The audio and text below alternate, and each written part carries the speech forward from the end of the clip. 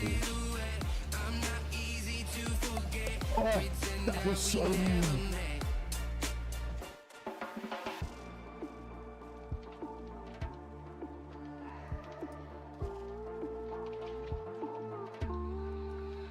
Let's go.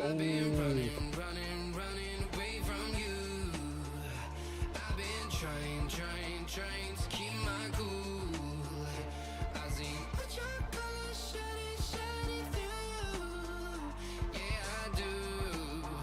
Well, that I do. Is it too much to ask? I don't want you back. I don't want you back. Is it too much to ask? I don't want you back. Let's go.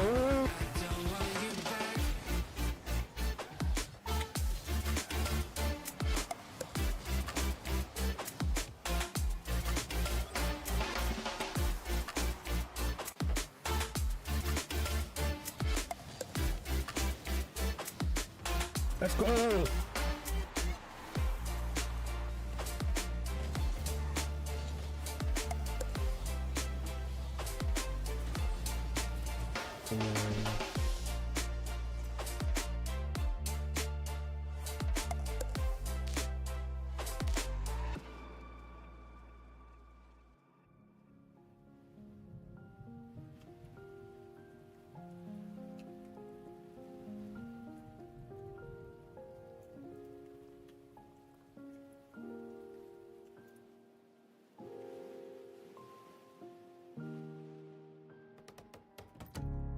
The sky's breaking down. If the lightning comes to strike, I'll be the projection on the wall that it lights. I care so line. Just look into the sky and follow the light. My fate in my own hands, gleam in my eyes. Give me the thunder, hear the thunder, cozy thunder, right now. Give me the thunder, hear the thunder, cozy thunder, right now. Give me the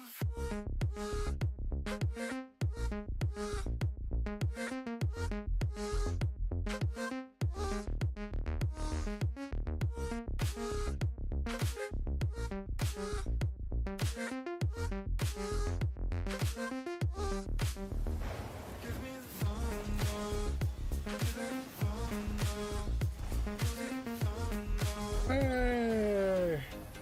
Oops, flip resets.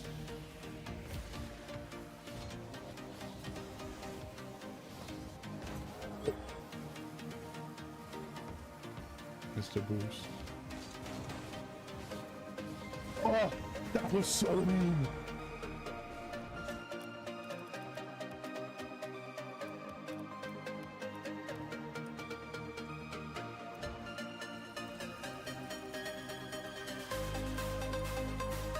Morning, everyone. How are you doing today?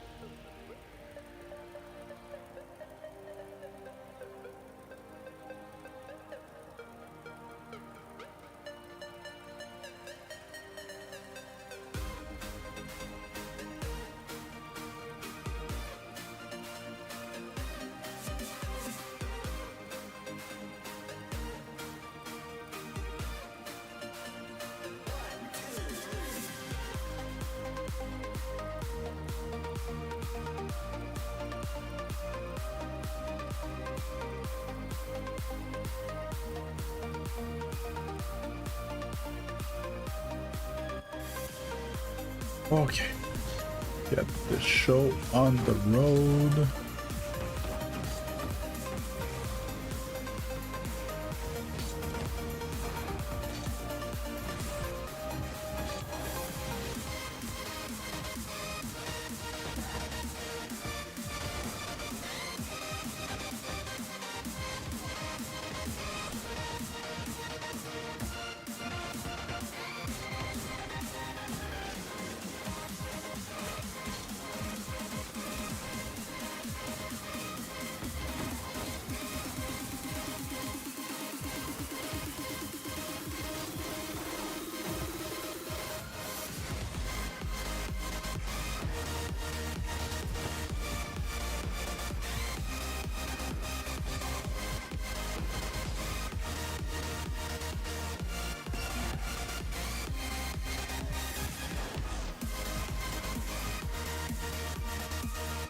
Are there crickets? You mean there's nobody here yet?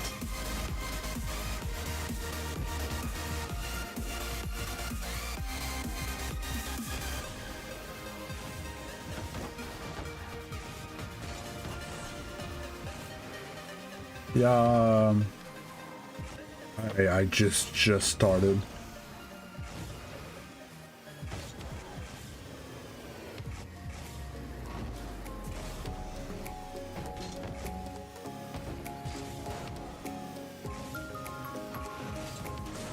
Usually about halfway through my warm up, it starts popping off.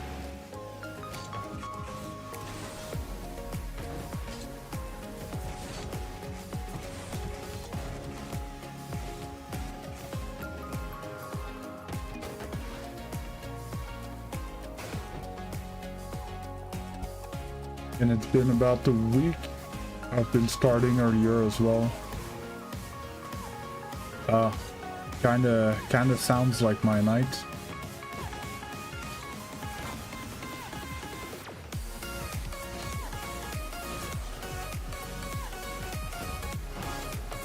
Already been up 3 hours? More than that, 3.5 hours.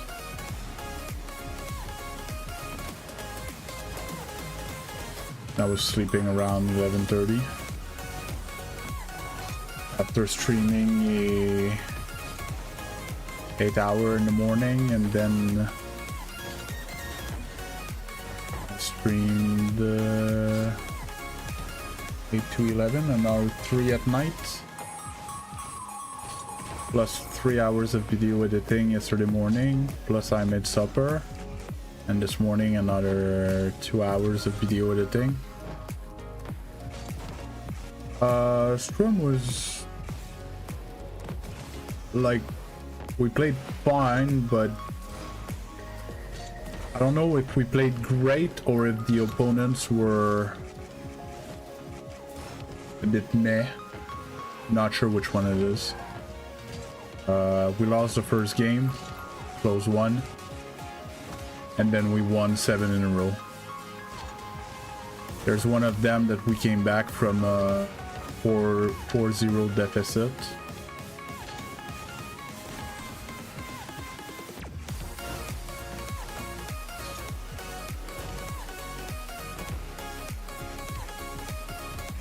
You throw the early game, it's 4-0 for the other team.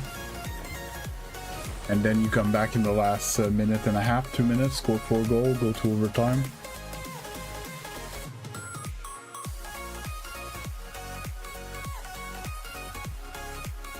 And win the overtime. Most of their goals were because Log and Seb couldn't shoot on net. It would bang the crossbar and it would clear the ball for them. And then it would score an open net.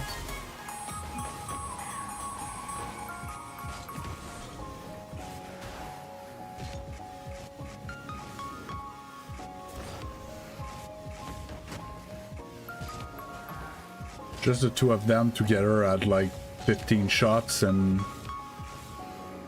maybe 1 goal between them. Something like that.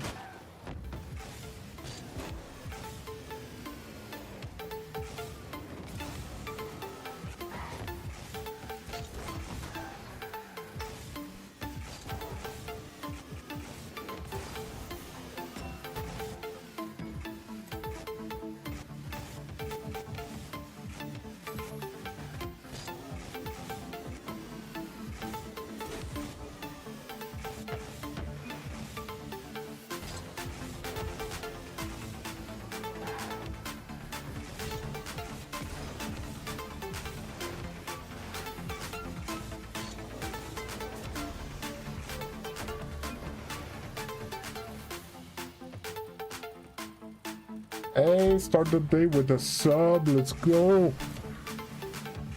Need more of these little bad boys.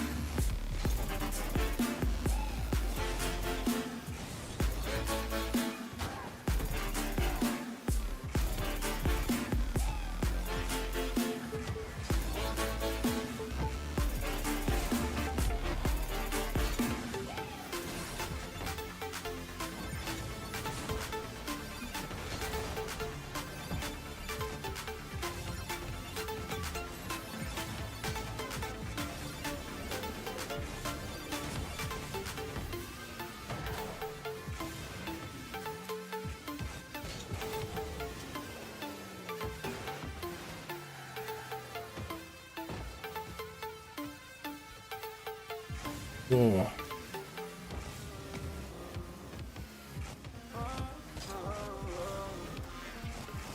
But yeah, had a great stream again yesterday morning. 125 watch hour, something like that. Average 18 viewers. Was great. Lacking a bit in subs, but there's gonna be good days and bad days. I just need, I'm gonna need a few good days shortly, but seems like there's progress. Oh.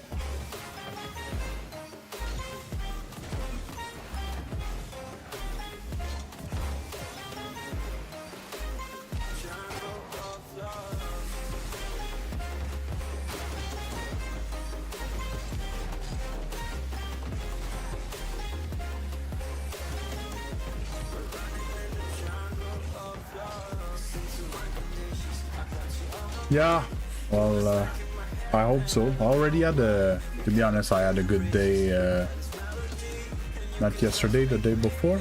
Had 20, I'm gonna say 22, 23.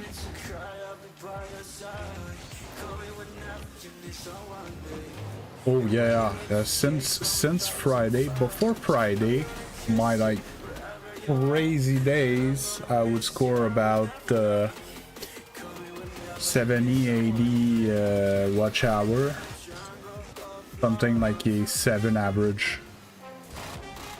Was very good day type thing, and now I just went back to back, almost 20 average viewers.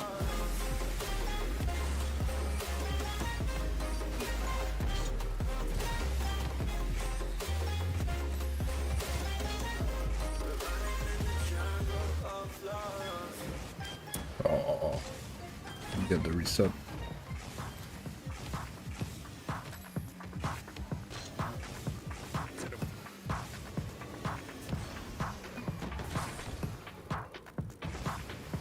Yeah, I held them for 7, 8, 9 hours.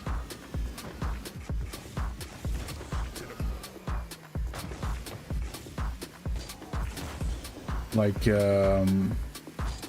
I hope it's not gonna be too long, but you know, a 50 viewer stream type thing, I'm starting to, you know, change bracket slowly.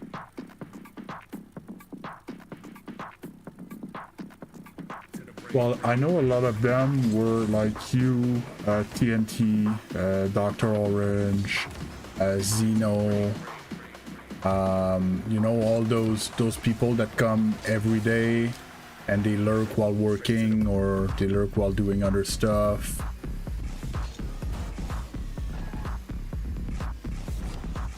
But my watch time was 50-50 between subs and not sub. Therefore, on average, half of those viewers were not sub.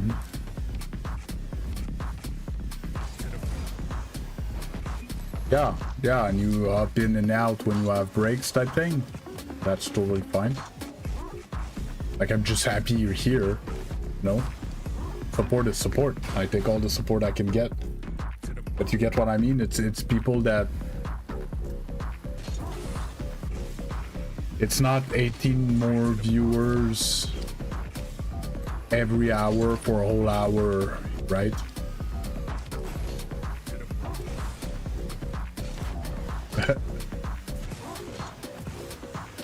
You know, so there's probably a base of like 10-ish, which are my people that come back day after day. And the other ones were people rotating.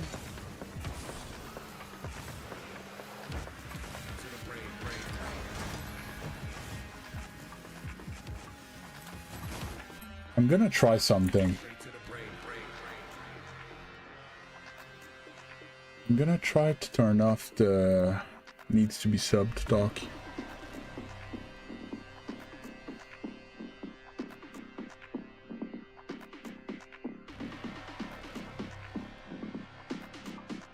Or is it dependence here?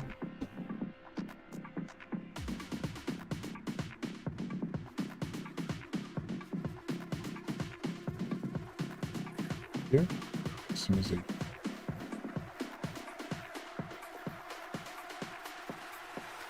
Straight to the... Well, for sure, I'm not great when I'm tapped out of the game. Straight to the...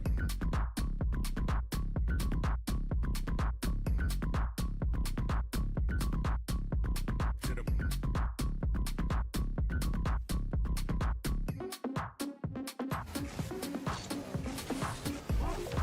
I'm wondering if there's people that would chat if it wasn't on, and then we could have a conversation, and then they would sub. We should be.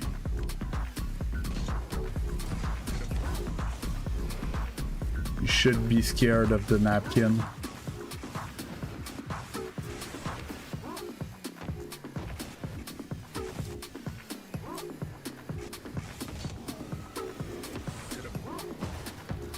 That's what she said.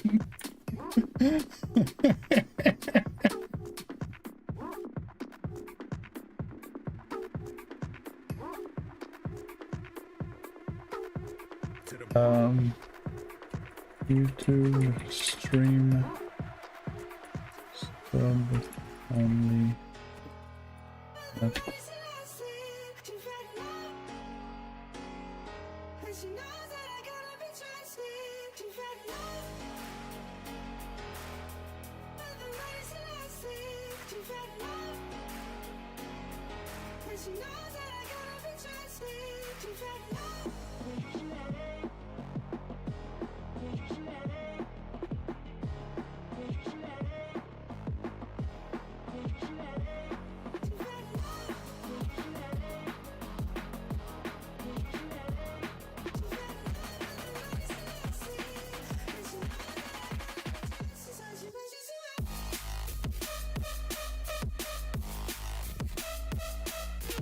Okay, love you. Thanks for stopping by, Pooh.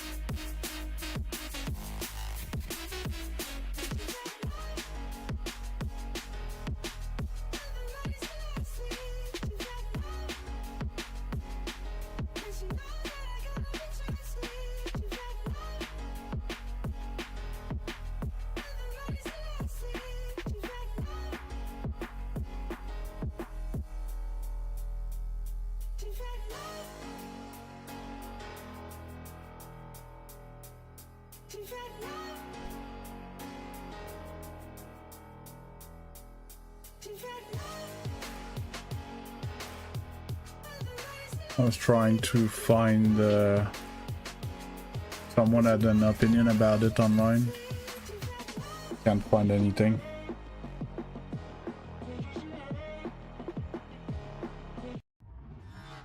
I was told to turn it on, but I wasn't pulling the numbers I have now.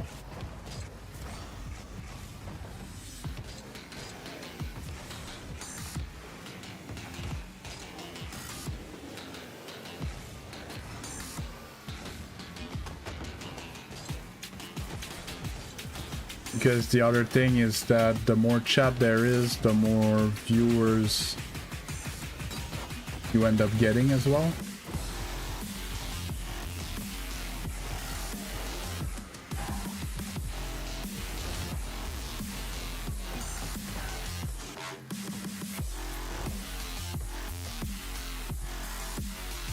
More chat, the more reactions.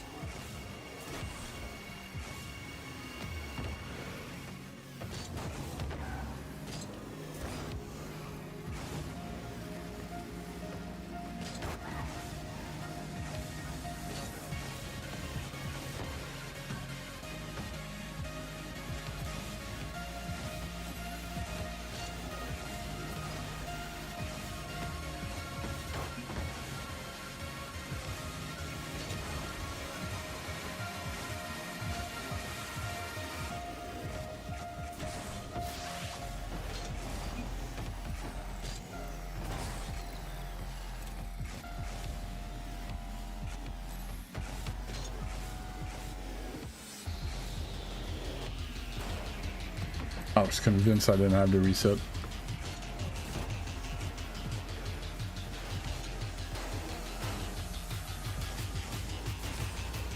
Healing Pogo.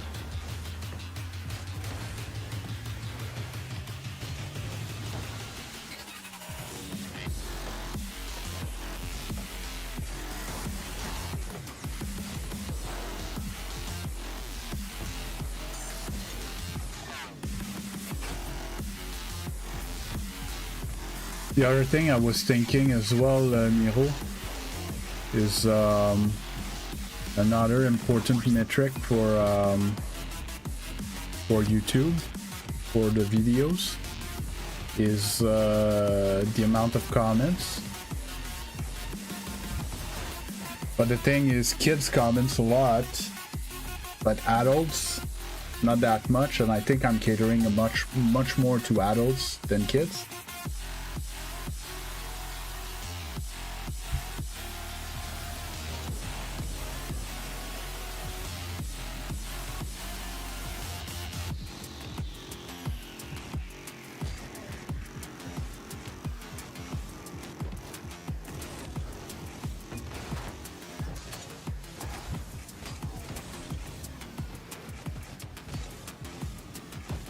Like, we tend to not give our opinion about everything we see on the internet. We just see it and move on, I think.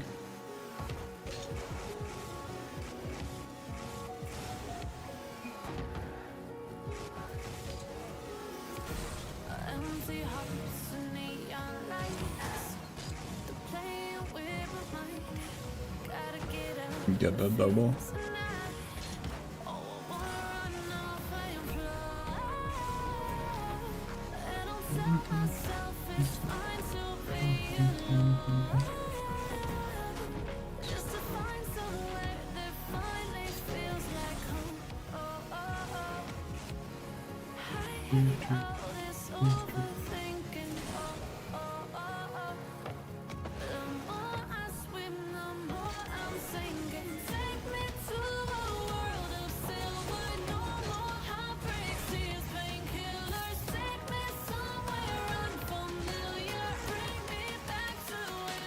Never touch a ceiling.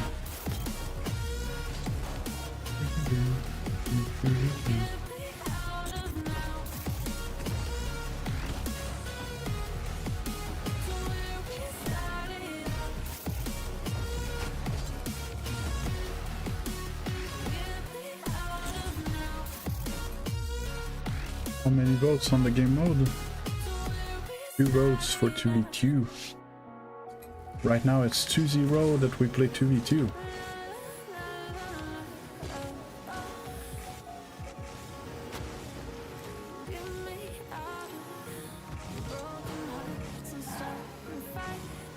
So while I'm warming up, it's the best time to ask questions.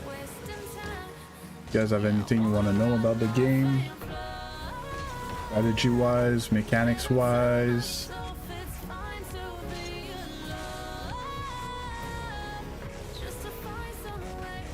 Feel free. Even when I'm done warm up, I still like to take the time to answer any questions in between games. Sometimes even during games. Don't be shy.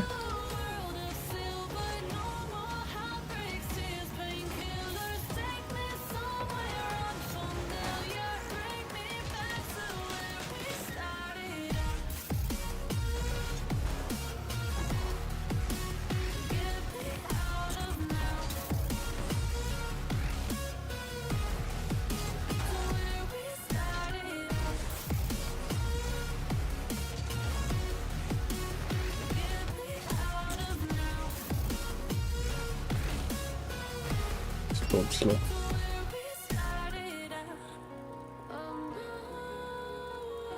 Just a little 5 minute left of warm up, and then we'll jump into games.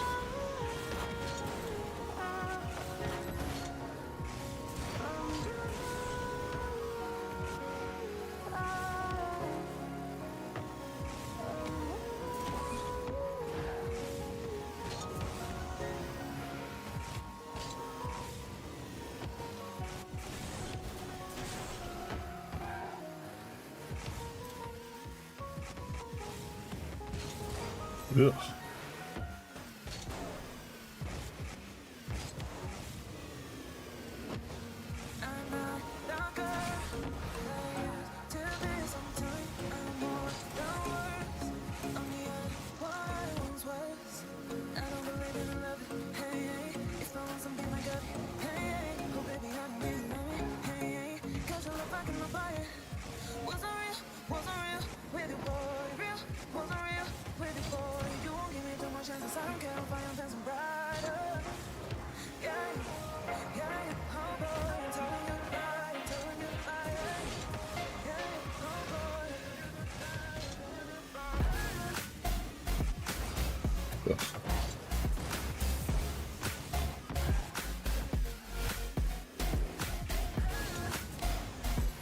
Ding.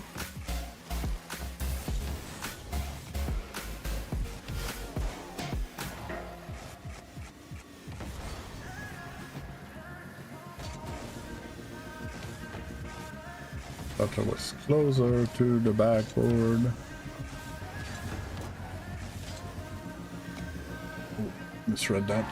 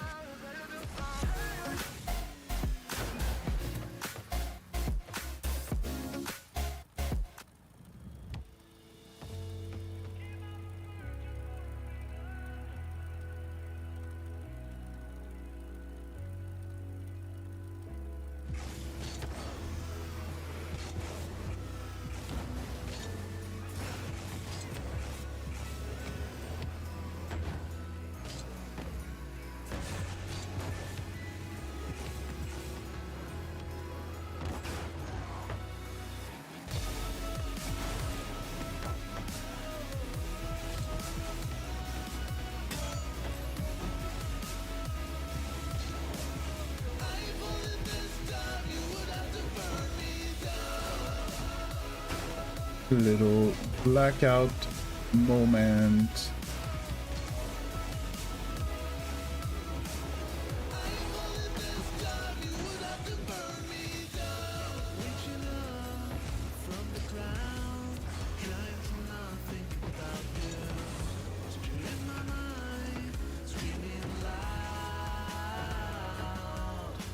Song's gonna put me asleep. I'm catering the live playlist at the same time on the side.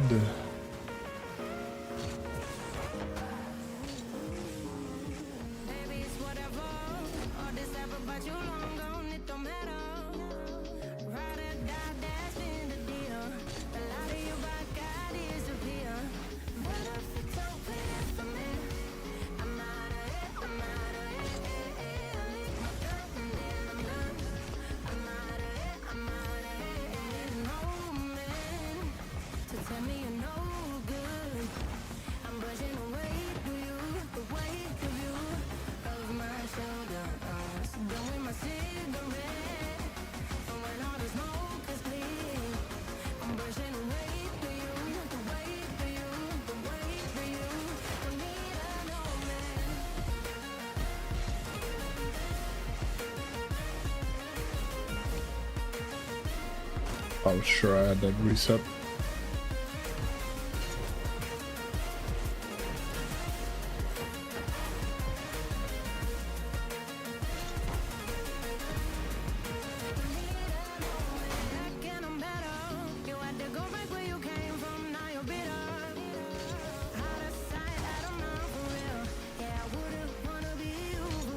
Hey yo, what's up Isaiah? How you doing?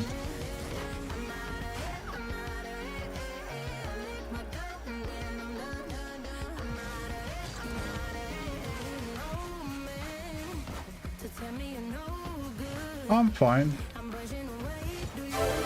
Low amount of sleep last night, but we'll survive. We'll push through.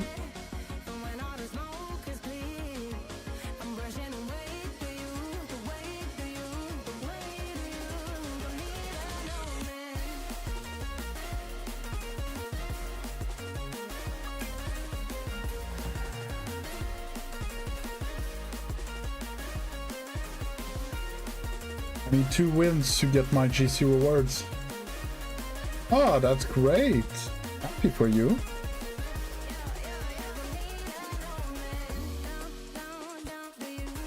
What position do you play?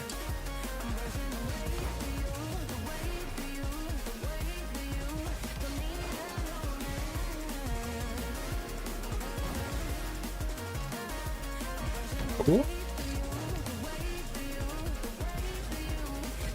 And you defensive specialist or batting specialist?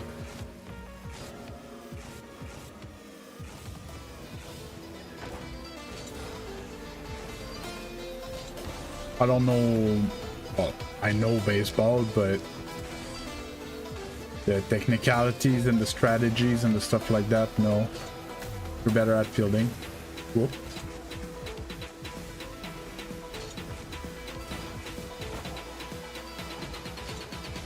Know what I mean?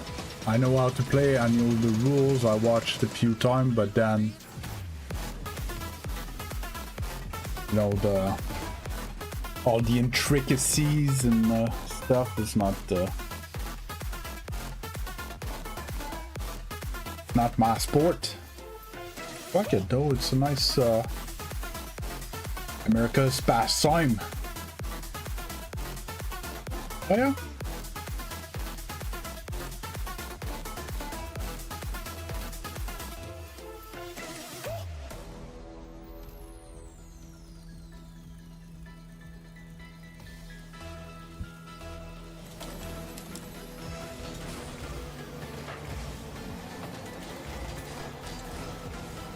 Shoot.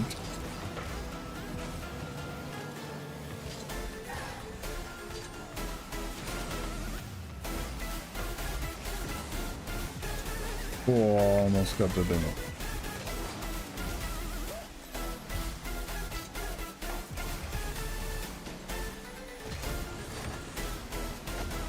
Like someone swapped you, or you swapped and put the ball in the net?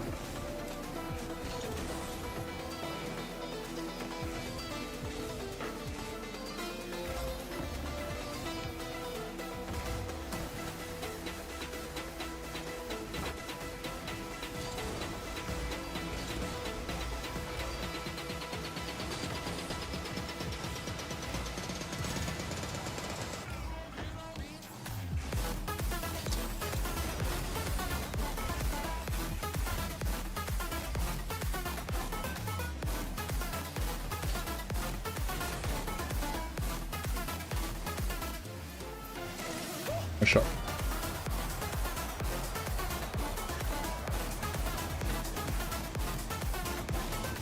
That's cool.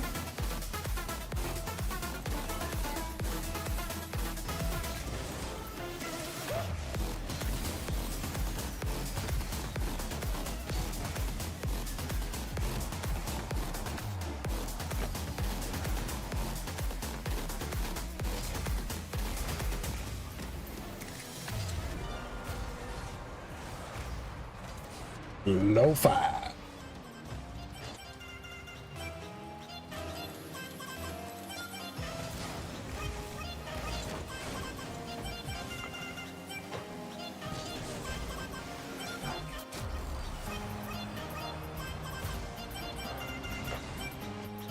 Cool.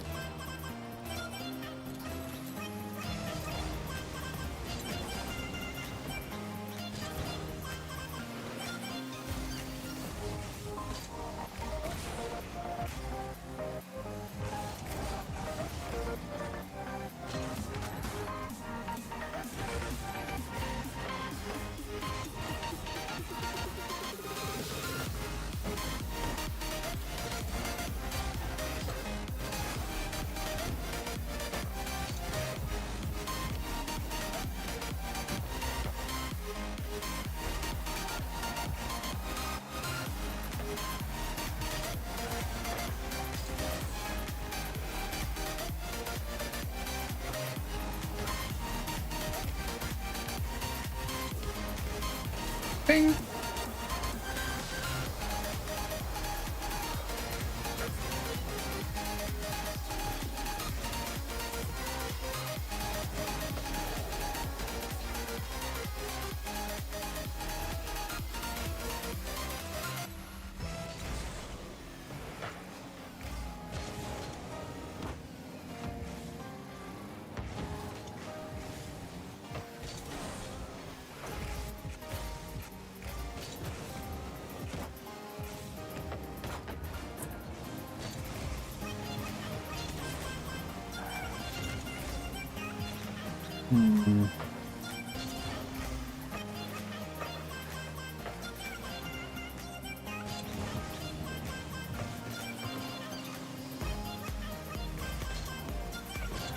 How this map mats. I'm good. How about you, Kendrya?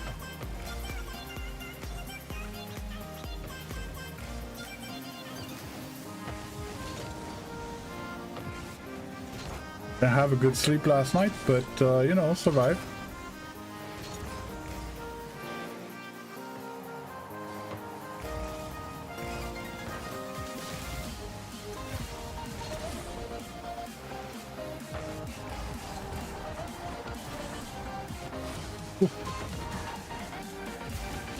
Redirect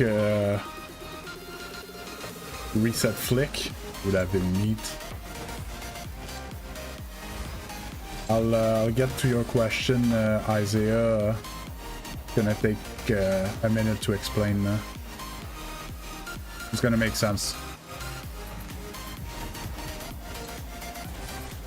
Pretty sure I can come up to the exact numbers. What rank did you finish last season?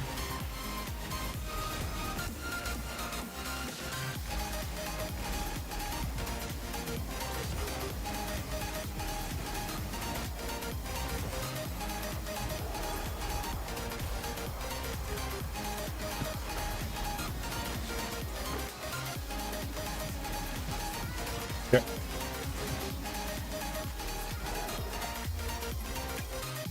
I'm gonna show you real quick.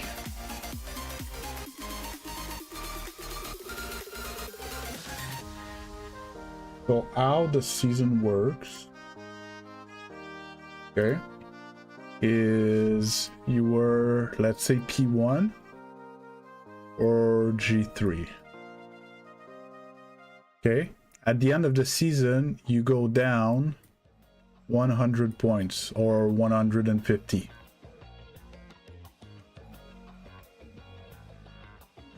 Your placement are normal games, but let's say instead of winning or losing, we're gonna use 10 points, but it's more like 8, the average 8 or 9.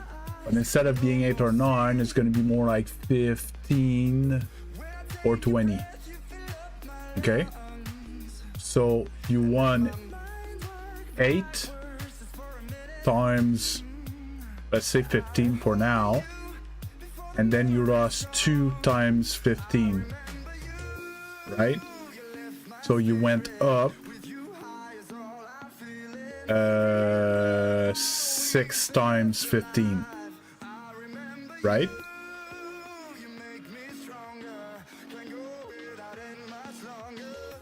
Which is 90 points. That's how the math. That's it. So you're lucky because basically you got almost all your points back from last season. Therefore, if you're positive this season, you're gonna finish the season higher. Right? But I tend to go 50-50 in my placement. To be honest, this season, I lost almost all of them.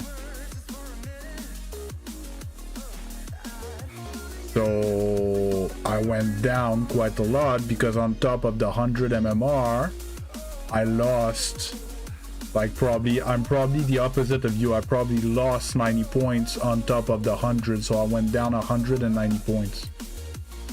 Right?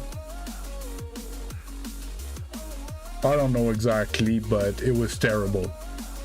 That's all I know. I played like garbage the first few days. So I went down a lot. So then I needed to win games to be able to get those points back to then get back to where I was. Which I'm not there yet. I'm basically currently where I should have been after reset. So that's why yesterday it felt like I was smurfing, because I was actually too strong for the MMR I was playing at. Like right now I'm 1550. So I'm 100 points under where I finished last season. Right? So now it's like if I had went 50-50 in my placement. That's how it works. Now the exact number, is it 20 points per win-loss? Is it 100 MMR that we lose, or 120 or 150? I don't know the exact numbers, but that's the general mechanic of how it works. But like I've been saying, it doesn't matter, right? Because if I win my games because I'm stronger than my lobbies, I'm gonna go up. That's it.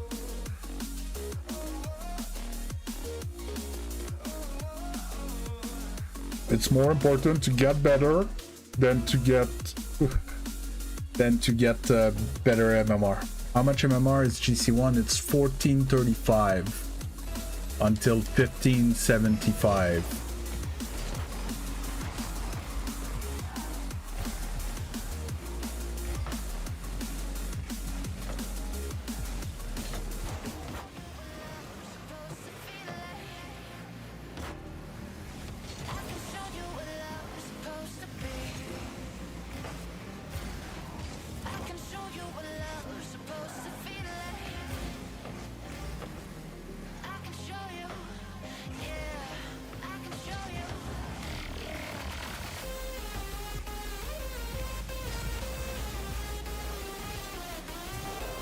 And that's how you play with the speed of the lobby.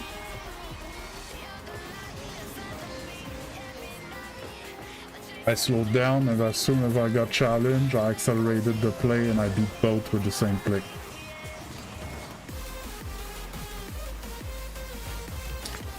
No, I side flip. I wanted to double jump.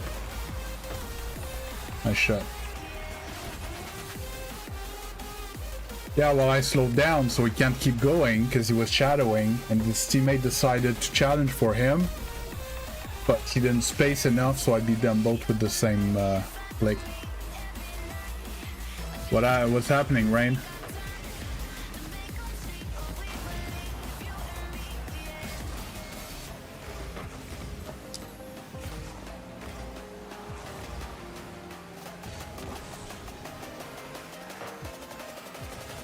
Ah, I missed the timing.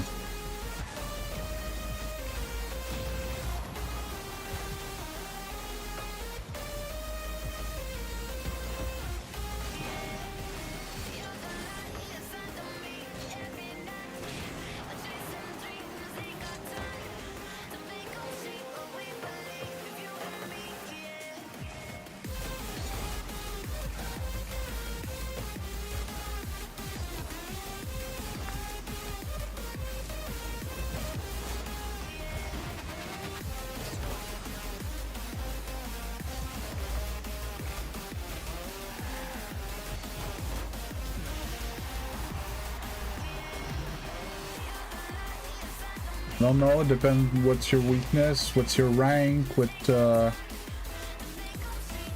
much time you dedicate to it, how much you improve with that time. It depends on so many factors, but yes, it's possible.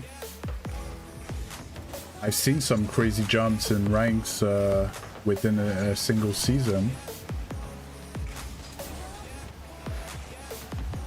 I almost rolled that.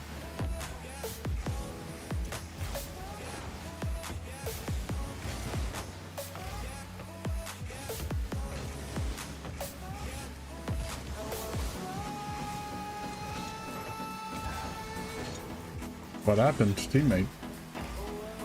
What happened to Gc2 can shoot on net twice? I'm in one champion? Yeah, it's possible. Like I said, depends on a lot of factors, but it's not impossible. I'm in one to champion one, it's not that big of a jump. I think platinum to diamond is harder than diamond to champ.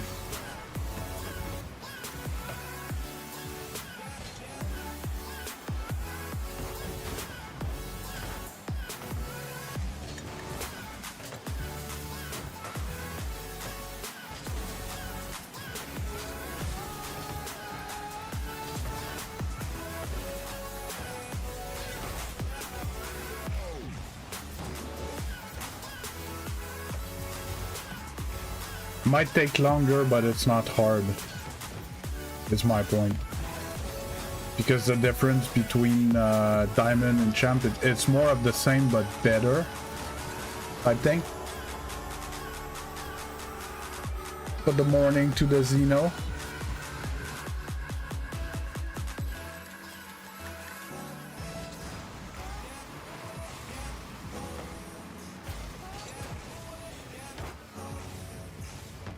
Ah, almost got that read.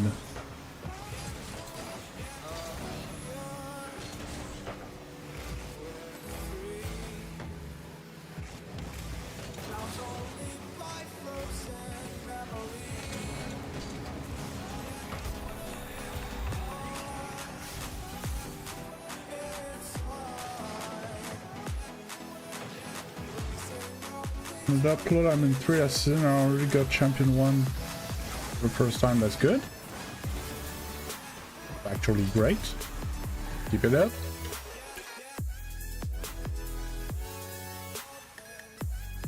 Ah, well, Rain, in that case, the fact that you went from silver to diamond 1 in 1 season is already quite a jump.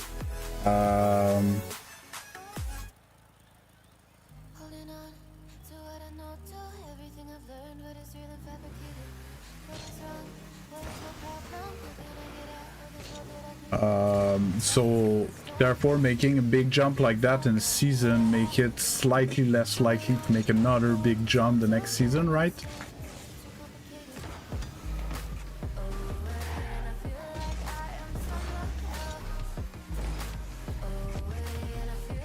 So I feel like there's a like groups of rank, you know? Bronze, silver are like just learning the game. If they hit the ball, they climb. That's it. Then gold, plat are kind of the same rank on a spectrum, obviously. And like high plats do the same thing as low golds, but much better. But then diamond to champion, it's the first time that you need game sense. There's no other way around it. You need to develop a brain. You need to understand the game and, you know, strategize. So it's a different type of progression, because all the way to diamond, if you hit the ball better, you climb. Going from diamond to champion to grand champion, you need to hit the ball smart. Right? You need to defend smart, you need to take information, you need to think a lot more in those ranks. More than actually doing the stuff. But then later, when you kind of prove that you can think, then you need to get back into the grind and become dangerous again with your mechanics. But yeah, that's great, Isaiah. And basically it proves it comes with practice. You know, the more you practice, the more you're gonna get it.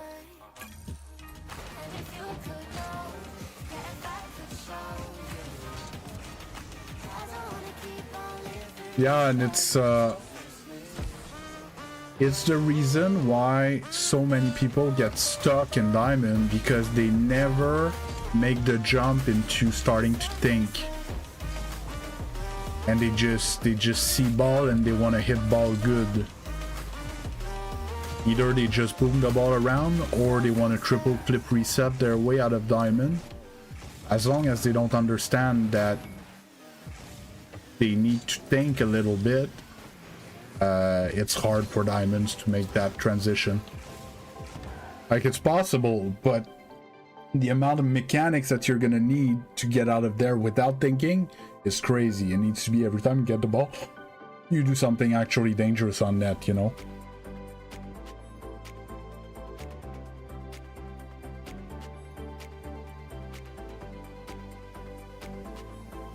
Well, hit the ball good.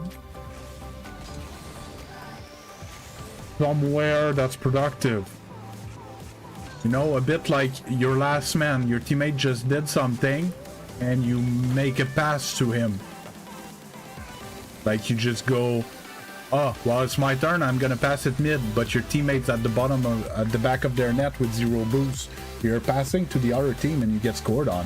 Even though you hit the ball good, you had a good contact on the ball, you made a nice pass, but there was nobody to score that pass. Therefore, it was a pass to the other team. So that's the difference between Diamond 1 and a GC1.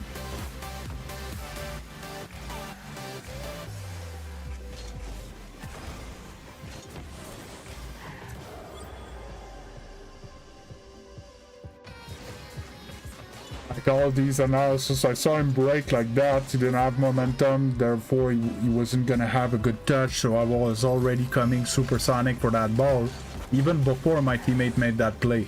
right? I knew where the ball was going. I just had to go tap it in.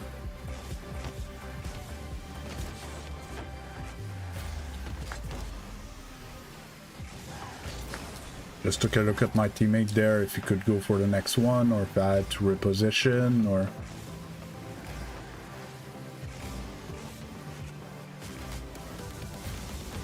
I got to take my pill.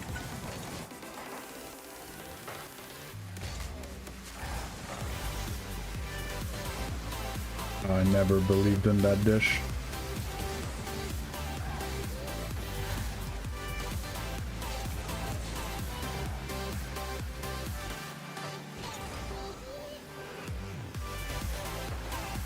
It's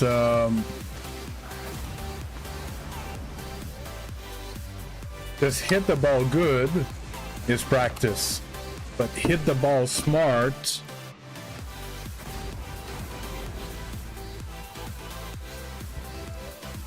it's not just video, because learning it, it's not because you know it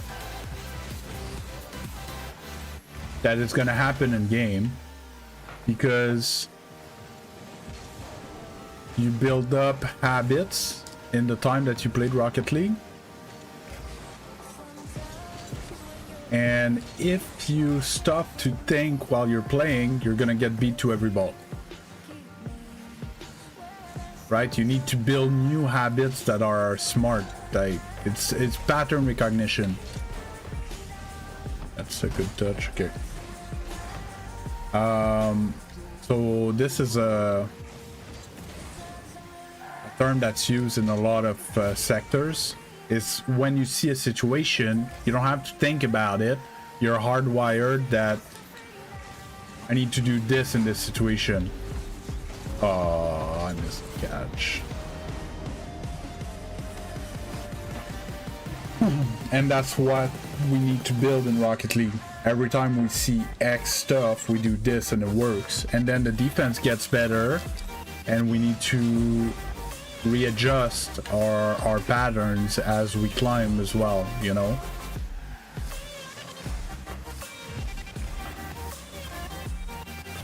Or with the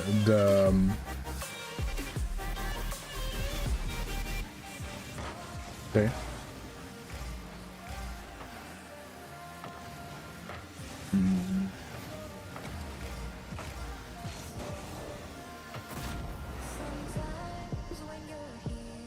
Well, game sense is practiced in game. You can't practice that in free play. But to apply your game sense, you need to have the mechanics to do what you decided to do, right? If I need to shoot the ball exactly there, but I can't shoot the ball where I want, I won't be able to do the right thing, right? Even though I know what to do, it's not gonna work.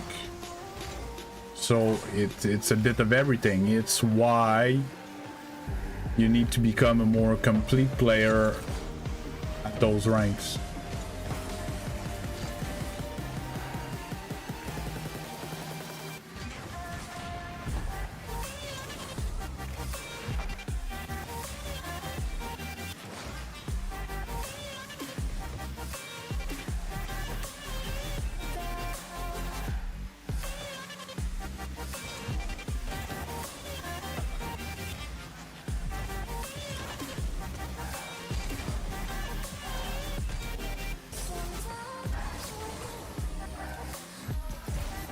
Far from the play here.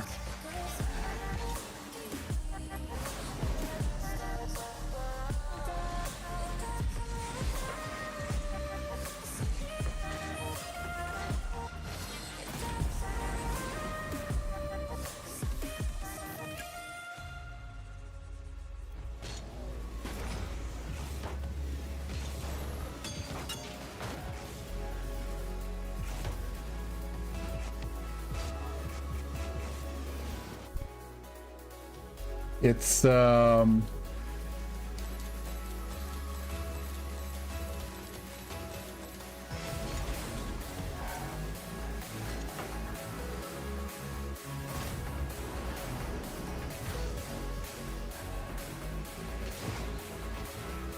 How can I explain that?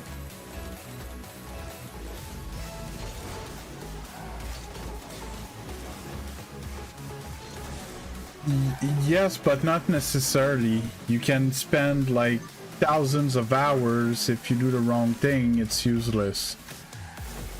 Oh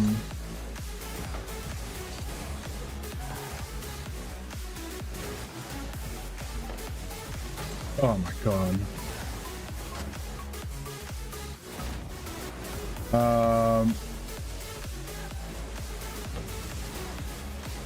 Yes, but again, you can end up with people that tells you to do the wrong thing.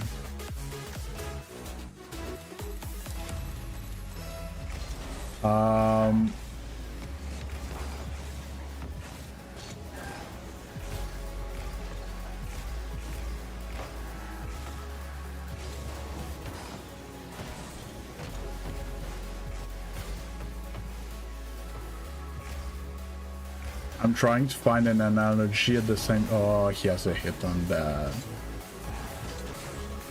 Oh, I played great the first two games and now I'm shit.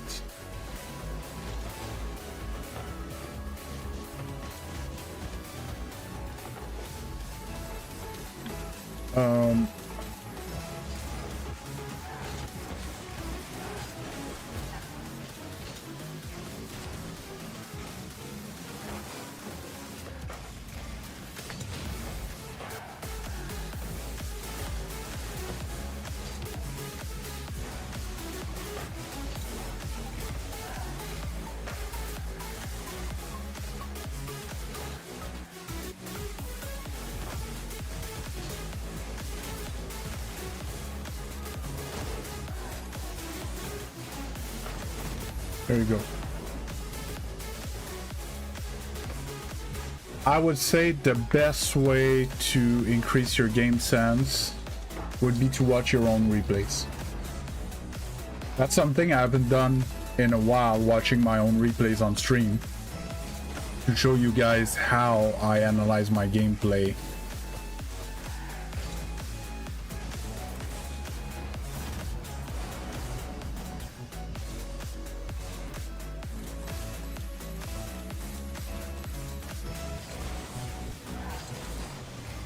But on the other hand, to be able to do that efficiently, you need to know what should have been done.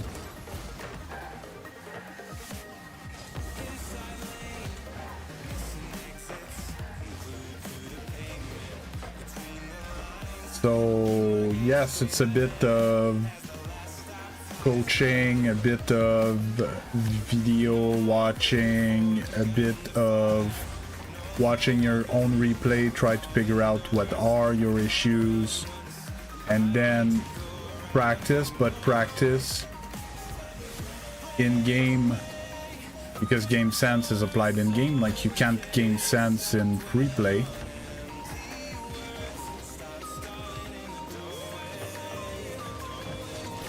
Because game sense is reacting to your opponents and your teammate.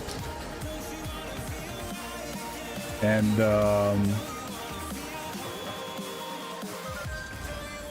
again, you can't take the right decision if you don't look at your teammate and your opponent. So it's information gathering. It's just, it's a very complex thing. Like, oh.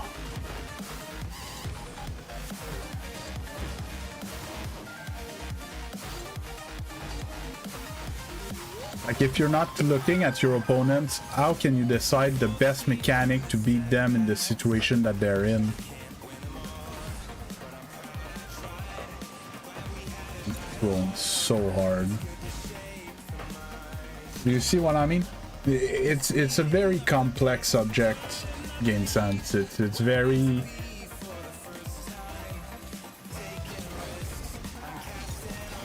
It's a part of knowledge, but it's not because you know it that you do it right every time.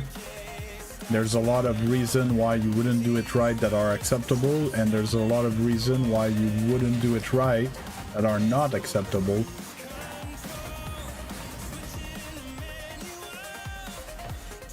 Like sometimes, like, yeah, the game was going too fast and I was in ball cam, I did not have the information, right?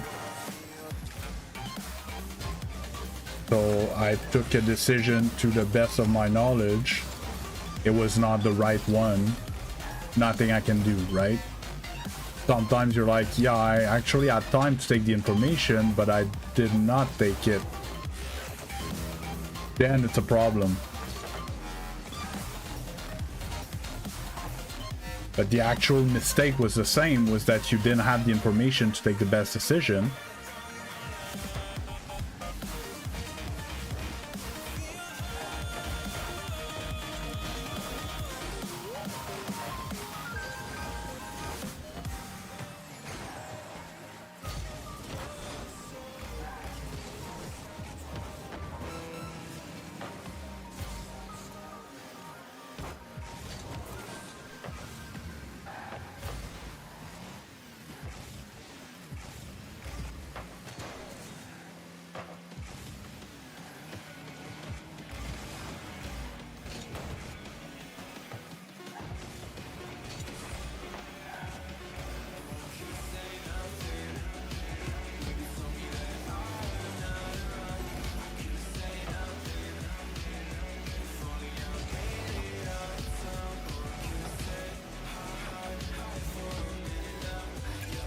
Did I make sense in my explanation, Rain?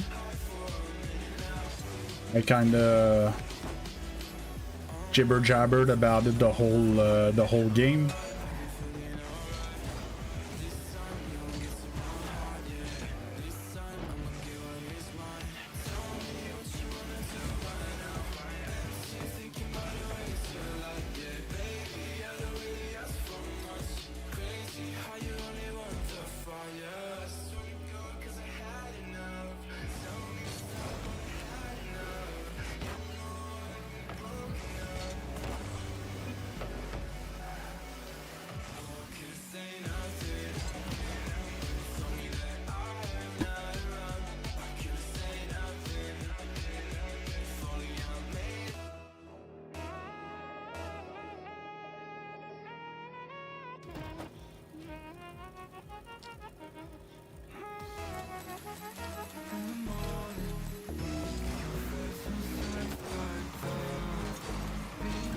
The thing is we don't all have a Grand Champion 2 that we can just go and play with.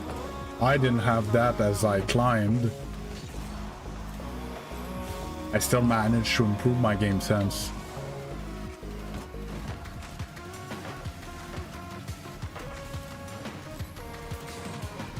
Oh, I know that guy.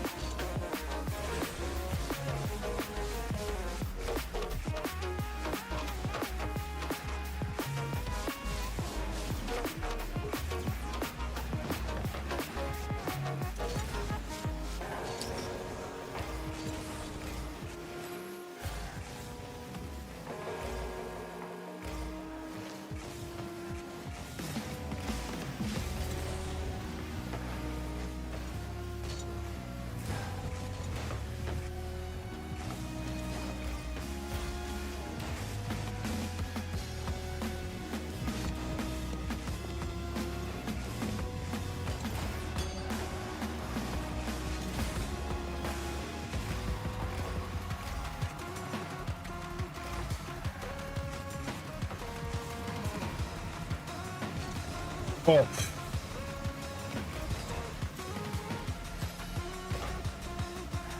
Hi, Mr. Bruce.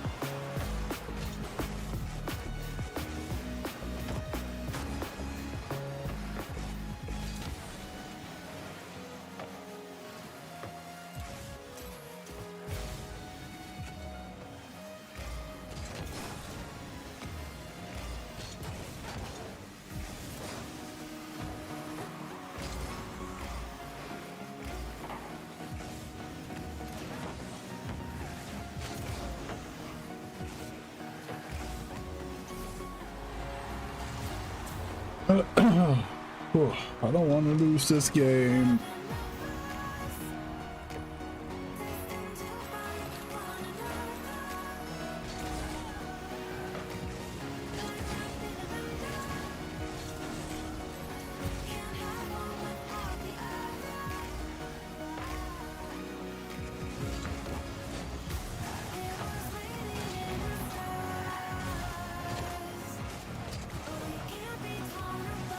Let's go.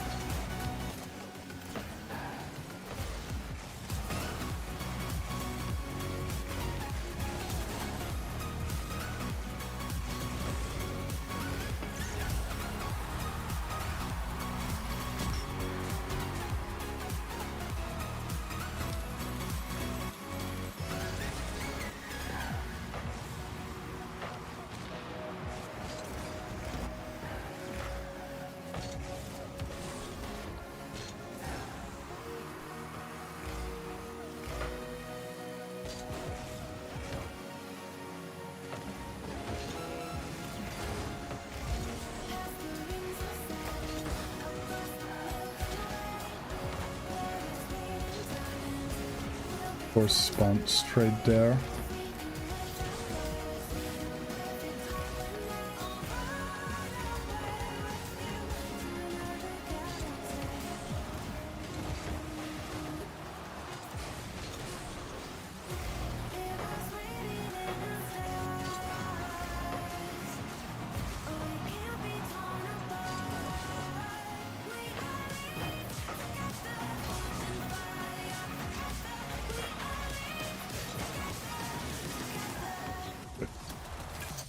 No.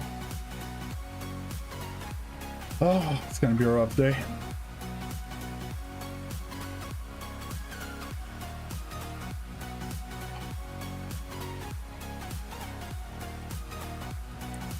So not having the chat on sub-only mode does not seem to generate more chat.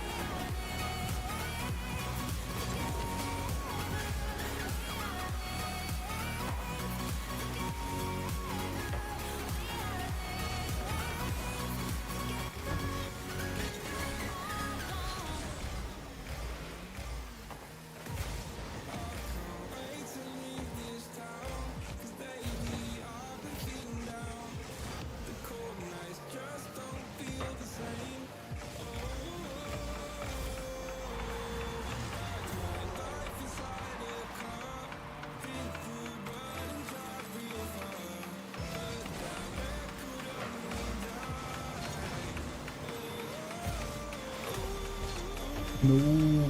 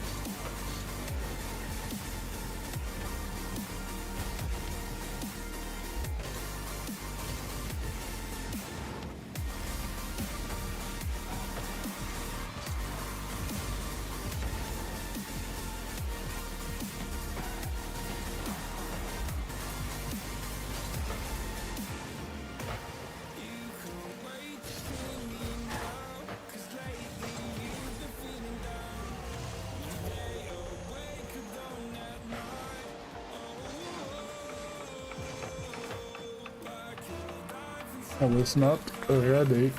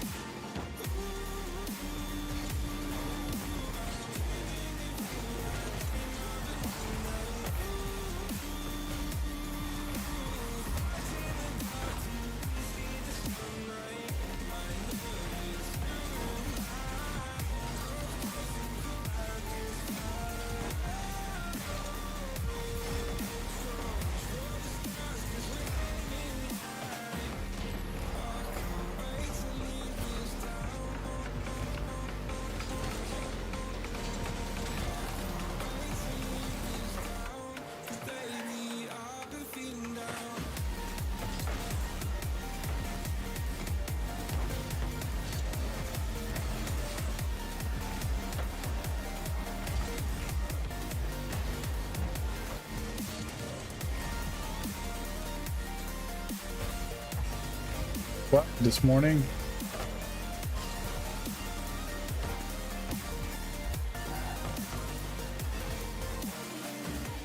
Oh, teammates on the... Oh, okay, he's there.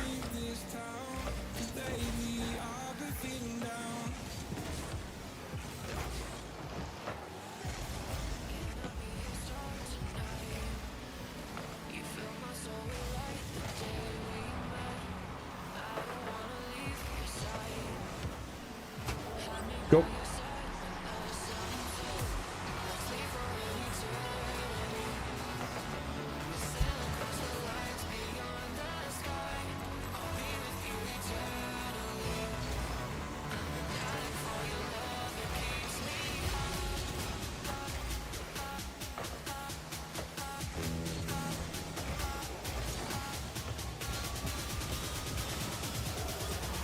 Okay. Good body work.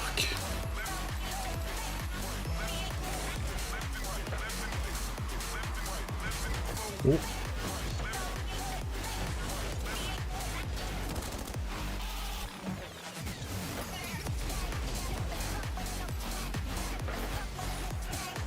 Oh, that sucks. Hey! TNT with a pink name? Your tummy name was TNT. Your tummy name was pink. Did you rename that account?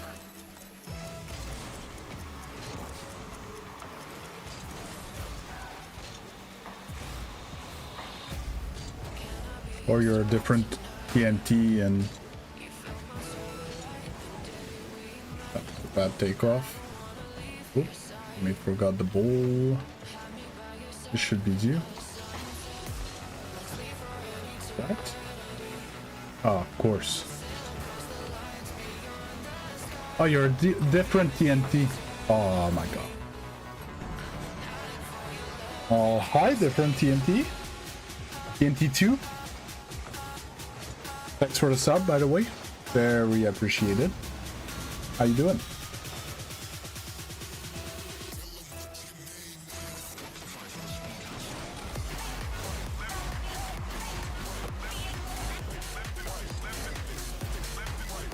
Good. Bit lacking sleep, but you know, we grind in.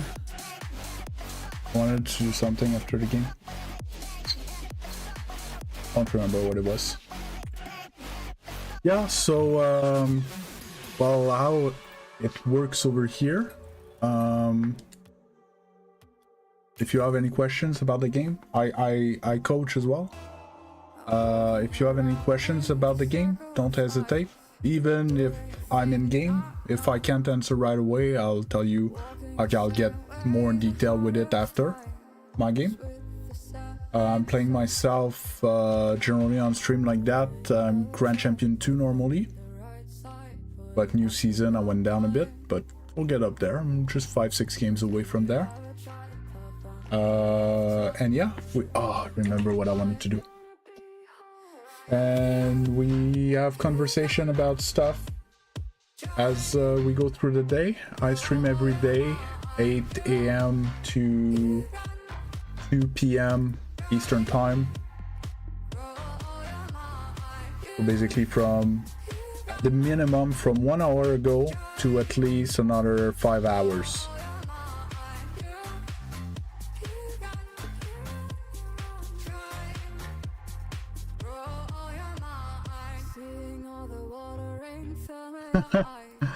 Well, that's my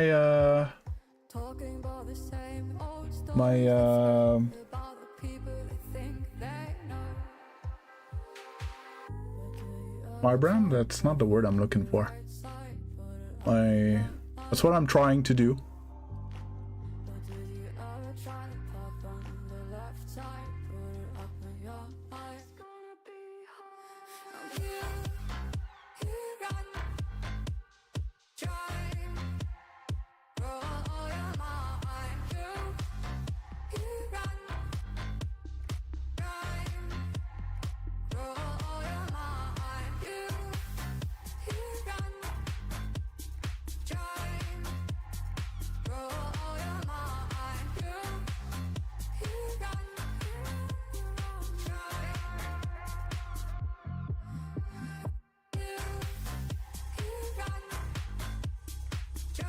Oh, diamond player.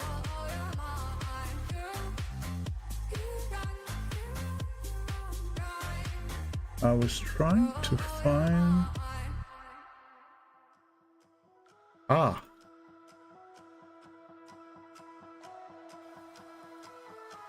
Oh, that's actually a good idea.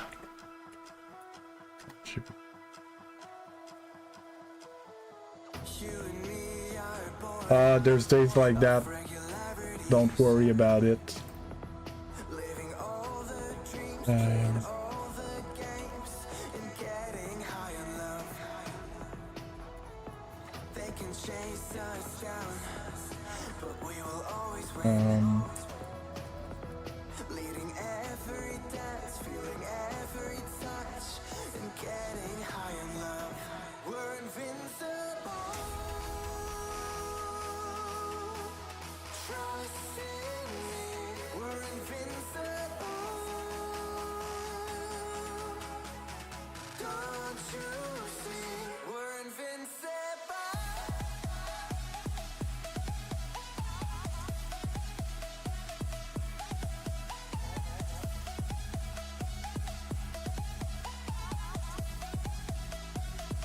Yeah, Diamond Champ, we were just talking about that shortly before you arrived.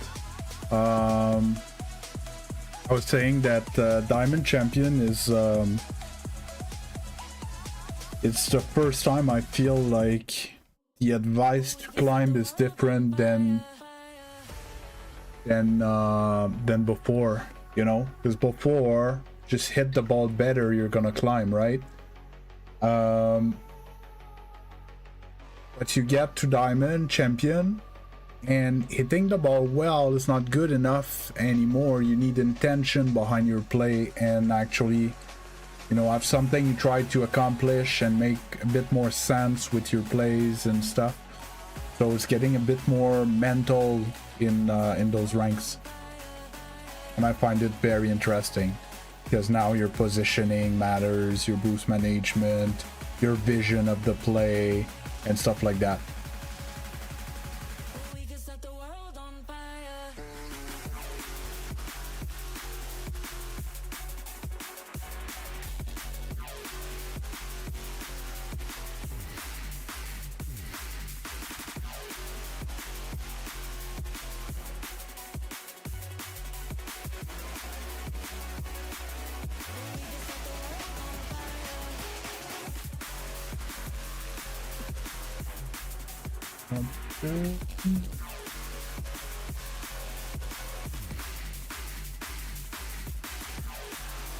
And then you have that, not really. Put this here.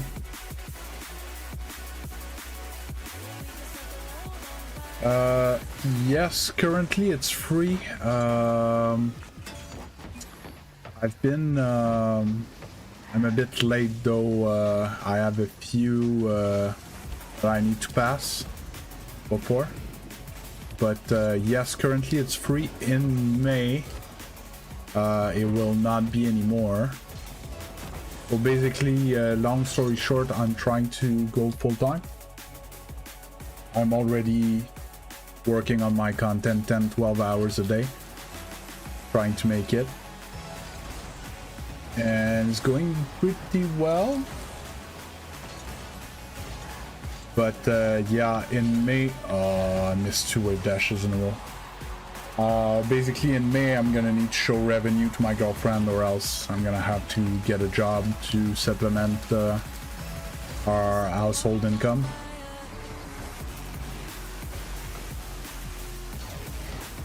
So one of the ways to why just up here it's written my sub goal is to unlock income from the ads on YouTube. So that would be part of my income, but probably won't be enough, at least at the beginning. So I'm gonna need to maybe have a few paid coaching and or stuff like that to supplement a bit as well. Like I said multiple times, my goal is not to get rich with this. All I want is pay the bills and help you guys get better at Rocket League. But yeah, currently it's free if you join the Discord. You open a ticket with the bot, and eventually we're gonna get to your replays. We coach on stream. I say I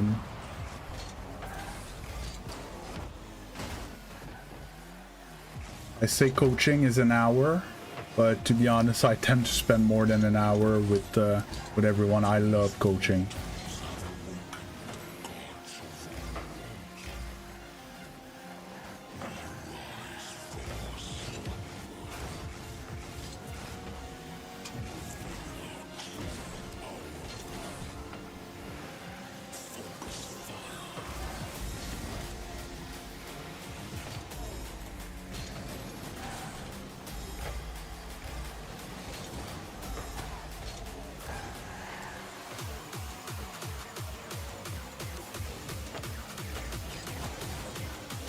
That's right.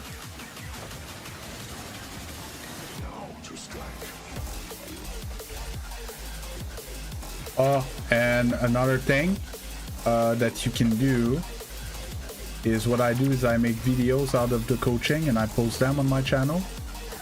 So what you can also do is watch the coaching of other people. Most likely you have similar issues in your gameplay that could already be addressed with what I already covered with someone else. And the more my sub watch my content, the more my content's gonna be recommended to other people, so it also helps me.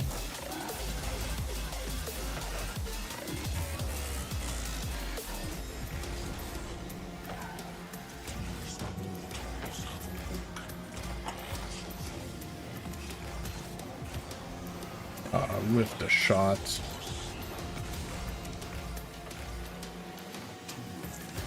I saw your message. Just give me a second to have a downtime. Fully read it.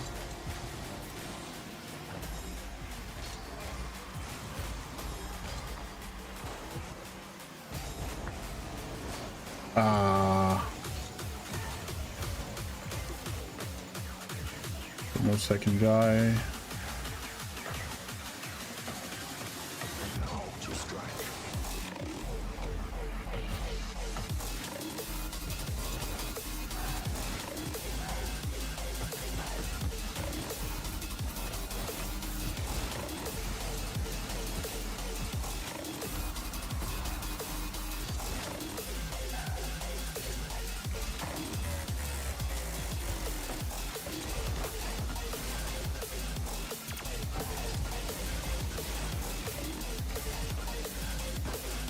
Commits.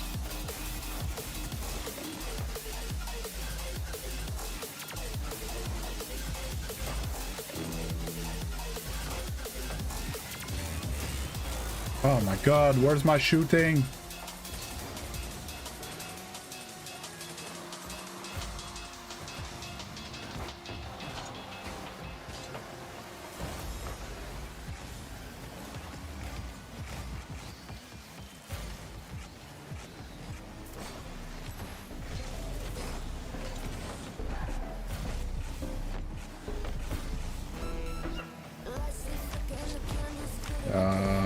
Still on that.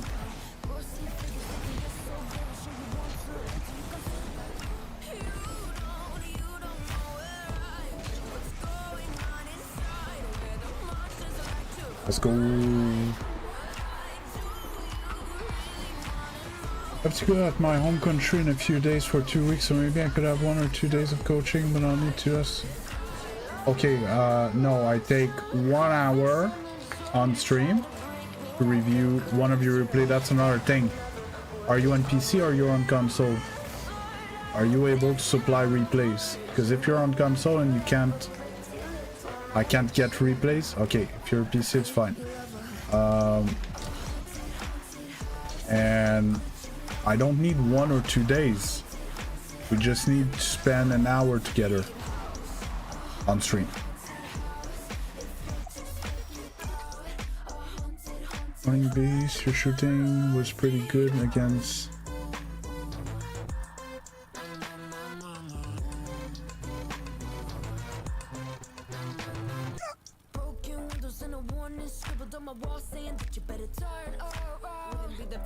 Yesterday was in queue up, Orange.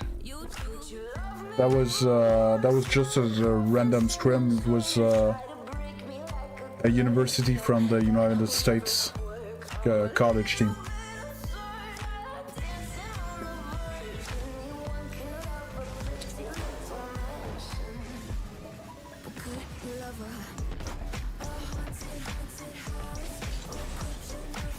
It's tonight, the league game.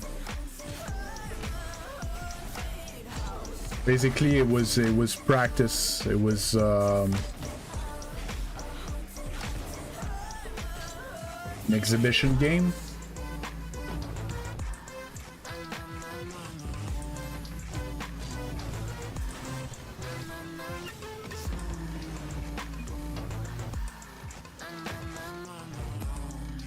The heck is this song? Could you love her?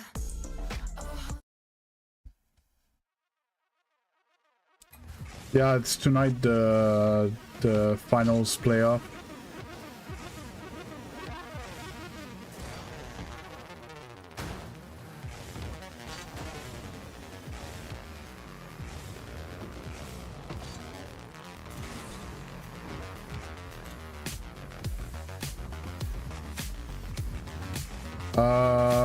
Most people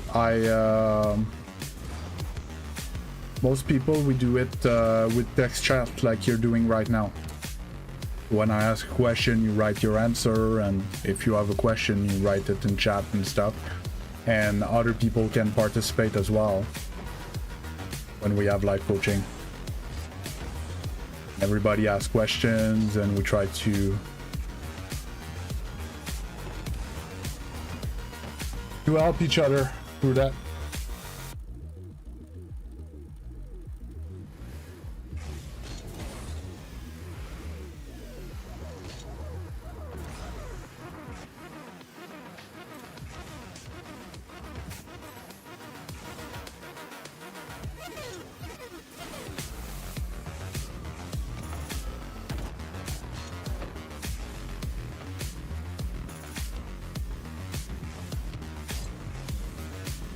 But like I said, most people, I do it with the chat like we're chatting right now.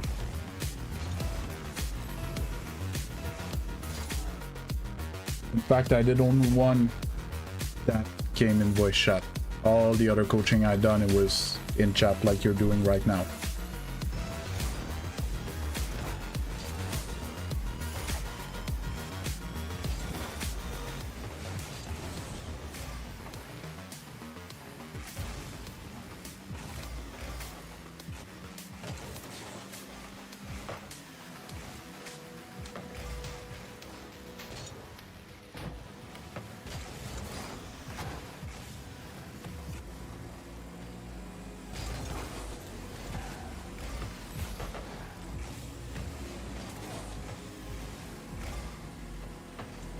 But it's not easier. That's what I've been telling you.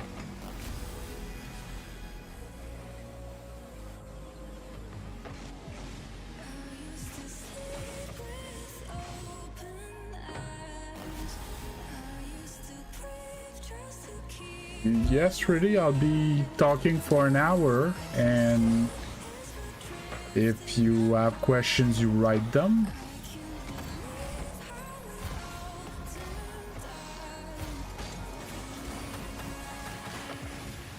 Oh.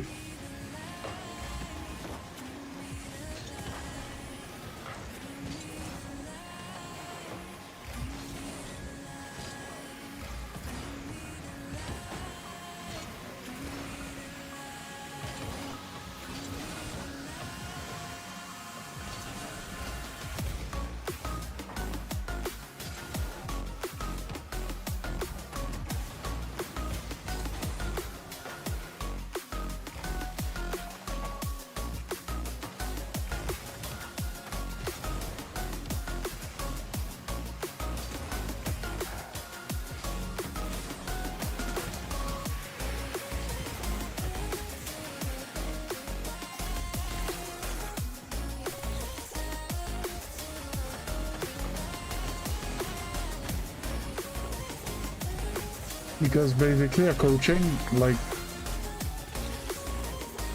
you won't do most of the talking. I'll be doing most of the talking, right? Because it's me who's telling you what's what. From time to time you might have a question, and that's it, you know. Sometimes I might have a question for you, but it's not, I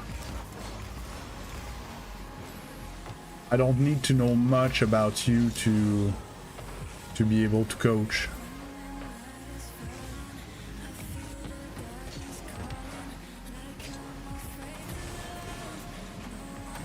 What the heck is this lobby, man?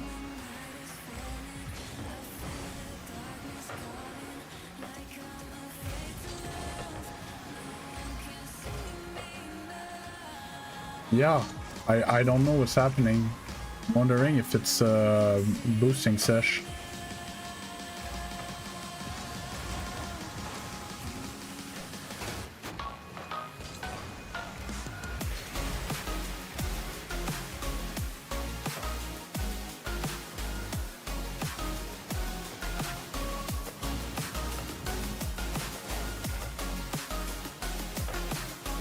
Hey Legend, doing good, how about you?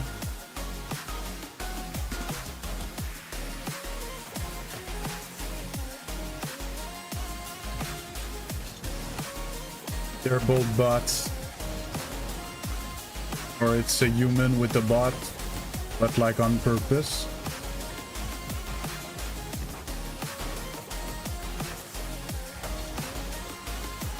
They're both bots. That's why they're playing so weird. Calm your tits, teammate.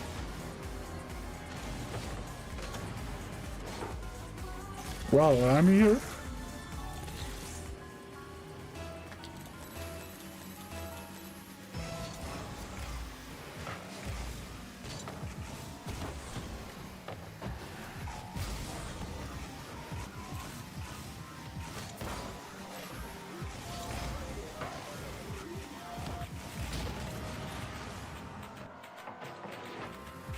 You missed some crazy streams yesterday and the day before.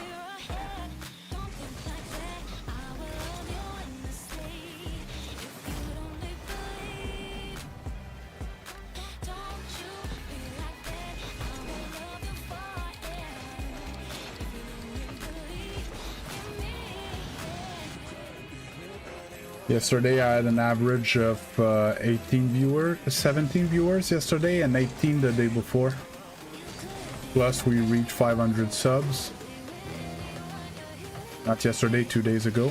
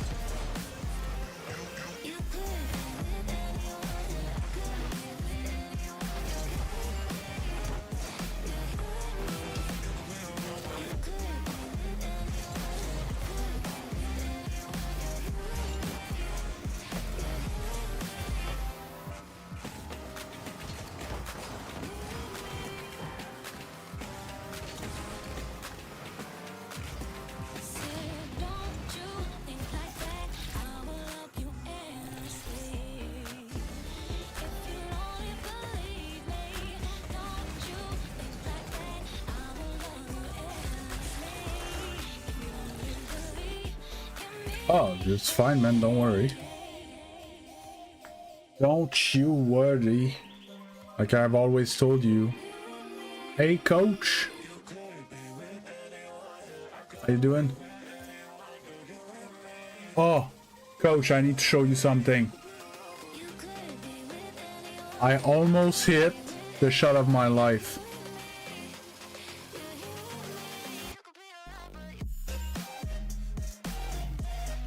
I'm fine. Lacking sleep today, but against Levi.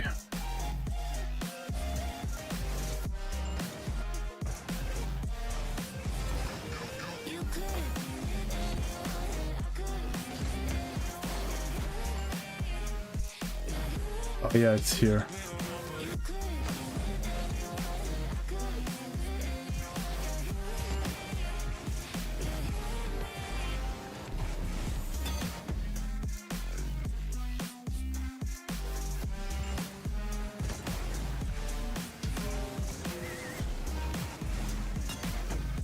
Like that first flick was like so perfect that I recaught it with another reset, and then I tried to flick it more to the right so that I had time to go down under the crossbar, and it didn't flick.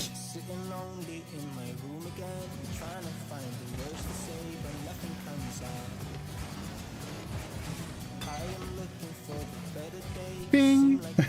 And it died there.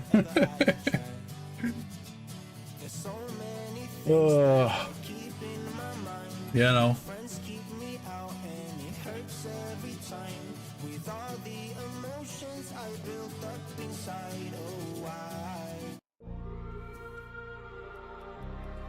Happens.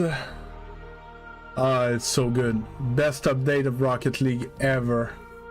Okay, see ya, TNT.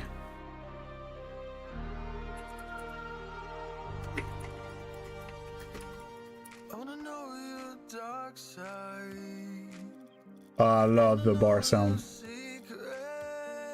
because Not to get denied by the bar and it goes ping. It's more like when you get a nice bar down shot and it goes ping and goes in. It's the best feeling ever.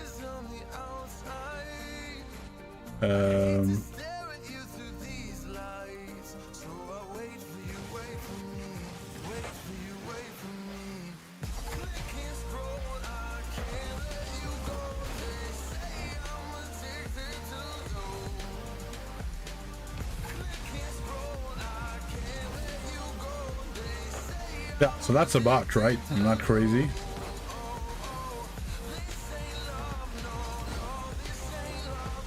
%100% ball cam, even when he's straight underneath it. And then later, his teammate as well.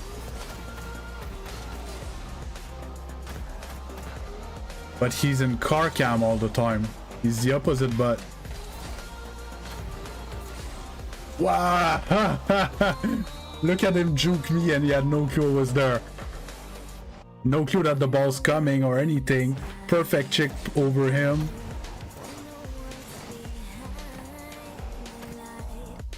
So that was a duo of butts. It's the first time I see that.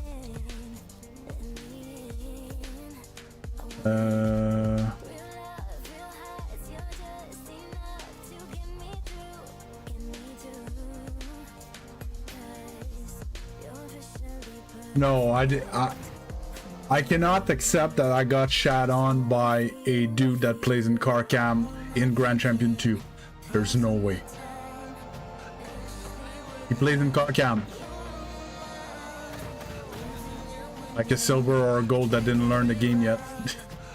Like, you're like, yeah, that's a GC that just makes that safe completely blind in full car cam.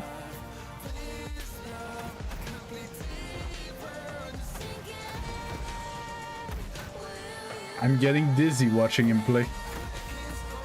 I can't focus on the ball. These blind shots, man.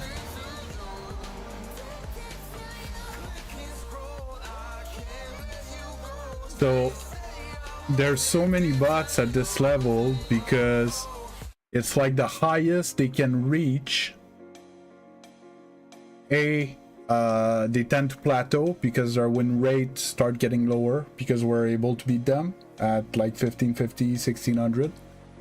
And we notice that their bot, like I can tell in the middle of the game that they're not playing right, and we report them and they get banned, right? So it's like their graveyard, that's where they finish. But imagine this guy in gold, he wins all his games. Well, this bot in gold wins 100% of his games, right? Then gets to plat, wins 100% of his game, so on and so forth until he reach 1450, 1500, and it slowly starts to slow down. And then I'm about 50-50 against bots like that. Especially in twos. Guys, I need to go to the bathroom. I'll get a drink refill, my usual minute or two break. Hey, Bear Blade! Thanks for showing up, but I was gonna go on my quick minute or two break to get empty some stuff and refill other stuff. Right? Be right back. I leave you guys with the new video playlist.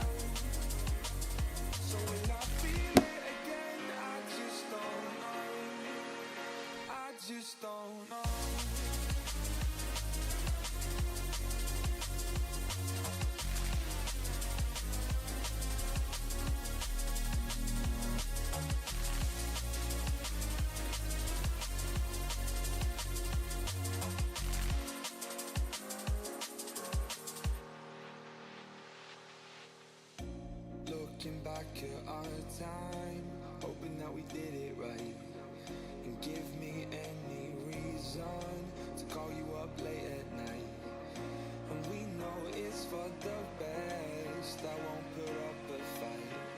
when the daylight comes, I still lose. So will I feel it again? I just don't know. And I'm hoping I'll find a way to let go. So if you love me, how could you leave me so low? So will I feel it again? I just don't know. I just don't know.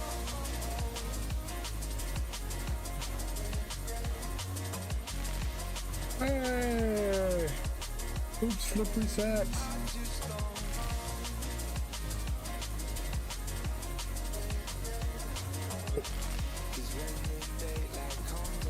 Mr. Bruce. Oh, that was so mean.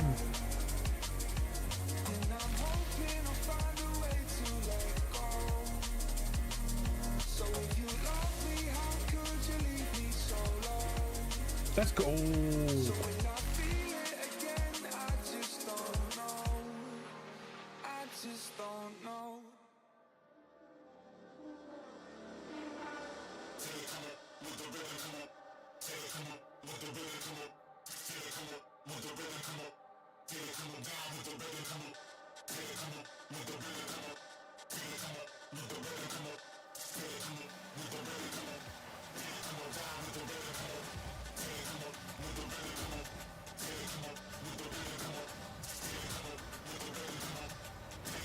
Let's go.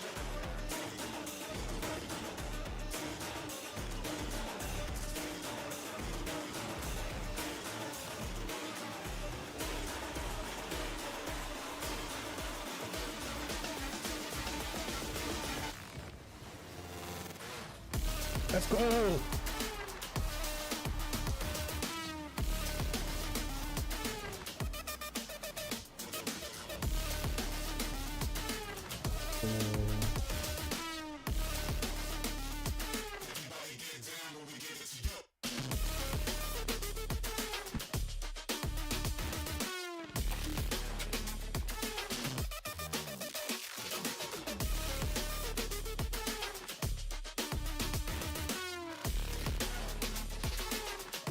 Okay, I'm back.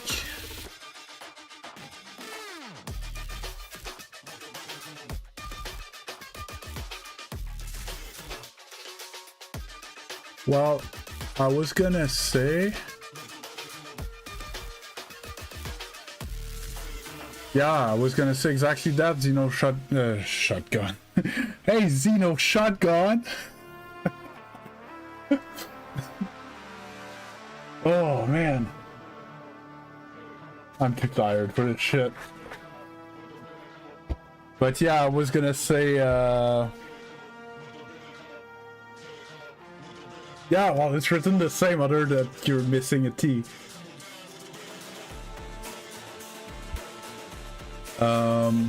Make sure you drop a like on the stream. Obviously, it's been working the past few days. We peaked at 31 viewers yesterday. It was mental.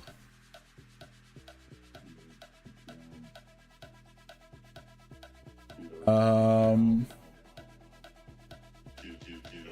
gonna...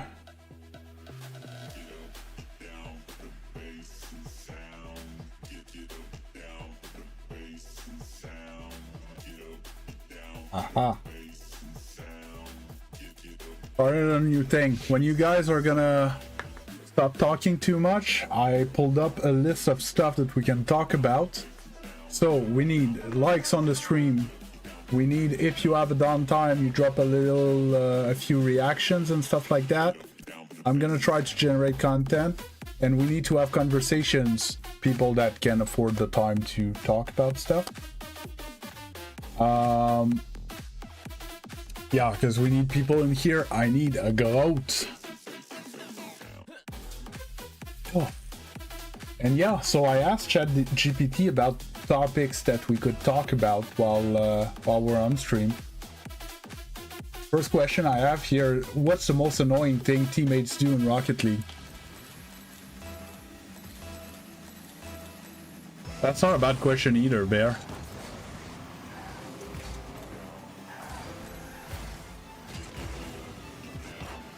Ah, I missed my touch. They exist. Yeah, well, if we would play 2v2 without teammates, it would be 1v1.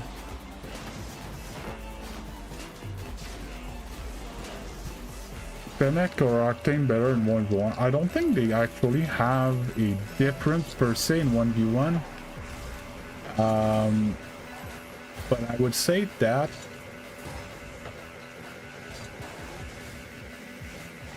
to be honest, objectively speaking, Fennec is just a better car overall.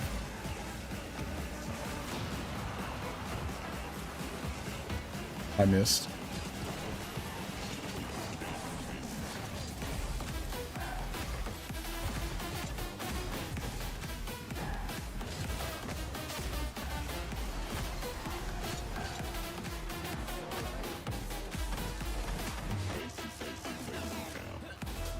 Yeah, short-tempered teammates. The thing with short-tempered teammates, to be honest, you're probably not his first teammate of the day, right?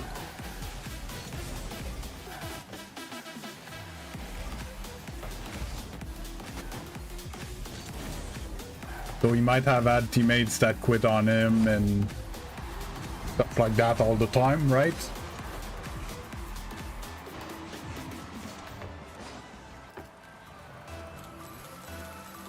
Yeah, and the Fennec has a better visual representation of its box, so it's supposed to be a better car.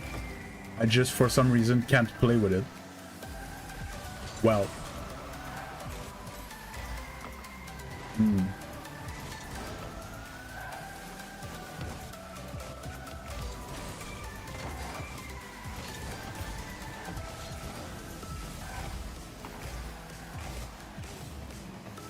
You know what? Another thing I dislike that my teammates do is when they're too passive, they just sit back and do nothing.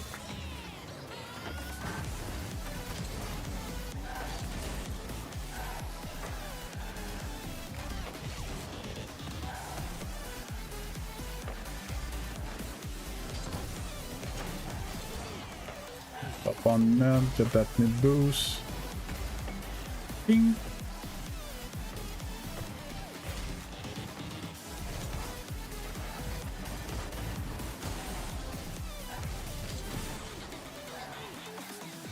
That's true, Bearblade. If you don't like teammates in Rocket League, just go play once.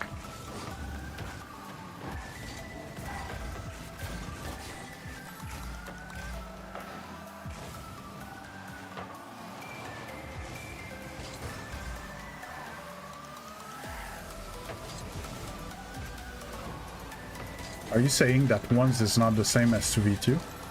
I never noticed.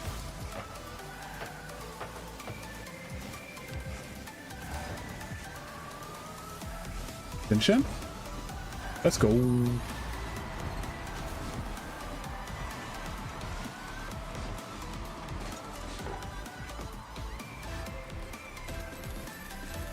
Well, I think that the biggest problem, biggest game sense problem there is in Rocket League at lower ranks is impatience.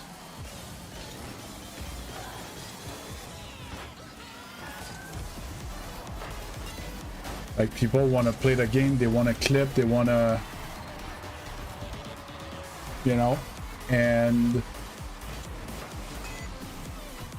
well, they always want to jump and hit the ball. They see ball, they want ball. And they never understood that being just a bit patient, letting your teammate play is going to give you a bunch of free balls. Not my best touch. I still beat them. Island for teammates, straight down to teammates.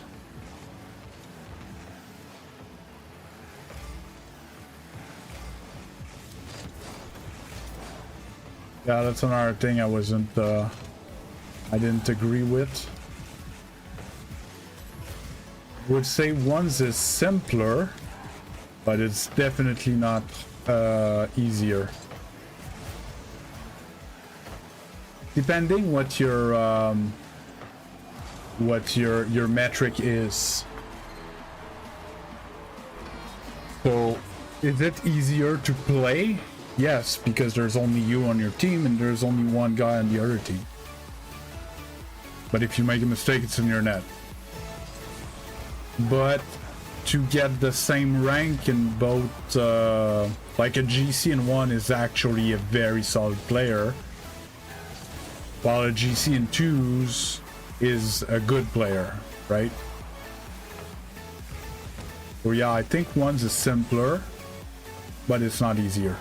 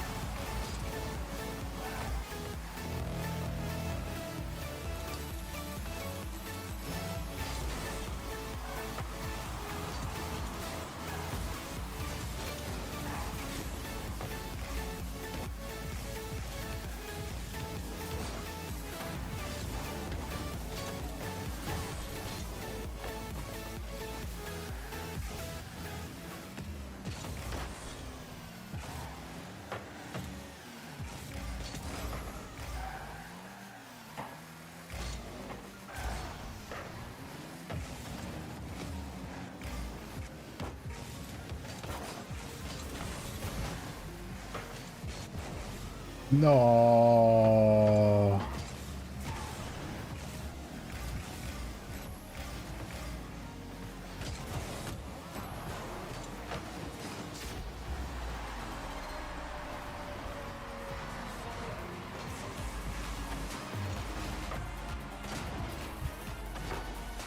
Well, those 2 saves were not enough.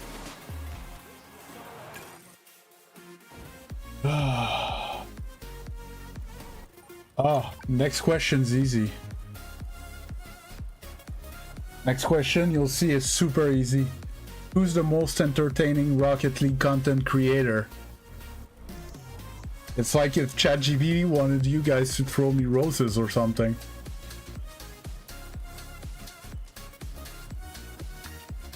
We all know it's, what's his name? Oh my god. French guy. He's good at shooting. Dignitas.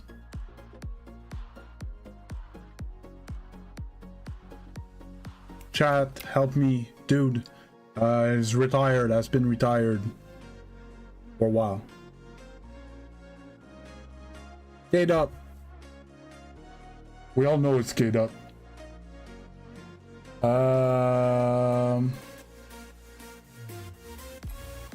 That I'm curious. That's actually a good question. You prefer playing Rocket League casually or competitively? Because I know this, I've been starting to do both. So I play rank on stream like that with you guys. And then sometimes I play extra modes, stuff like that I don't really care about. And then at night I have ultra competitive play with the team. And then after, I play casual with Zeno. You know, I'm very easygoing. I play on an alt account, or we play casuals, straight up casuals, or extra modes, and it's much more just for, you know, having fun. And well, Zeno's trying to improve a lot, but for me it's much more laid back than when I play at this rank, obviously. Still working on my shit, but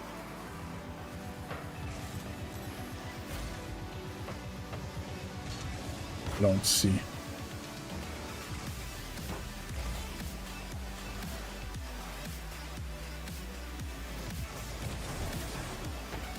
Oop. I was supposed to score that.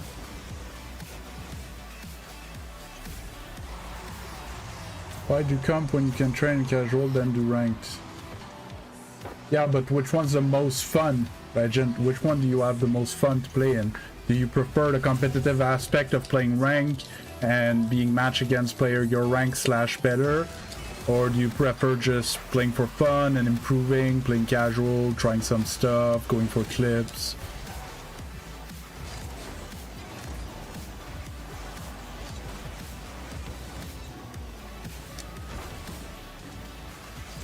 Name attempt.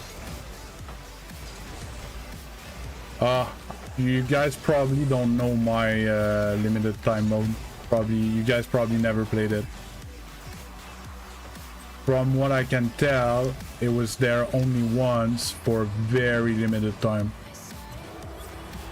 What do I prefer? To be honest, my favorite is playing competitive with the team 3s against another competitive team. That's where I have the most fun. It can get more competitive than that, you know. Often we play a best of 5 and it's decided in game 5 overtime. Like, teams couldn't be more evenly matched, you know. That's my shit. I'm trying to work to be able to make the difference a bit more in those games type thing. That's my main objective. I'm trying to get better.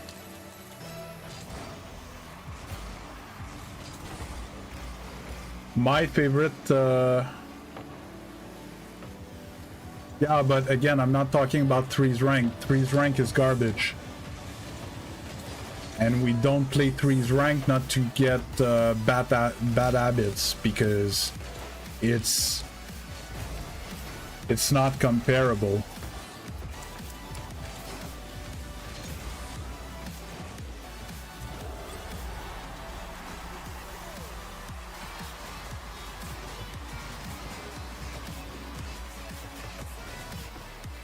Scrims, or even if you can find a server that does 6-mans where you have to use comms and microphone and stuff, it changes the experience a lot. I never did like 6-mans on a 6-man server,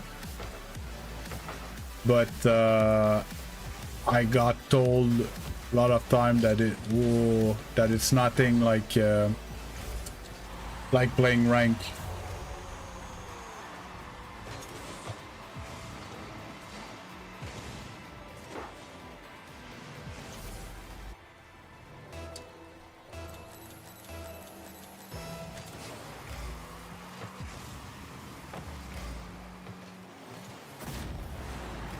That's another thing. I would like to find a 3 stack to coach. That's another thing I would like. Instead of coaching individual, coaching at the 3 stacks and try to follow how much they progress, how they do in tournament, and create some form of like a beast pack or something. Create a team. It would be even better if it was a 35+ team. Would be amazing.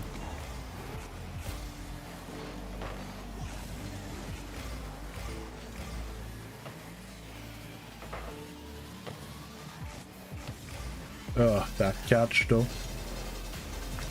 Oof.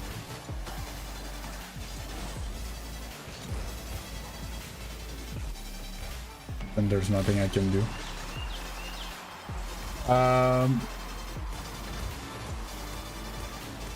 Yeah, no, that's what I'm here for. I'm here to talk to you guys for 8 hours straight. I just ran out of stuff to talk about.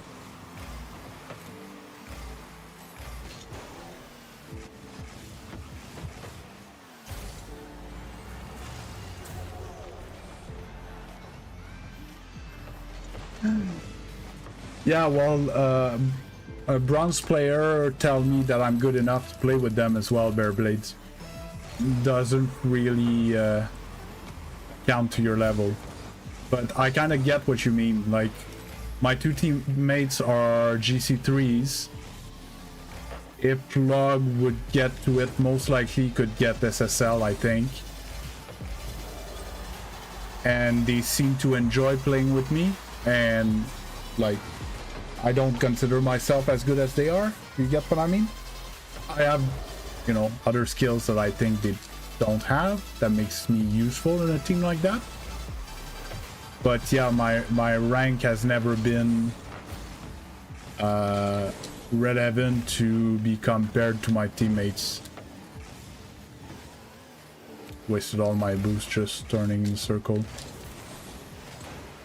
I don't know where teammates going. About a minute 20, bud. Freaking out like there's 5 seconds left.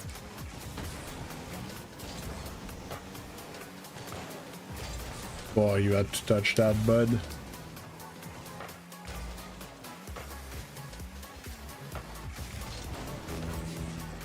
Good pass.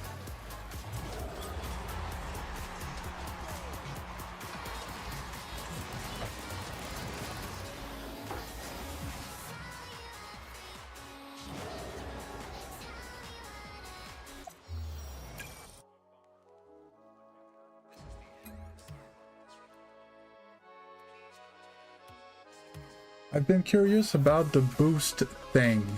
So having 40 up boost does everything you're going for. So let's say fast aerial and go for it, while having 30 or less boost, you'll 70% whiff. Correct me, because I accidentally keep going for fast aerials while having small amounts of boost and waste it in a second. It's actually a very good question, and it's the type of thing that I like to go in depth into. If rest of stream don't mind, I'm looking for a plugin.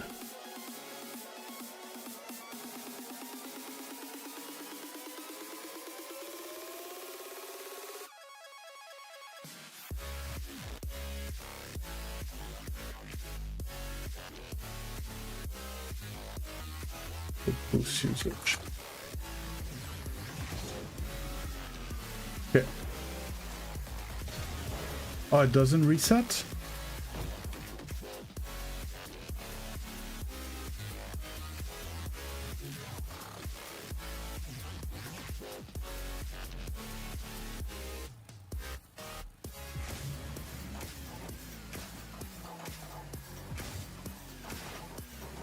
I need to pick up a boost, reset. How do I reset the boost? Okay, I need to reset the play. Okay. So, fast aerial. Pretty sure I can do it with less boost than that.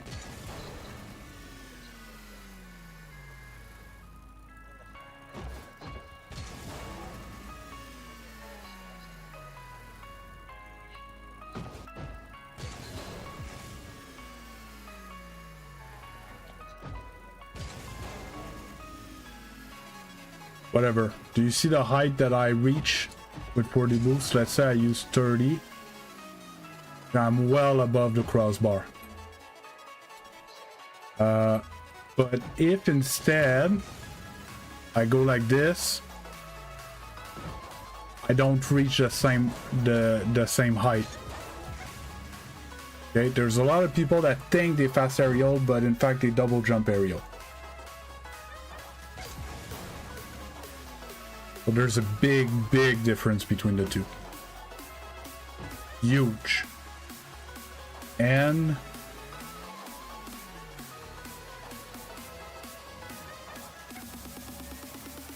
another thing is, if I load a training pack,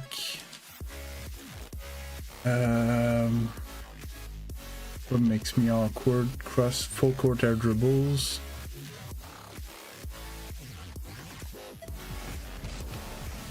So see how I didn't get a good setup, and now I finally have control of the ball. I use 120 boosts. Okay.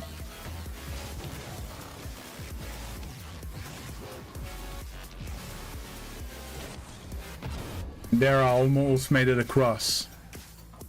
Because I didn't have to correct my line. My line was better the second time than the first time. It uses a lot of boost correct because you boost in the wrong direction, then you need to boost in the right direction to come back, so you double boost.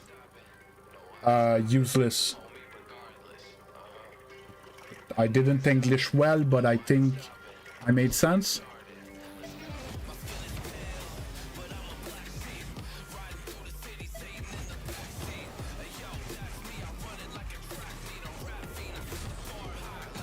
I hit the crossbar, cross pitch, air dribble with 83 boost.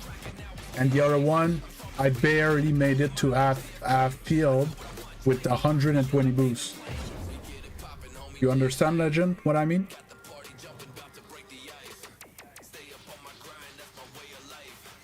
Can you feather while faster ailing? Well, you can, but it depends what you're trying to do. Depending on what you're trying to do, feathering might not be the best idea.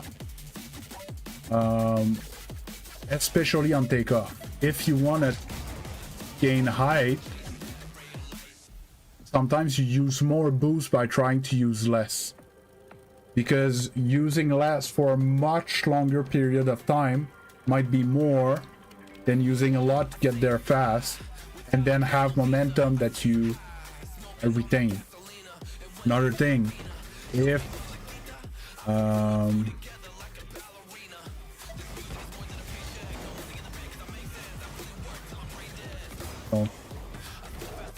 not sure if that's the best one for what I'm trying to show.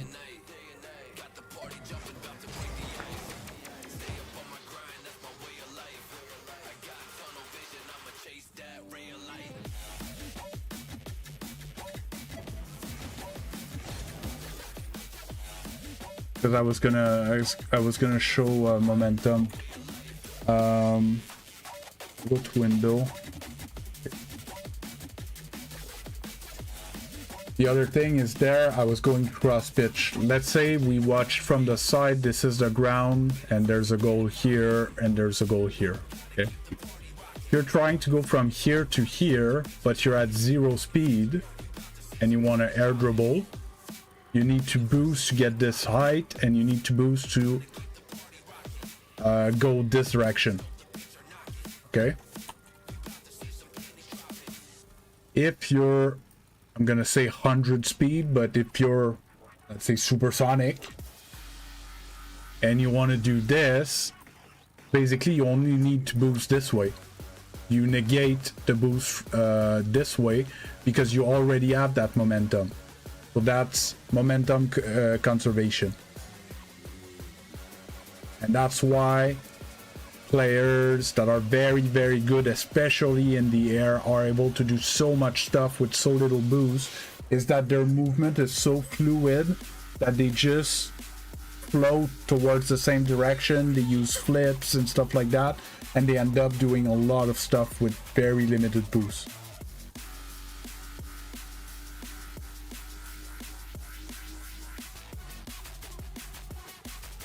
But again, the amount of boost depends on what you're trying to do. I had another example that I wanted to show. Fill my pen.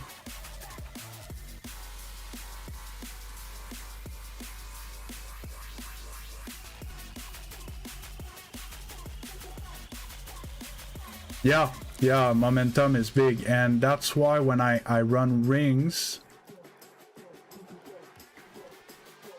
my goal is to I need to go to like a harder level than this. This one is a good example. Let's say I want to go through this next hole. I could go there, then stop, then go down, and land there, right? But I could also try to get my angle from here to try to just fall through it while I'm already going the right way. And so I'm trying to not like slow down. That's not a good example.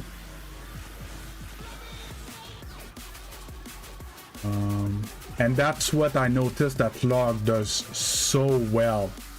Like he always lands with power slides. See, my momentum's going forward, but I'm just boosting right to make that turn.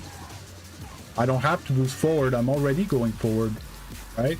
Now I need to boost a bit back because I had to slow down, but I'm trying to stay fast and keep my line efficient. Right? Like this, and then I need to boost right to make that circle. But I didn't boost back to slow down for that curve.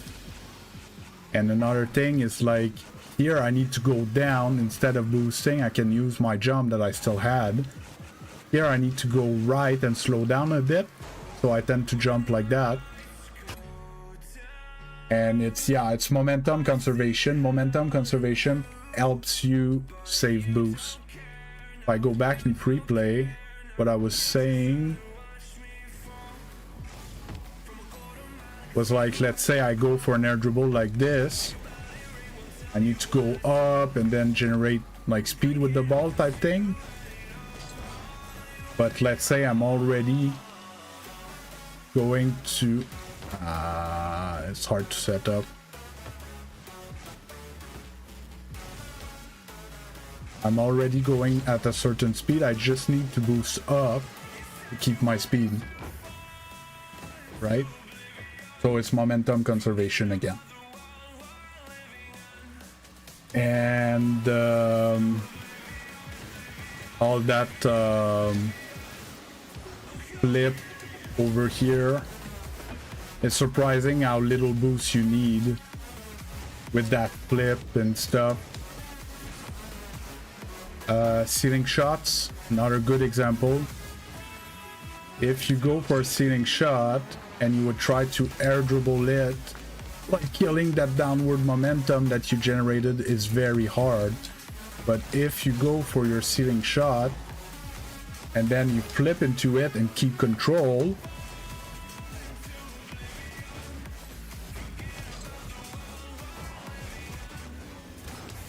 like that, let's say better than this, you don't need to use all that boost to stay up because your flip kept you up and kept the ball up, and then you can use your boost just to keep your altitude after.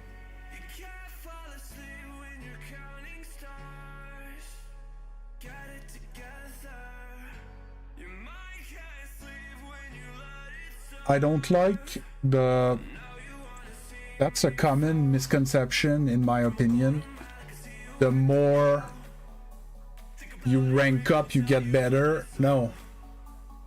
The more you get better, the more you rank up. You can actually start working on conserving your momentum right now, which is gonna bring you higher rank.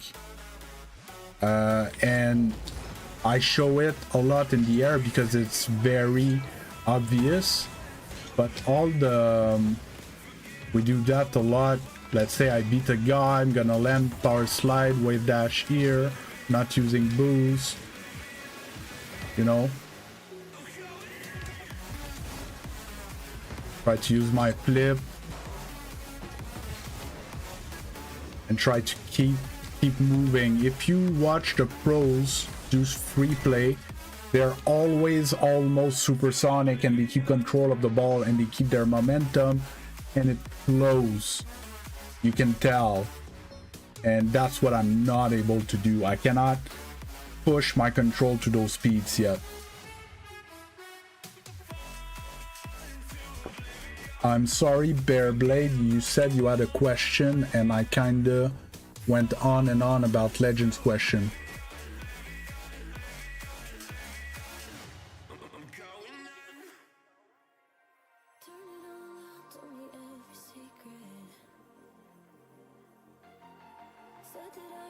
Are you still here? Do we have a Bearblade in the chat? Bearblade in the house!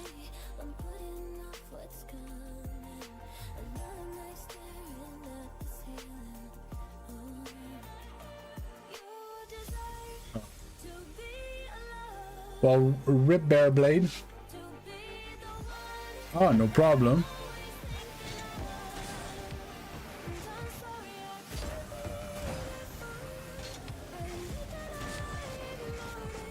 And I don't know if it was related to what you were saying before, to use boost only when it's required, when you move around the field like Zen does a lot.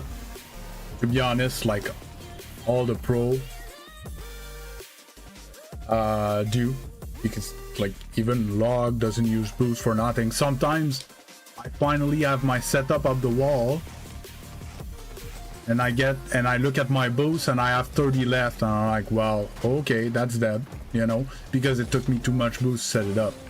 But yes, it's actually a skill to be able to play with the ball by using minimum amount of boost, your flips and stuff like that. And that, like, that little puff of boost that I did to follow the ball was not required. I shouldn't have, you know. And I know it's a problem in my play. Maybe I should free play without boost. Is coach still here?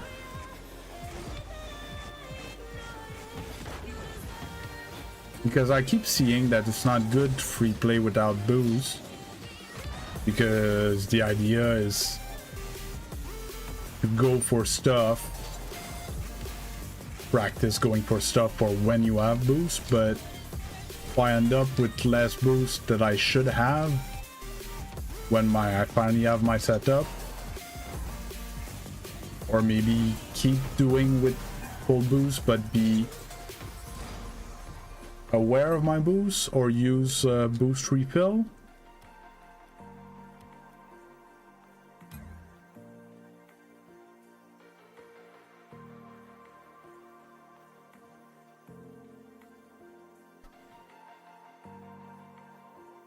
Well, thanks, Legend, but I despise my air control. It's not to the level I want it to be. Are flicks or bounce dribble better in ones?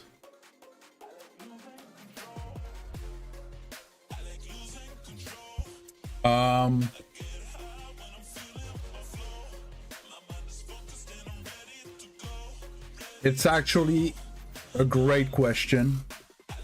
The answer is much more complicated than it seems.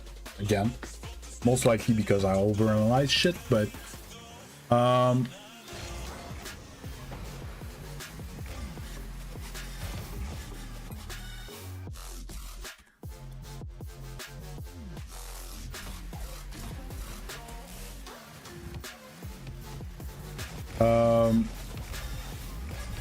they both have their pros and cons.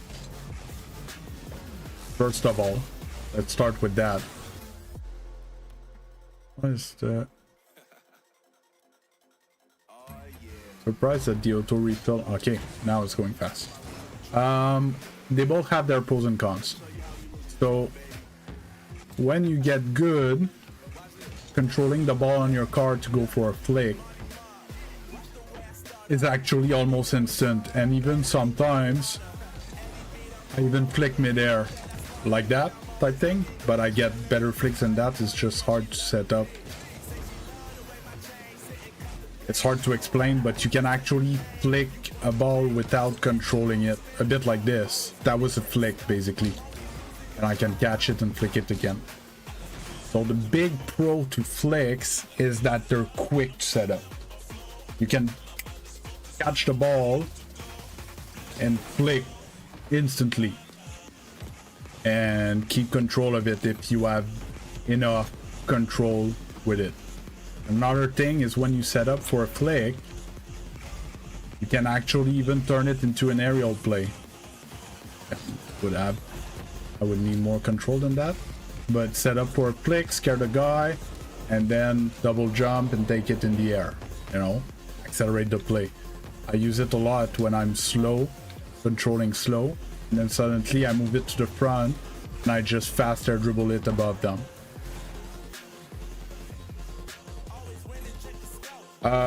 Nobody can't nobody puts the time into it to master them, to be able to use them like that. It's very different, and that's why I keep hammering work on your fundamentals. It's the most important thing, and it builds into the more advanced stuff. Hey Weaves, the big con to flex. I had a great stream yesterday, Isaiah. The biggest con to flicks is that if you have the ball in your car and you get dunked, it goes in your nets most of the time.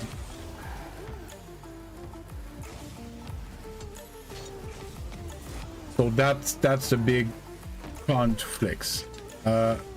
Bounce dribble, to be honest, it's a skill that I never practice, that I should have. I tend to do bounce dribble, but more like one touch, one bounce, and then I like this, and then shoot, stuff like that. So the con to bounce dribbles is you need to have the space to set it up. It takes space and time. There's no way around it. You cannot generate bounces and instantly. Well, you can, but I call them more chip and shoot. Like,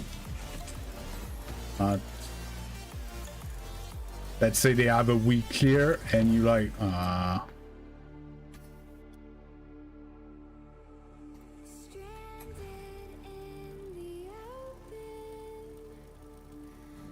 like they will have a weak clear and you chip and shoot right away. Or chip and air dribble. It's basically a bounce dribble. It's the same mechanic again to work on your fundamentals. They're gonna build into something else. I use it a lot for these. I call them chip and shoot, but basically it's bounce dribbles. Or I'm gonna take a bounce and then I'm gonna do something with it. You know, I'm gonna let it bounce once and take a power shot. You know, I don't do the whole some people actually like Khalid bounce dribbles like that across field. I personally don't do that. It is actually a pro strat. It's actually very good, but it takes a lot of control and a lot of practice. Unless you're willing to do that, but they're very useful even if you use only one chip or one bounce, but you still need space. The other pro is that if you end up being challenged while you're going for that little chip thing, let's say I'm getting challenged like now, I can just jump and block it, which is much harder to do with a flick if the ball's on your car. Do you see what I mean? They both have pros and cons. They're different ways of controlling the ball on the ground. It's harder to get the mastery of holding the ball on your car. Like I can actually, if I put the ball on my car, I've done it once in a game that the guy let me do this. At 0 second, I kept the ball on my car for like 5-10 minutes. Like I can do that almost forever. It's harder when I'm trying to reach up at the same time, but like this is not hard for me anymore.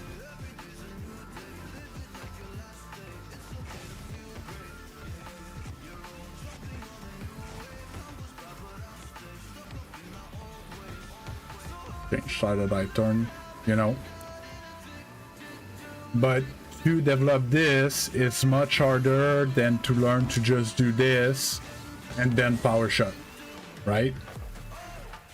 But to do the chip into power shot needs more space. And if your first chip wasn't great and you need a second one, and the third one is gonna need more space and stuff. So to finish the answer to your question, they both have their pros and cons. I think they both should be learned. It shouldn't be an either or, because sometimes I have a ball that bounces towards me, and I'm like, I'm not gonna catch it, and then I'm gonna catch it, or I'm not gonna catch it, and then whoop, I'm gonna chip it, and then I'm gonna take a shot. You know, having more of those mechanics gives you more option to, depending, is the guy challenging, is he showing that he just wants to shadow,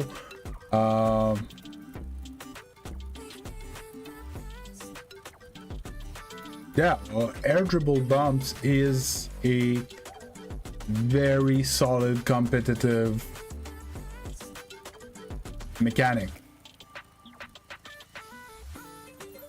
Like I said, I refuse to use it in ones because my goal is not to air dribble bump my way into Grand Champion, is to practice on my flaws, on my weaknesses.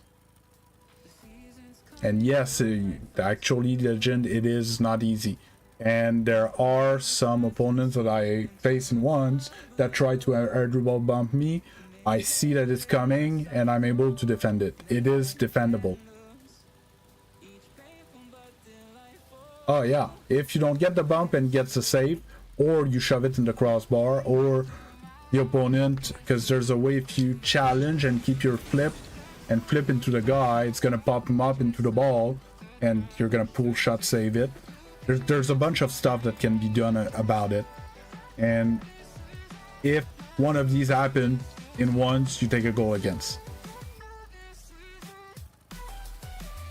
Yes, there's in fact multiple ways per blade.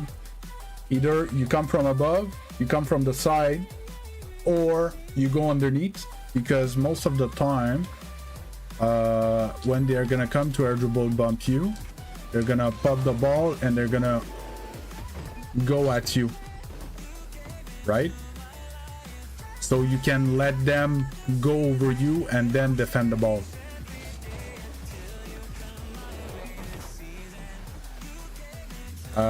When I see that they're, let's say he's coming from this side and I'm shadowing, and I see that he's coming with an air dribble bump, I don't want to stay in the same lane as him, because I'm gonna have to let him go to be able to defend the ball, and it's much harder.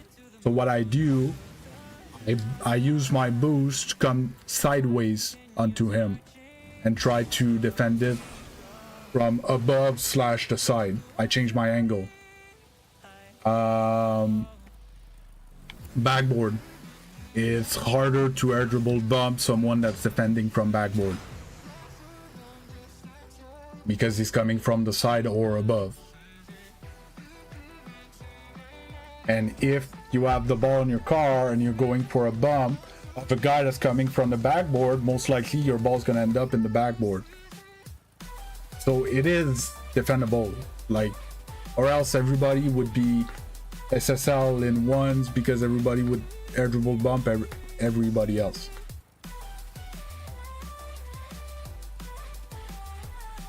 Again, they're as important, because in a game you need to play offense and you need to play defense. You need to be able to do everything on the play.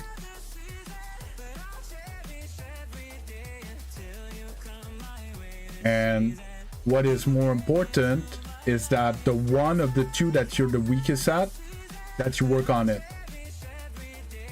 Well, that was your next question. If one of them you're trash at it, work on this one, because it's much easier improving something you're bad at than something you're already good at, because to be excellent at it is much harder to get just a little bit more positive, versus taking something you're trash at and working on it and get better. Because when you're trash at something, a little bit of practice is gonna make you better.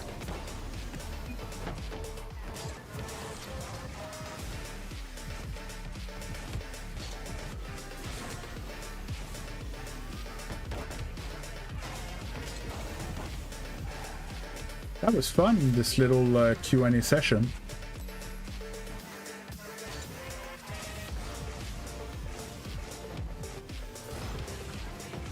I don't know if new viewers enjoyed it.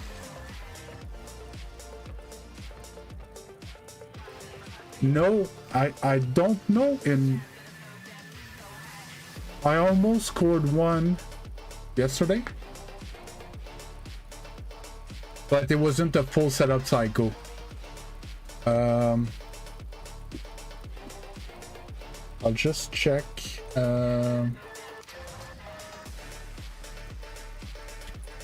Free jump, training pack.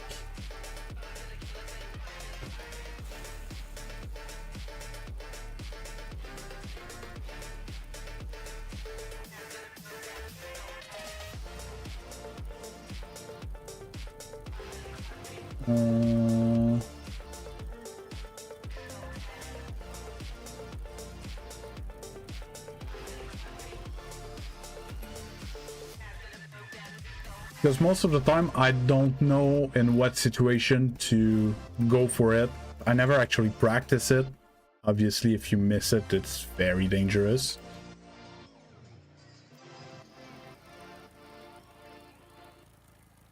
I'm very mechie. You're funny, Legend.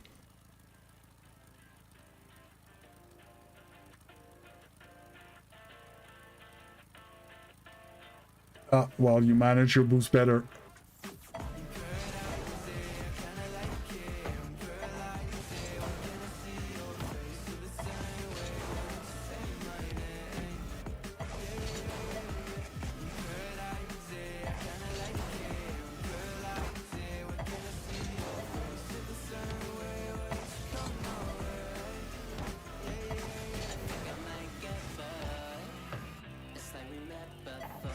Yeah, but it's the basis of a cycle is to hit that ball backward with just your wheels and send it forward and not up.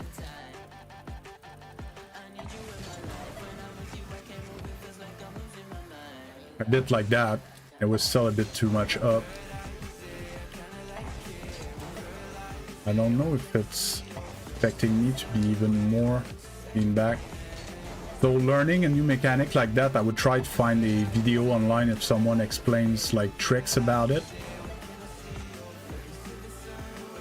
Like, did I touch it?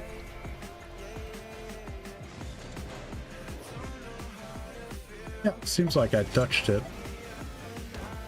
But from what I understand from the mechanic, it's just basically putting a wheel on it like this. That's the type of touch that I'm looking for.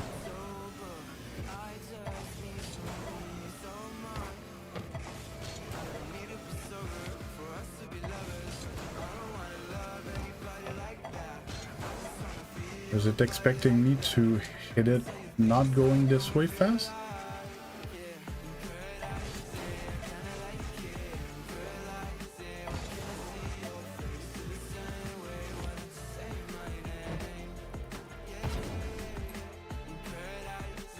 Did he have a video link to his training pack? No, he did not. Sometimes they do on that website. But that's from an angle.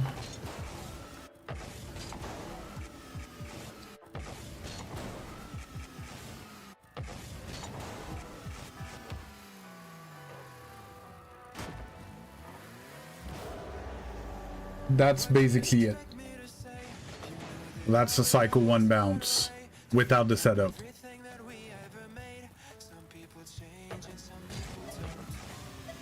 Okay.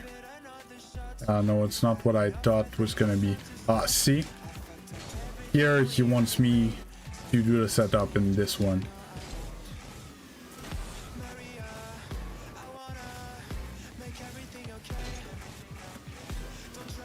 not gonna have a flip after that.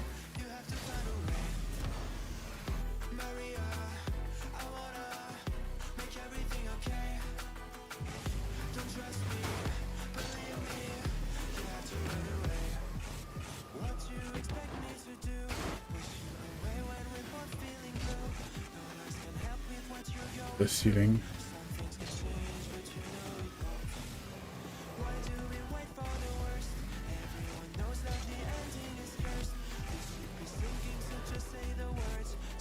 It's a type of mechanic that can be useful, but the risk reward of it in this situation, like, why don't I just go around and play it like this and play it towards their net? Do you see what I mean? So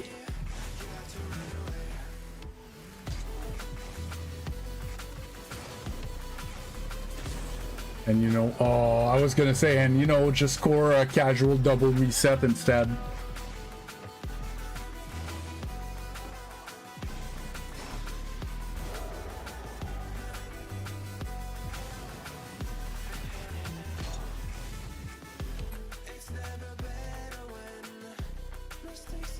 Oh.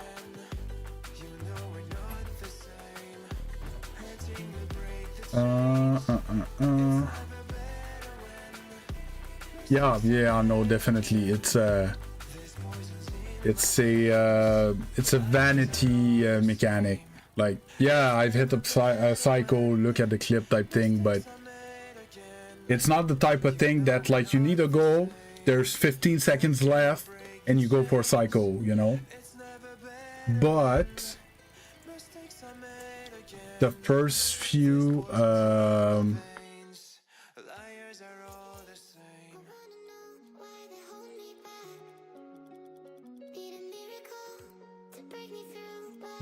shots, like a touch like this, let's say I'm on the other side and I need a goal in the next few seconds type thing, and I end up getting even touch like that, it's good for my teammate.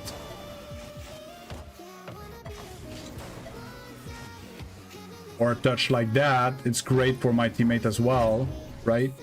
And it's not that hard.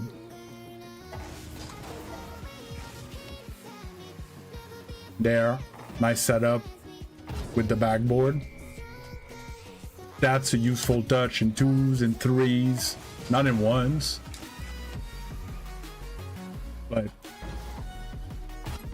without the actual psycho setup and everything, that's still a useful thing. Is it mandatory? Would I put it within the fundamentals? No. Redirects could eventually end up in fundamentals because it's a skill that you need to develop at some point. I don't know what's that?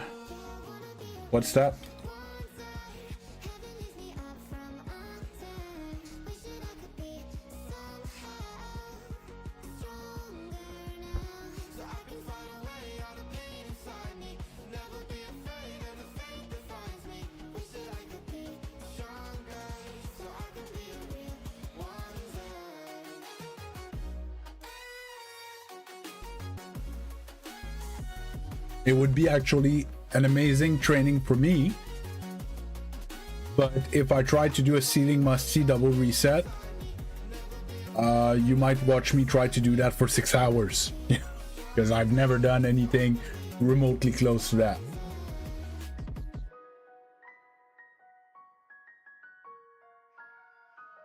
You see what I mean? But yeah, sometimes my son used to pop up in here and be like, hey, can you reset must-see? And I would, you know, try to get it. Triple reset. I can barely double. Normal. Settings. Limited.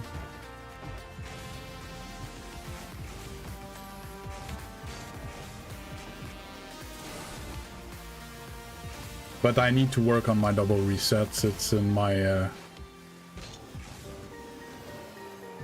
than my stuff to work on because they're not. I don't even have a double reset clip in game, you know?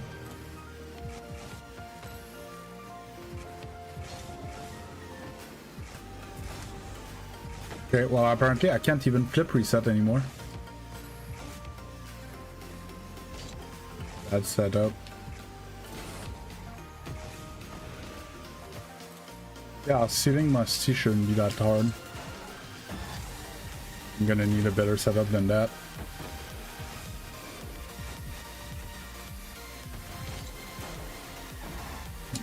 Jesus.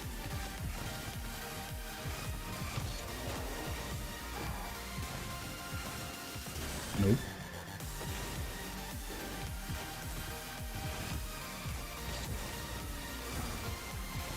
I froze.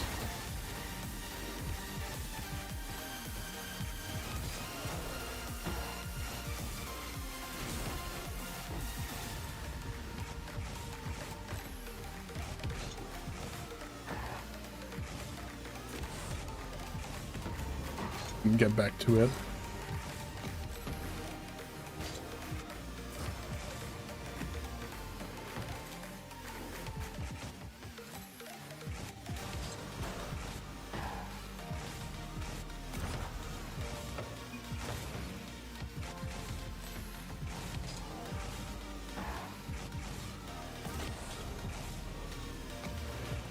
Just brushed it.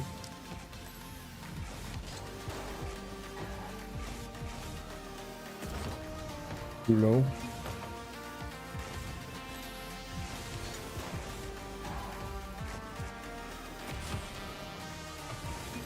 Not a good one.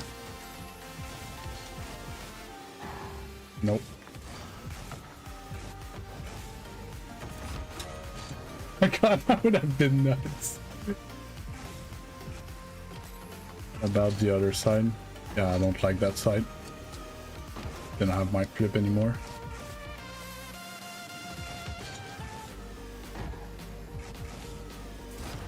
No, I didn't scoop it.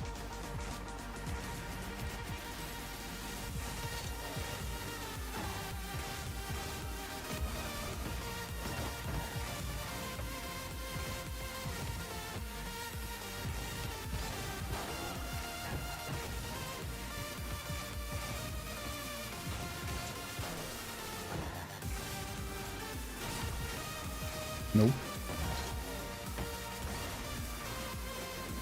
Yeah, well, from time to time I get a good musty. Most of the time I get surprised.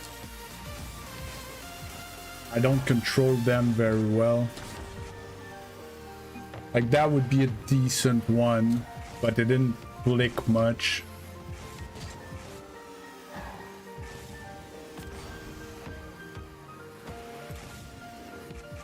Like, see, I wouldn't take this one. Like, yes, I did the move and everything, but it didn't flick.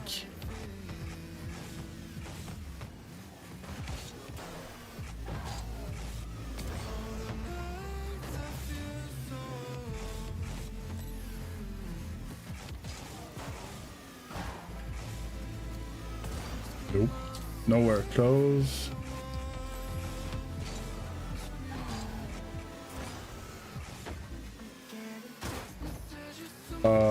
Yeah, likely. Nope. Oh, wash. I should have done it first try, but... Oh my god. Okay, maybe not,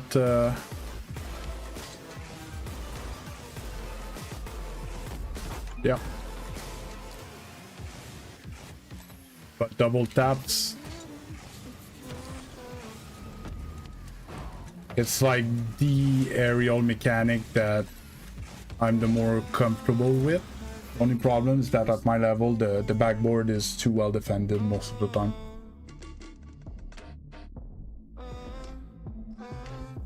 And when it's useful, most of the time is in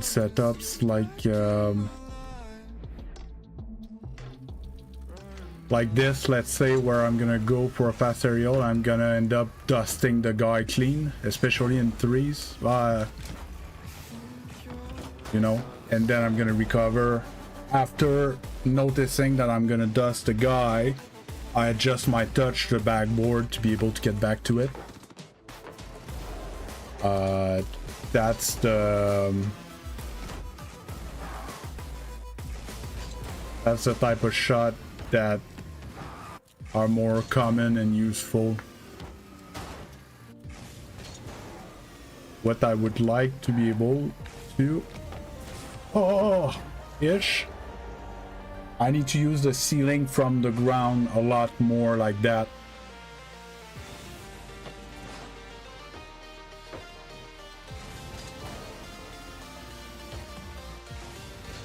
But to go upward like that, but get the touch forward and be ready to land on the ceiling and stuff is actually so hard.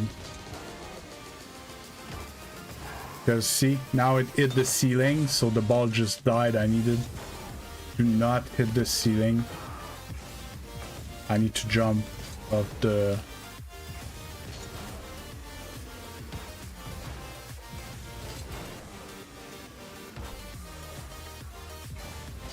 Too much recoil from the ball. Hey Brayden, how you doing?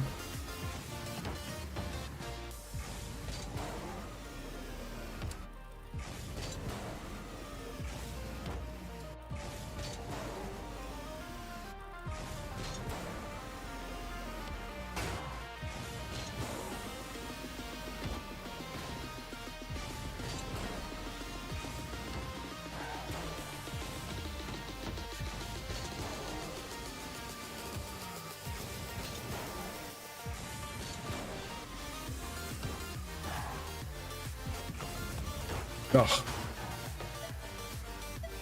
That is what pisses me off the most, when I finally have the perfect setup and I throw. Like, all I have to do is to flip a bit early so I don't go down that fast. And I misread the ball, so I did not.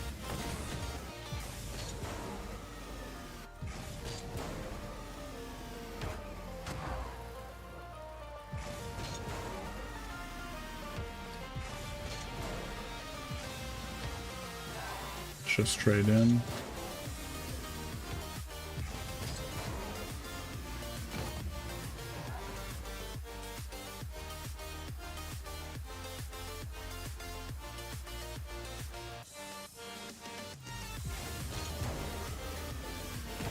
I don't know what you mean, Legend. Why do you feel bad for me?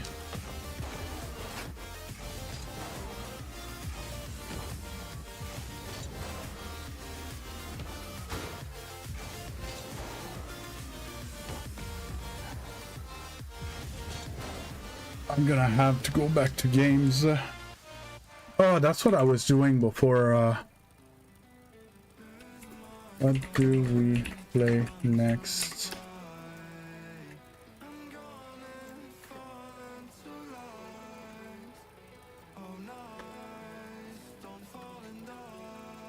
Modes.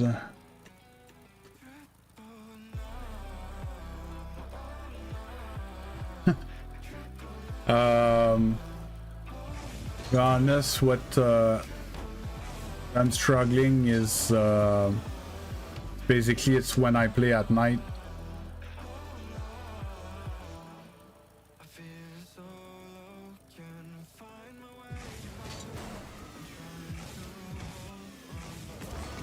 So like yesterday I had scrim with the team.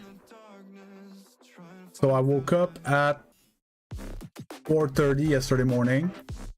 I did 2 hours of video. Then I streamed the 8 hours. Quick nap, made supper. Ate supper with the girlfriend. Then I had to run down here. Had 15 minutes to warm up. Had scrim 8 to 9 p.m. And then I was like, you know, I'm kind of, you know, hyped up. I'm not gonna fall asleep right away. So I went and I played an hour with Zeno, an hour and a half.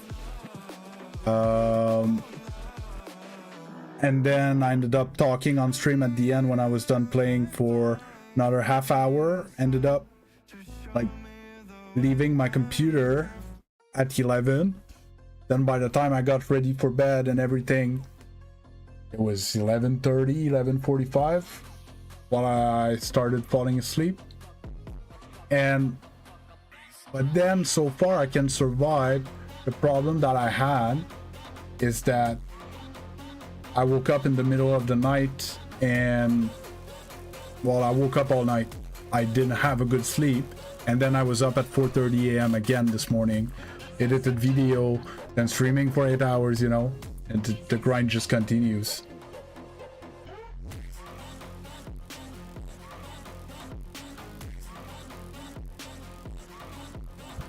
So I'm fine when I do the 8-hour, 9-hour stream in the morning. Like, you know, the two hours video editing, 8-hour stream. I'm fine like that. I could go 7 days a week like that. But with the team, we're in the league, we're in the playoffs. I need to play at night and stuff. It gets harder and harder. It's weird, Braden, because some people say that and some people say it's fine, and I get people that join with that invite and some people that can't, and I don't know what it is, and I tried to change it. Can you type? Oh, I could do it.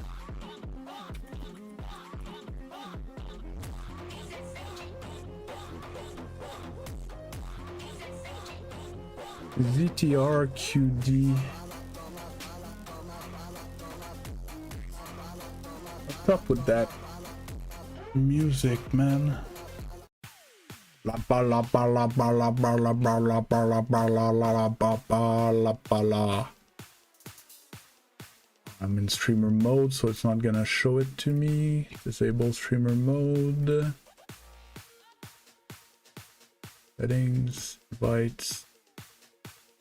It's CTR something. CTR QD. So 6 people managed to use it, and it never expires.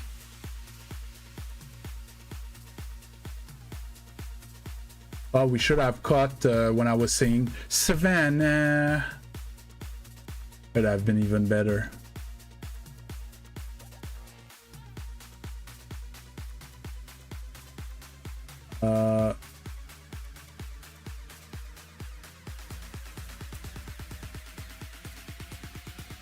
What if I do this?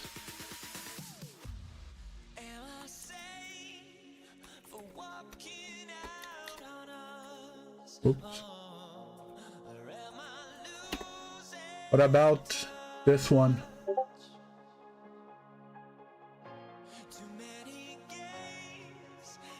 That was my Discord, everyone.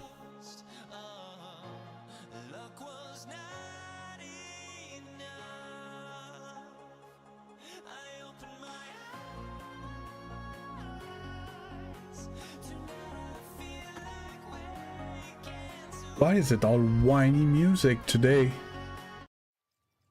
Can we get something hype?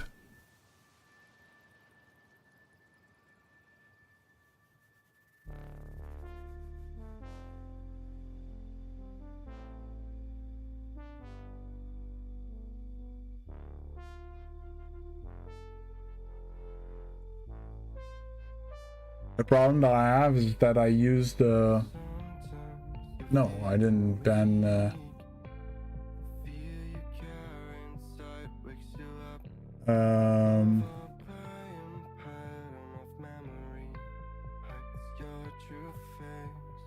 What's your Discord name? You were in Discord, Braden.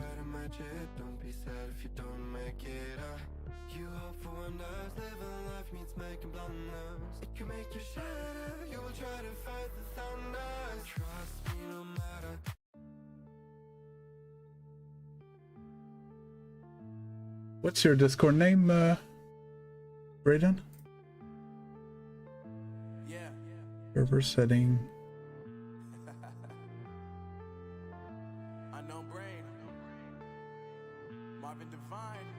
Didn't I coach you? I don't know that name. Dog 2 pick. Dog 20 pickle.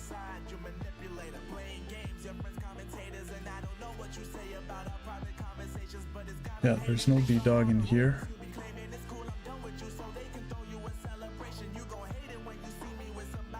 Because someone joined yesterday with the ZTR, that link.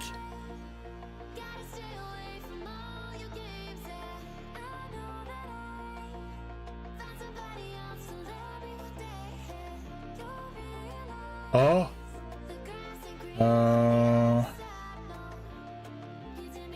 That's actually possible.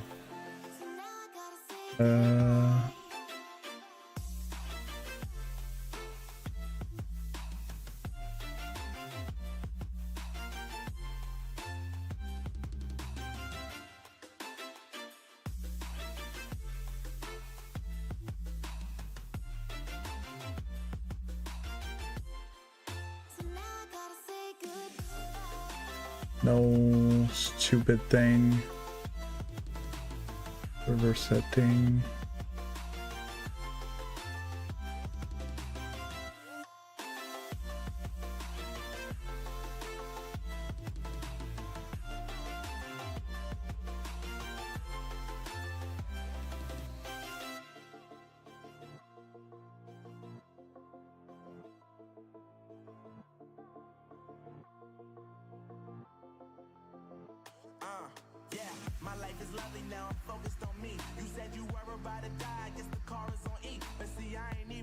To be honest, it seems like I have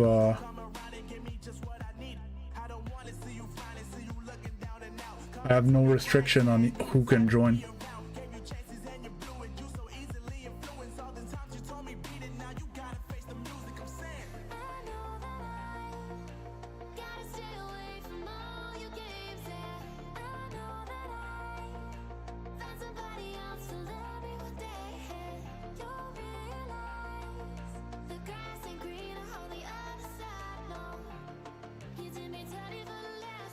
I don't know, Braden. Okay, so everyone wants me to go back to twos.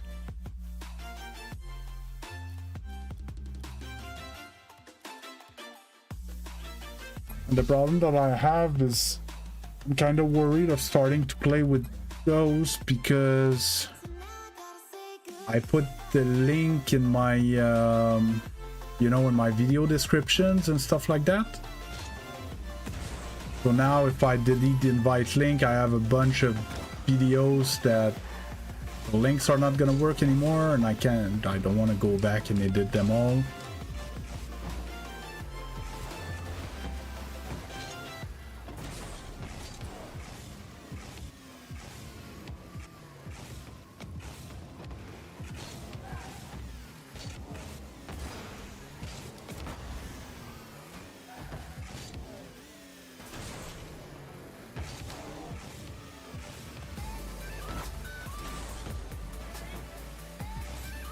Oh, another thing you can do is maybe copy paste the link either in a browser or fresh meat. Yeah, B-Dog is in. How did you do it? So I know if someone else says that my link's not working.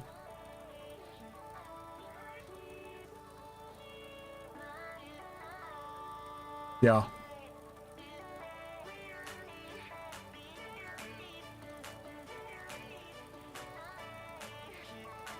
Streamer mode.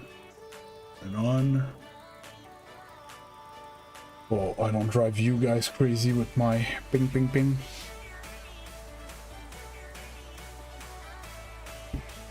Sorry? If I coach, yes I coach. Not today. I don't have anyone planned today.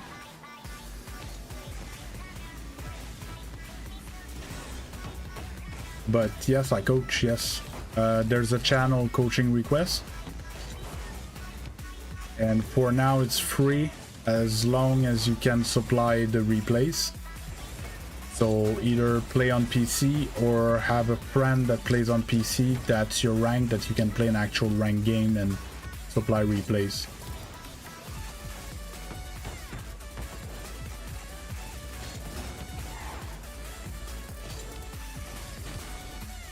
While I hit a few balls before going to rank, I could try to ask another question.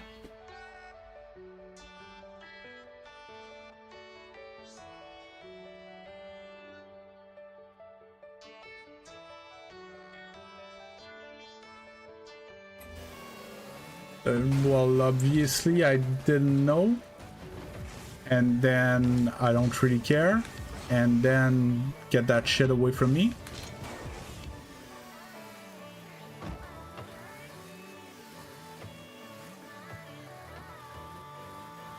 Ah, that's one I like. What's your biggest Rocket League pet peeve?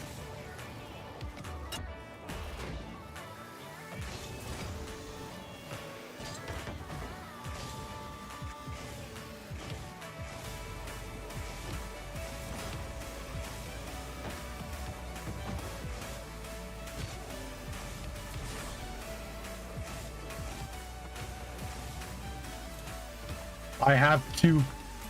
I have one clear one.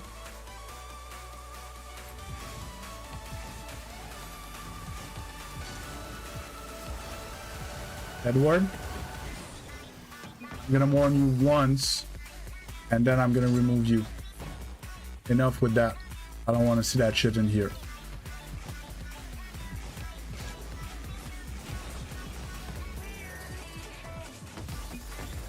All right.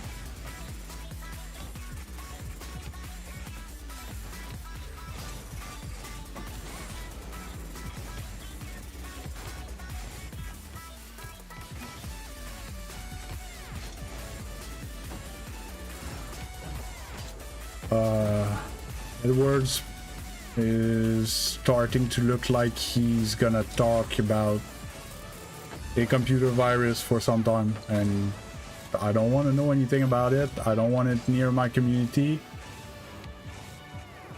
I don't care for it.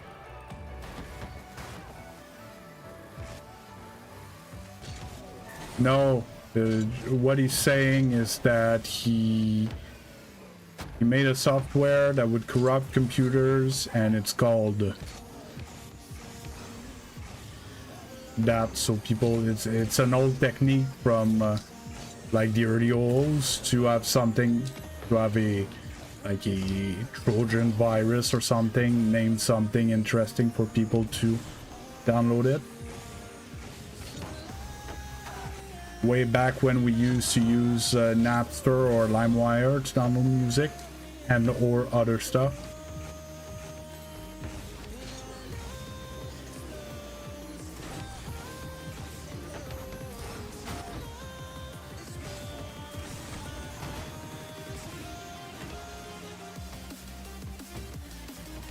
Yeah, just ignore it, guys. If it becomes a problem, I'll handle it. You guys know that I ain't fucking around with these things.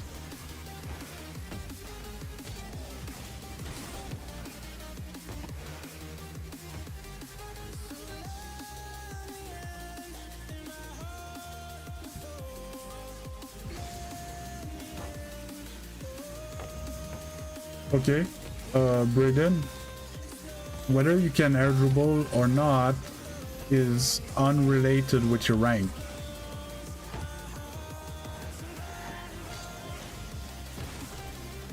Like the world famous I'm gold but I can flip reset, therefore I'm stuck here because of my teammates. Usually that person is not stuck there because of their teammates.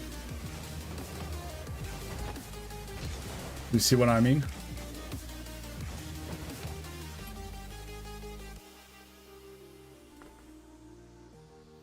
I played keyboard and mouse. I can't aerial shot. I can't speed flip. I can't air dribble. and I'm champion 2 in 20 games. I went 19-1. I can barely take a good shot.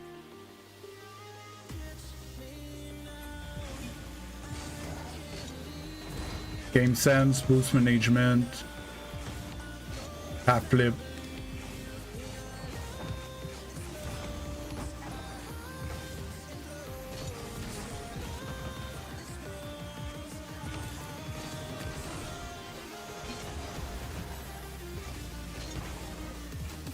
Like, to need advanced mechanic, you need to face to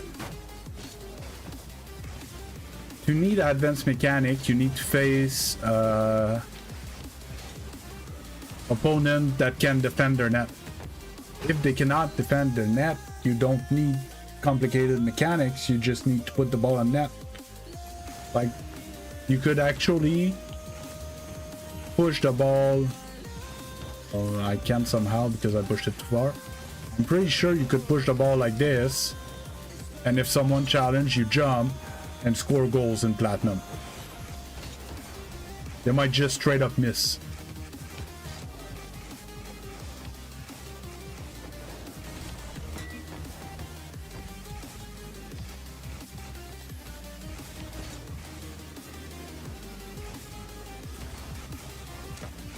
Woo!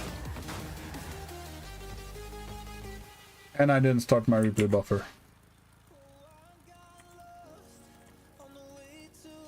Was it you, Legend, who asked for oh, it was a ceiling musty, not a reset musty.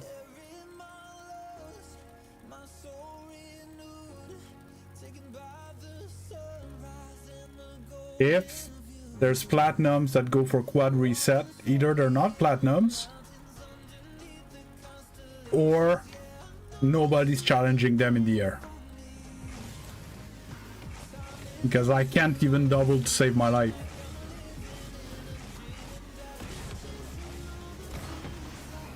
That's like a regular double reset attempt for me.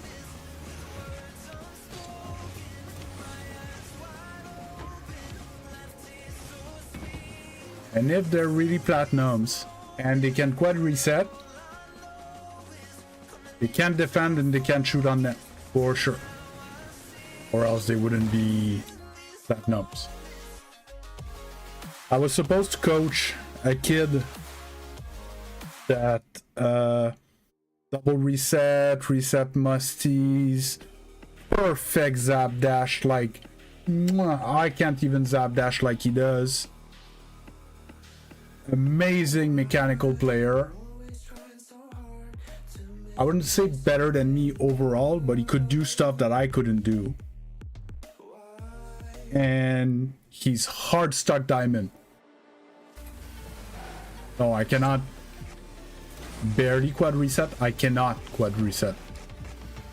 I never actually got a fourth reset.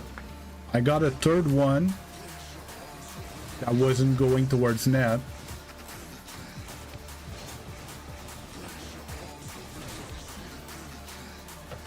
Well, because he practiced it. You can learn any mechanic and any rank.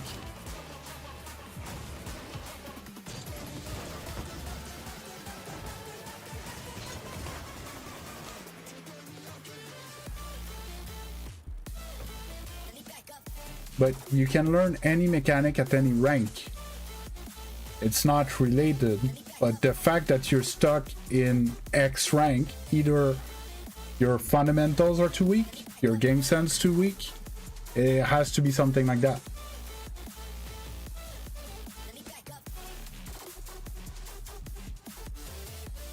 Well, you need to enjoy doing a lot of pre-play to be able to do those stuff, those things earlier than you're supposed to. I had a comment on one of my shorts on TikTok. The guy was like, I tried to do what you're saying for the air dribbles, but when I move my car in the air, I always lose control. I'm like, well, what rank are you? He's like, I'm plat. I'm like, well, you know, likely you don't have the aerial control yet that you need. to be able to do it.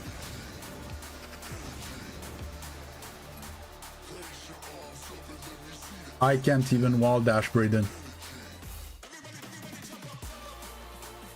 I cannot wall dash, Braden. You see where I'm going with that? You're trying to learn stuff that I'm struggling at, and I'm Grand Champion 2. You're Platinum. So obviously you don't have game sense and you don't have fundamentals.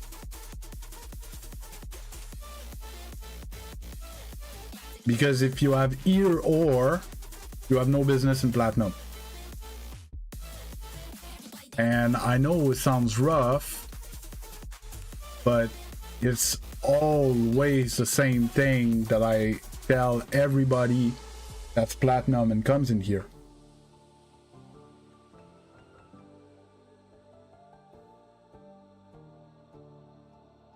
Well, the person that made that video was either clickbaiting for views or was idiotic.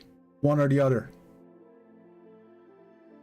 I cannot wall dash. I'm Grand Champion 2. Well, right now I'm Grand Champion 1, but I'm 5 games away from Grand Champion 2 at the beginning of the season, and I cannot wall dash. I cannot zap dash in game. I'm serious, I can't. You don't need that shit. I'm convinced, though, that if we make a contest of in training like this,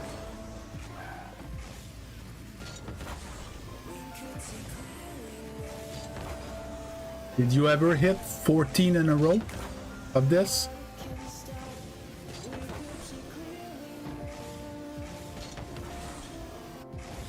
I'm not gonna make 14 in a row because it's my high score, but you hit 18.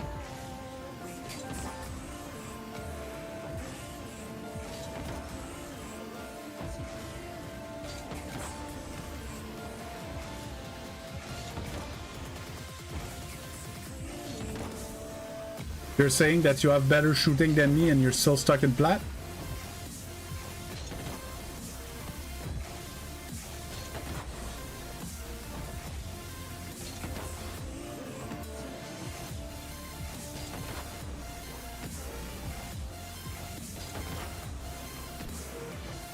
Ah.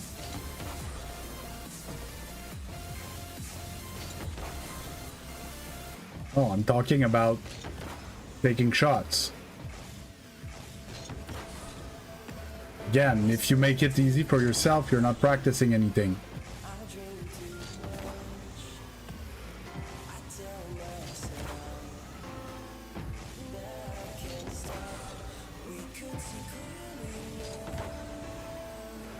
Like, I don't make them all, but they're all powerful and close to the target, right?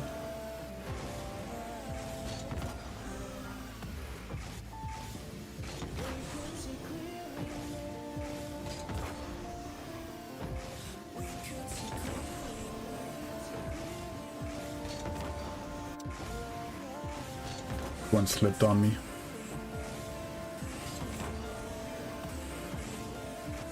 Almost too high.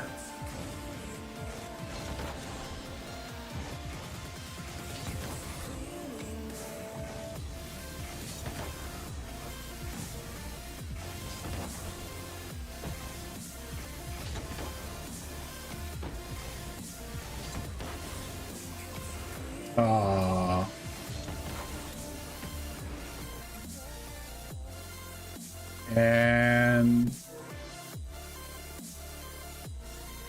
And what's your clear time on this map? Big jump brings 3.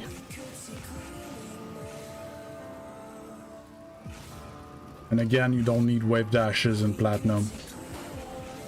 You've never beat it.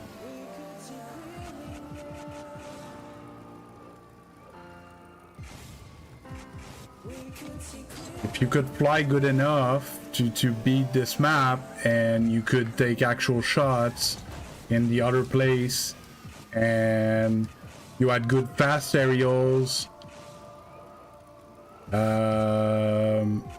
you know, you wouldn't be stuck in platinum. I can do that map backwards in like 4 minutes.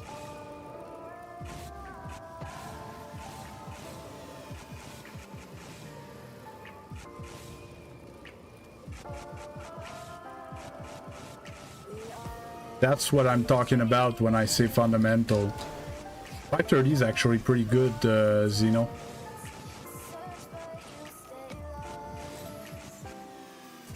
Yeah, of course you're gonna get it again. You're gonna even beat it.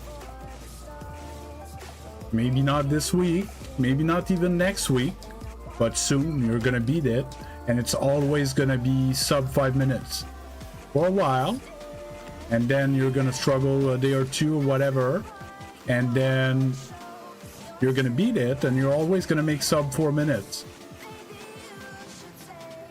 That's how Rocket League works. And it's a bit why I keep hammering that it's not because you can shoot that you have a good shot. Practice your shooting. Practice your basic recoveries.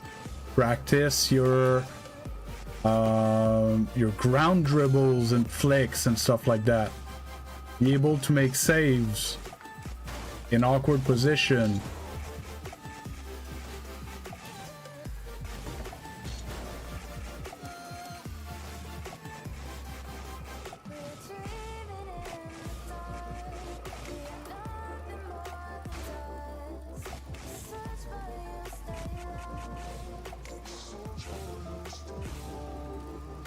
It is show off, but it's show off that what did I do to get Grand Champion 2? I didn't get Grand Champion 2 and it made me good.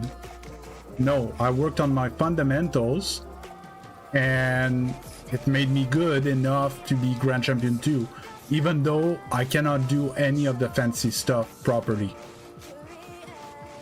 like my teammates do in my team. I can't open the plate like they do. I can't double, triple, quad resets or whatever. But it doesn't matter. I can play with SSLs because I have control on my car and I can hit the ball where I want to hit it. But yeah, it's totally a flex that I clear that map backwards faster than you guys. But people watch Grand Champion and up, and they're like, I want to beat that someday. And then I tell them what they need to do, and they're like, yeah, but I can flip reset. And I'm like, I don't care, you can't shoot on net to save your life. Your flip resets are gonna be useless if you can't score an open net, right?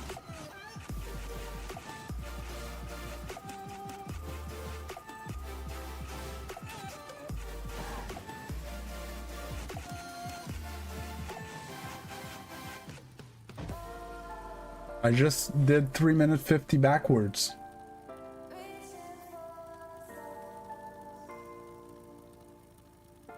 We were talking, the question that I asked a while ago, that's one of my pet peeves.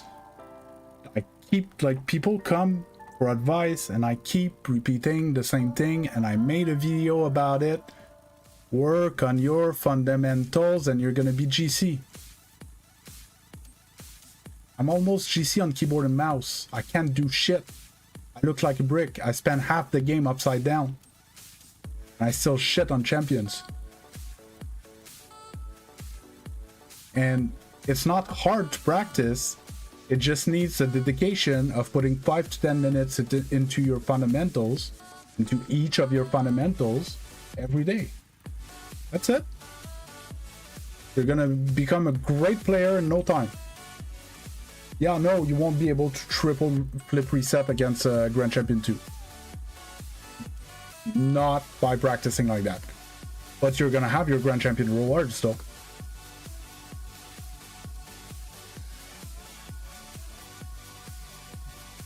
And you guys see me when I play 1v1s and I get in against a brick. The guy cannot do anything other than take good 50s and score open nets when I screw up, and I'm struggling to beat these guys.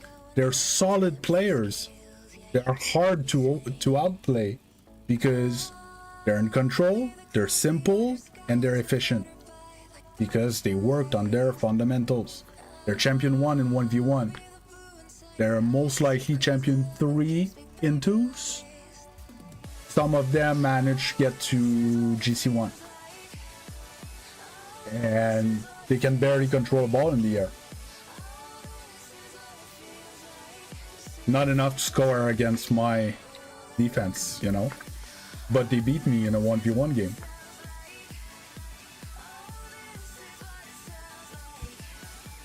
But I feel like no matter how often I repeat work on your fundamentals, it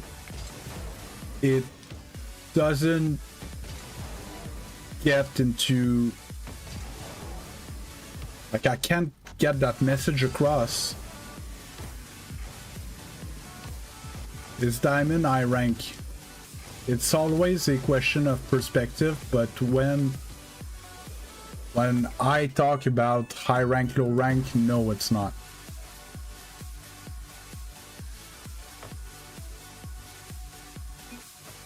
I made a video about it, the 6 mechanics you need for champion, with tutorials and a training schedule. I would say champion and up. Champion, to be honest, it's what, top 5%, top 10% of the player base. It's a solid level. It's called something like 6 mechanics that's holding you back, or 6 mechanics to champion, or something like that. It's hey, Shadow Editor. Yeah, but it's a bit of game sense and it's a bit of comfort, you know, how you're always awkward type things, you know.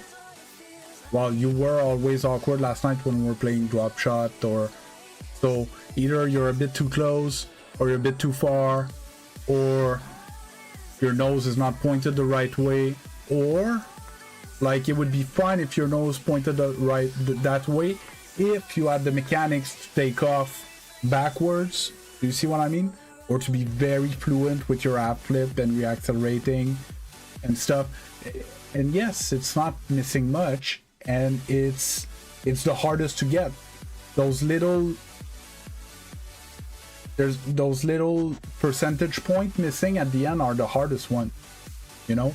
Like, I almost got Grand Champion 3 last season, but I worked all season on my biggest weakness, improved a lot, but I'm not there yet, you know. But the whole last season, that's 50 hours a week for 3 months, right?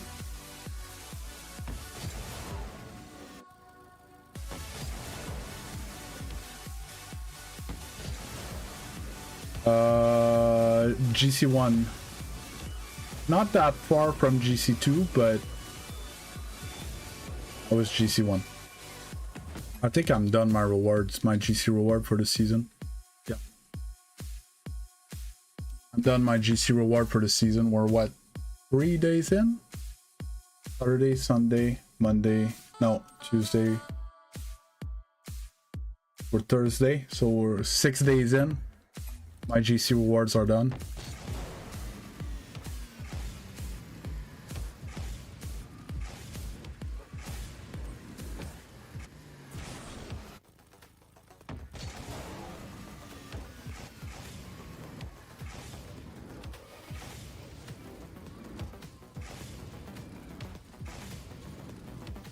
And like, you guys see me warm up on stream. When I start, I do half an hour of pre-play, but you guys don't see me sometimes when I don't have video edits to do in the morning. No, it's 6 steps to champion. It's that one. There's a bunch of it that you're gonna be able to skip. Like, I go in super detail about half flips, like most likely you know most of it, even though you might not even know that there's two ways to half flip. Half flip, wave dash, ground dribble, flex, shooting, and fast aerial. These are the 6 steps to champion, in my opinion. That can be stretched to GC if mastered.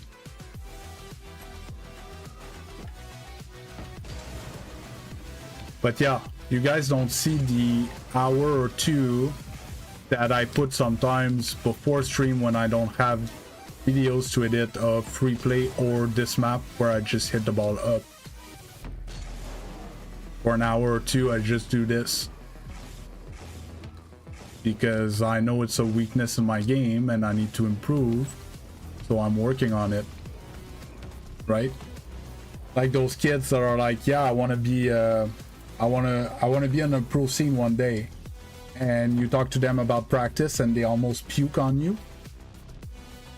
And I'm like, dude, if you don't play 50 to 60 hours a week, there's no way you're gonna make it to the pro scene. Like, there's no way. That's not how it works. It's like wanting to play for the, I don't know, for the Pro League of Football or whatever, but you don't like to go to practice. Okay, how are you gonna get better? What coach is gonna make you play if you don't practice with the team?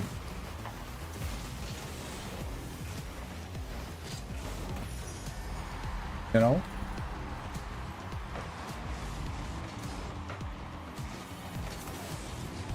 Developing skills like that is a matter of dedication.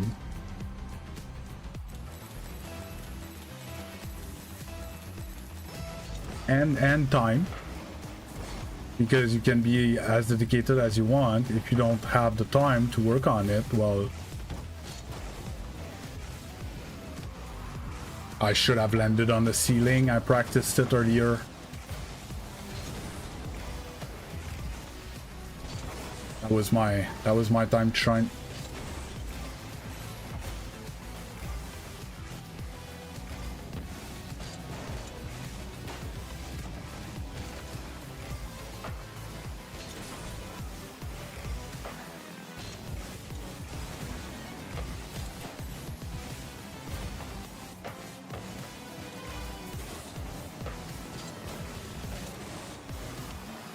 I didn't get the reset.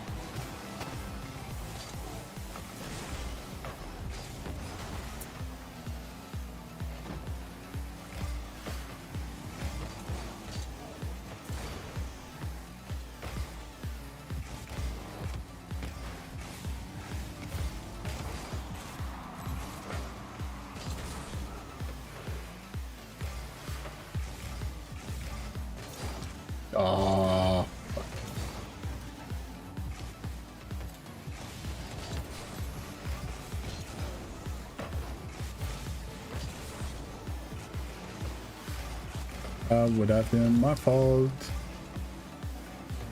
I was weak. Yes.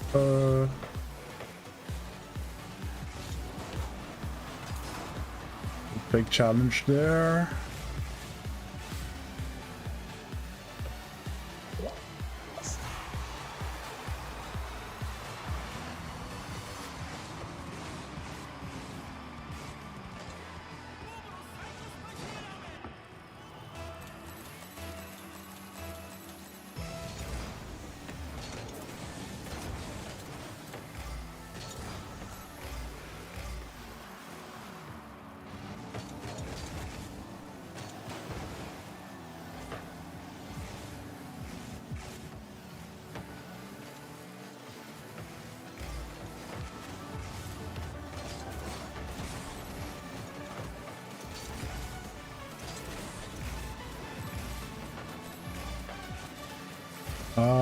Everyone on the stream, if you didn't think about it yet, don't forget to drop a like.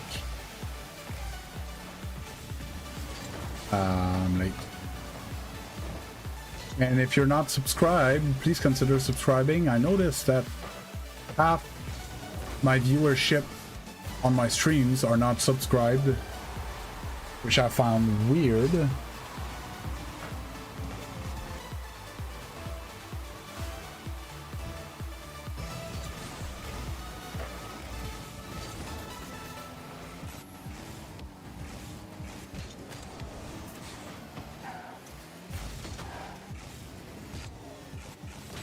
No.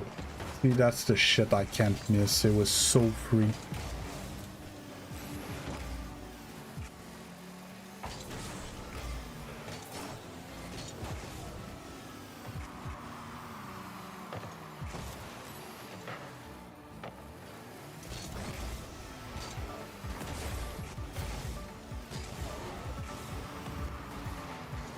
The guy at least.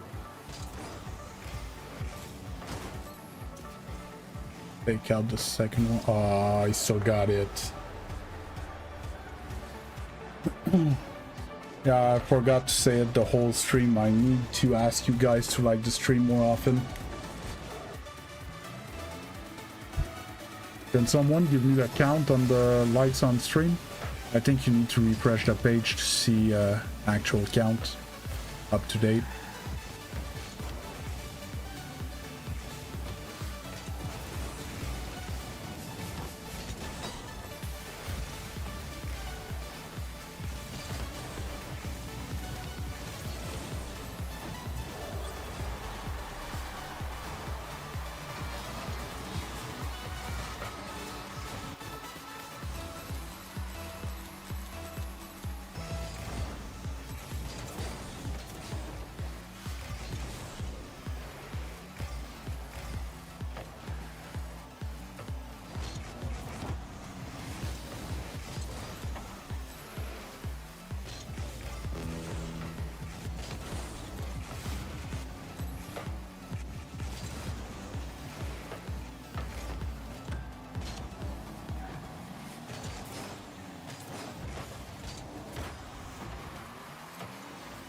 In it.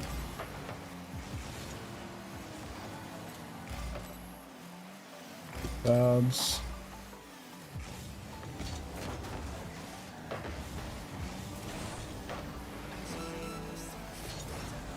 Back pose with pads.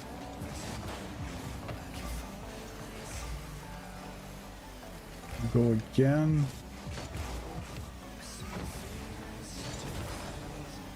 Get a bump.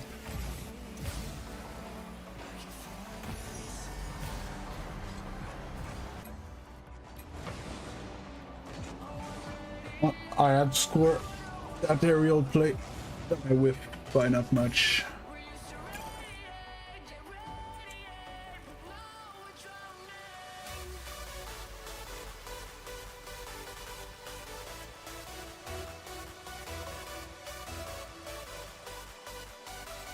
$11 likes.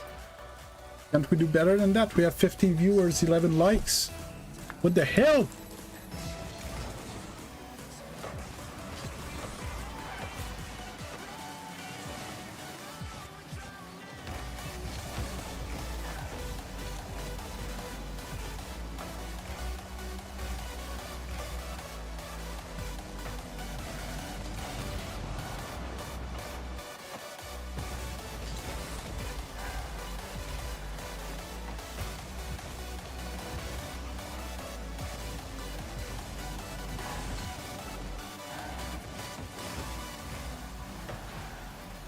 I'm lost. Thank you, teammate.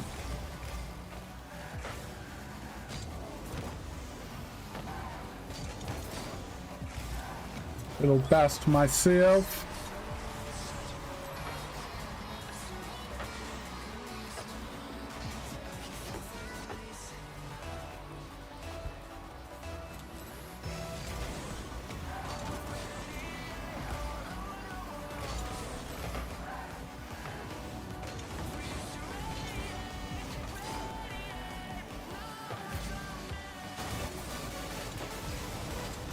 Way too late to jump.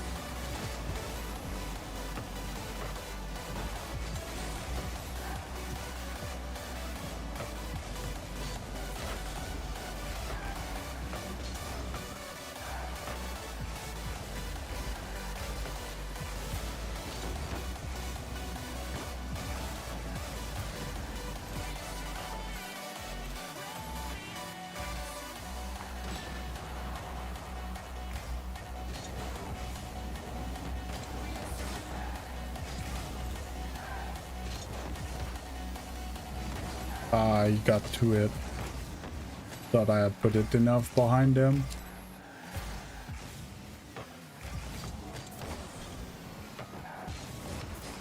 He scored the same goal twice.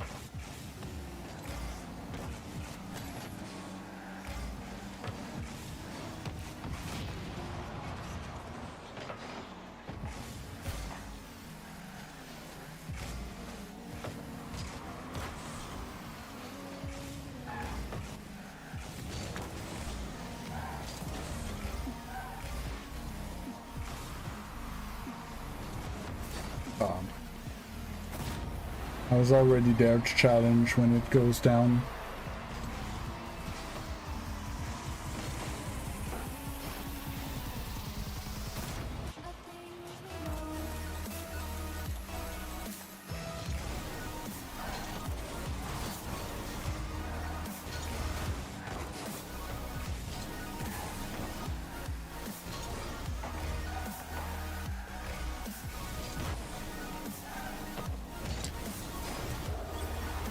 Shooting!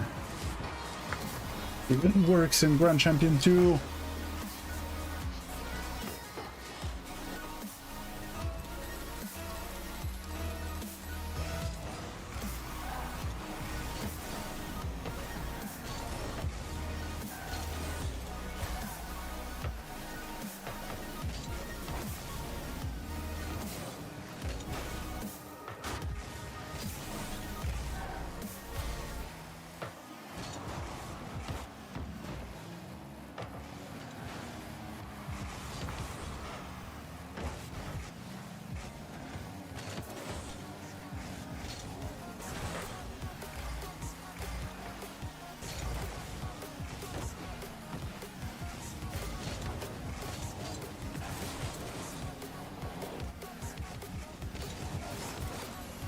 Why, teammate? Fuck's sake, I'm dribbling.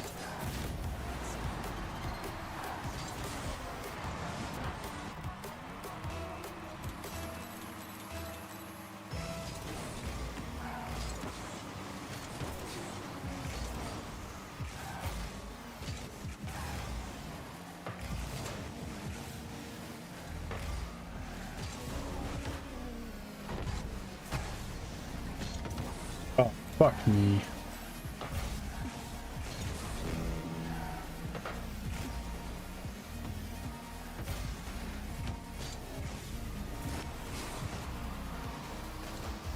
It was already upfield.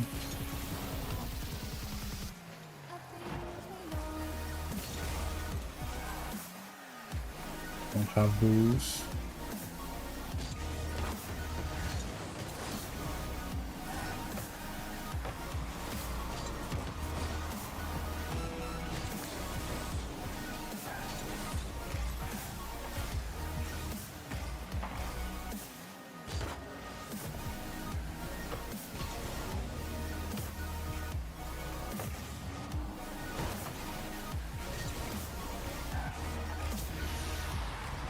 You take those?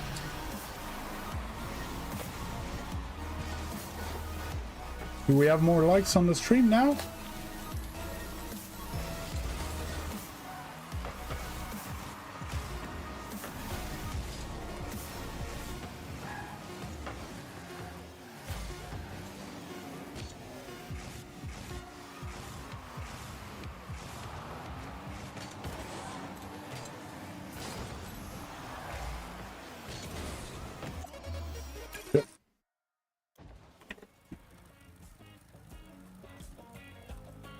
Got ultra silent during my my rant about fundamentals. When I close my eyes, I can almost see it. When I take a breath, you fill up my lungs. And if my mind works backwards just for a minute, I hold on to you before the memory's gone. I remember you. You left my spirit. You high is all I'm feeling. Remember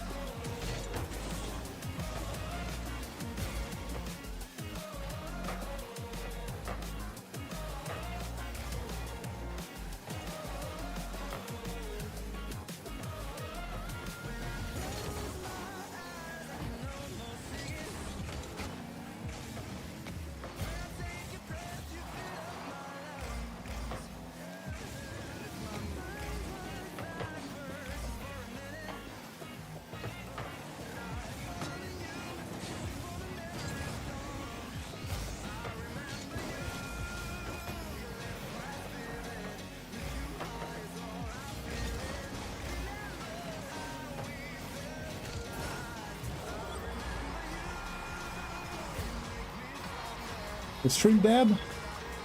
Stream's dead, eh?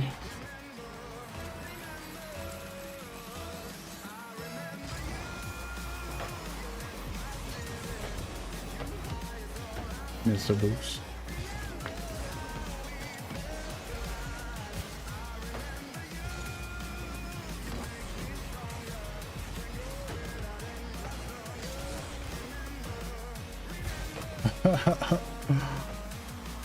Happens, don't worry.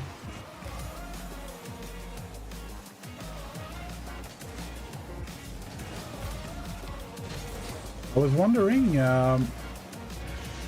do you like your own stuff, Zeno? Do you drop a like on your own stuff?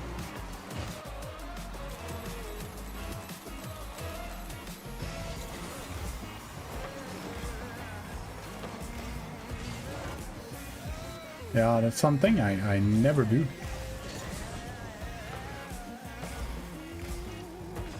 I thought about it because I just dropped a like on my stream. And I never usually do.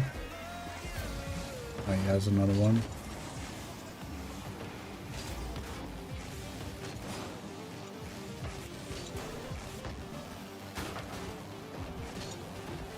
Okay, teammate, can you unpark from the midfield, please? They didn't score. Yeah, well, it totally makes sense.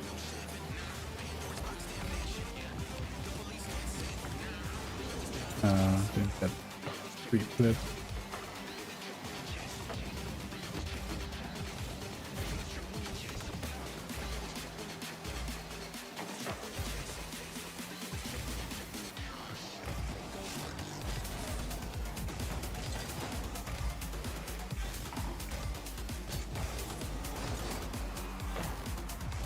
That's dangerous.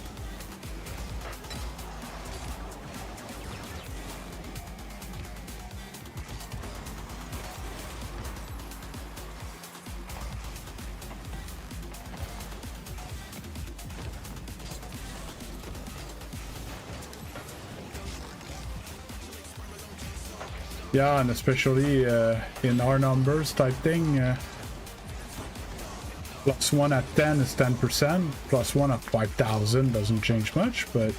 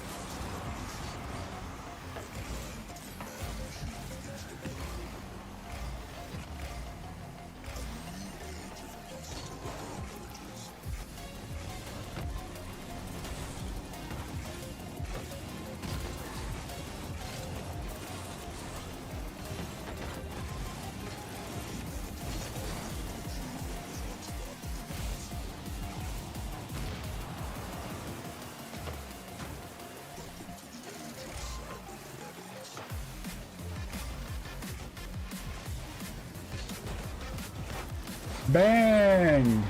Shooting!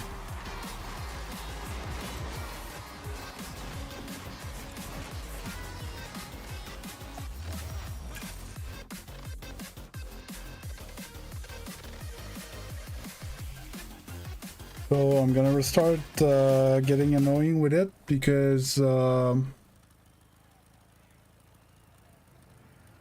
I wasn't today and numbers are different in the last 2 days. If you did not like the stream, please do. I need that help to get more people in here. We got 86 views today. Past 2 days we had like 250, 300 views. If you're not sub. And if you have time to waste, drop a few reaction. Get more people in here.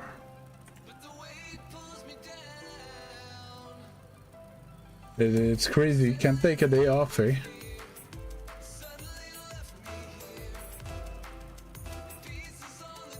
I was like, I'm smashed. I'm gonna cruise through this one, you know? But that is not how it works.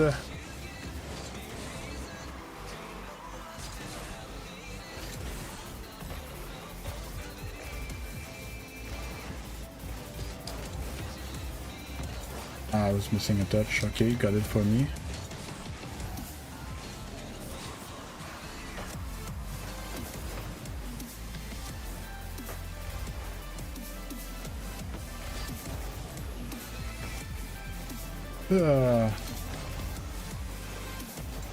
Didn't find the guy.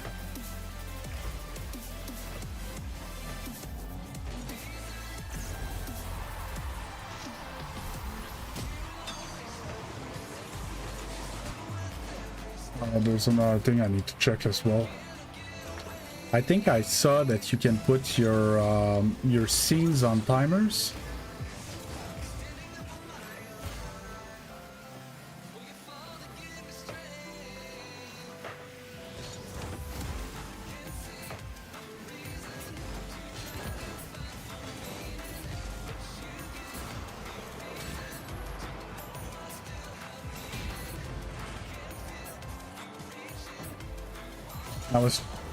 I was thinking fix my videos problem might be what I should do. All videos, my like my timers and stuff like that. Make smaller quality, like lower quality advertisement.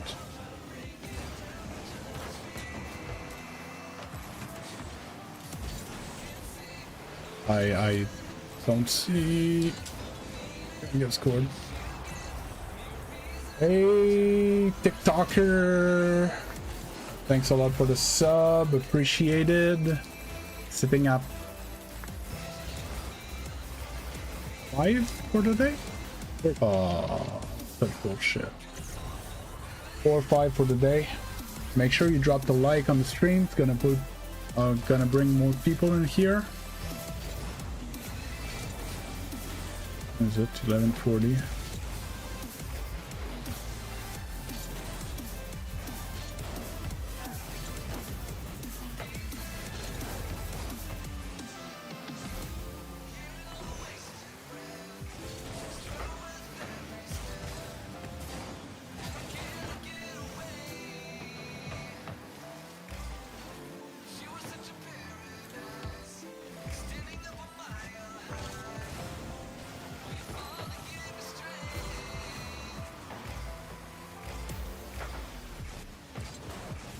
Oops.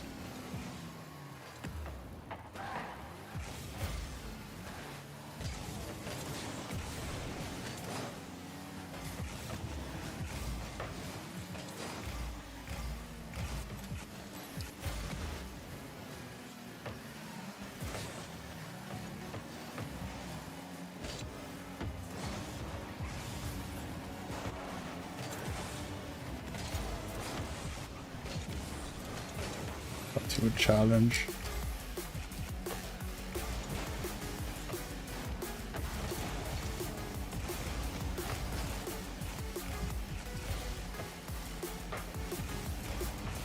Oh, I missed him.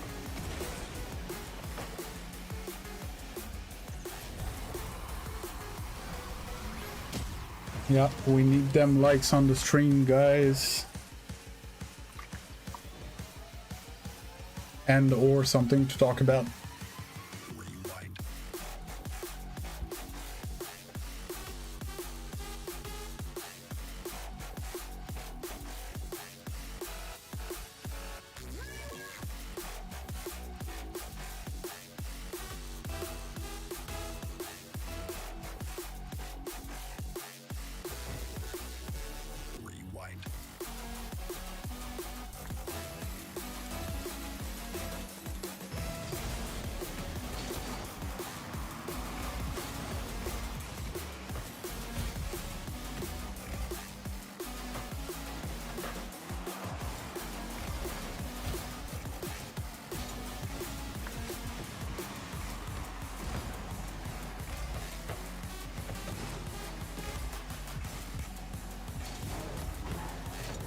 Could have stolen the boost and call it a day. Oh, he trips me off the boost.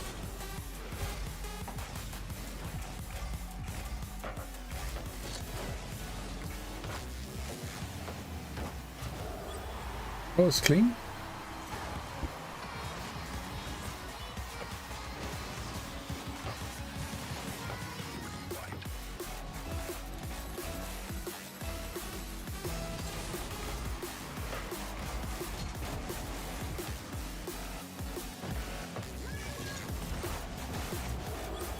Do you practice mechanics or just learning by doing? I find free play pretty boring. What rank are you? Start with that so I can give you good advice. I need to know where you are in your progression.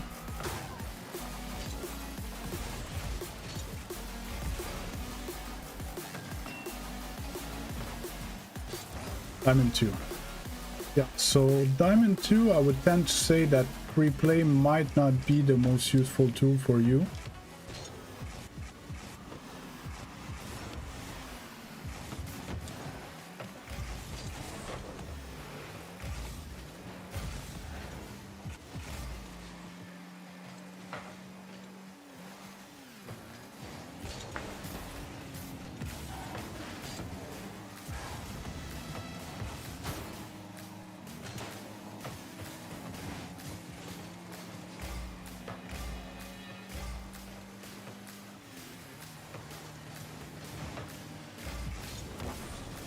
That shot.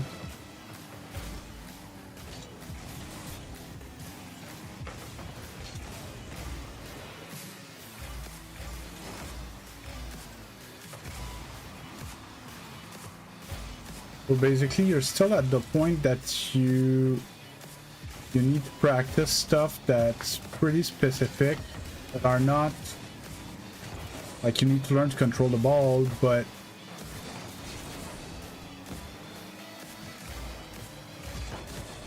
it's not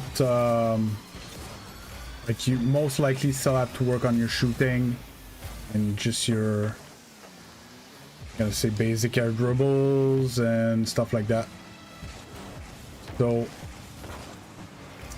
that was a bad touch from me.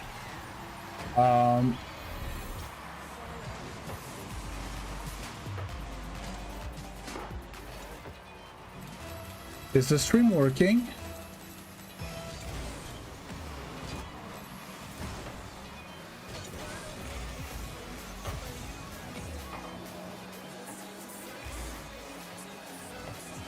Yeah, but if they would flip reset right, they wouldn't be stuck in diamond.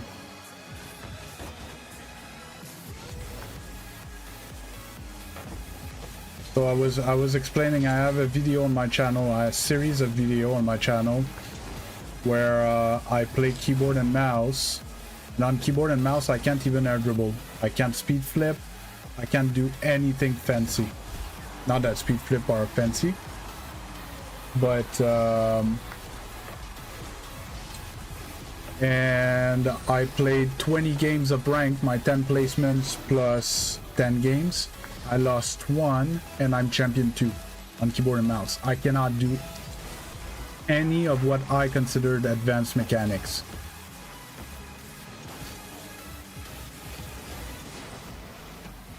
All I do is let my teammate play, and when it's my turn I try to shoot on net from wherever I am on the field. I'm champion 2, right? So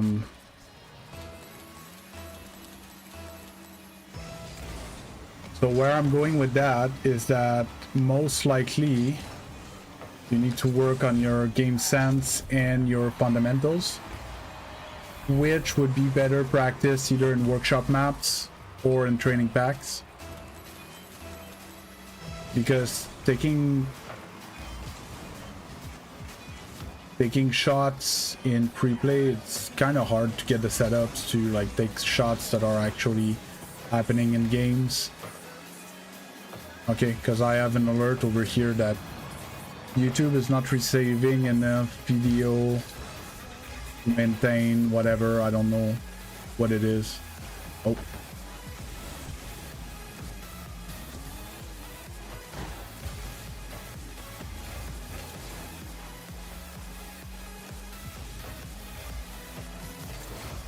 And I never saw that alert, so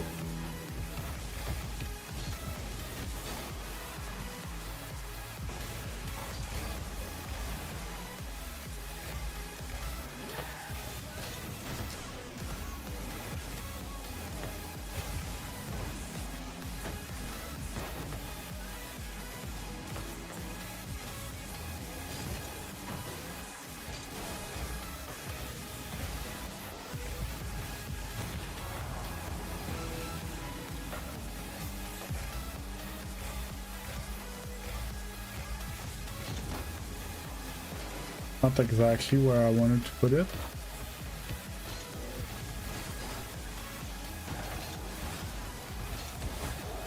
Good.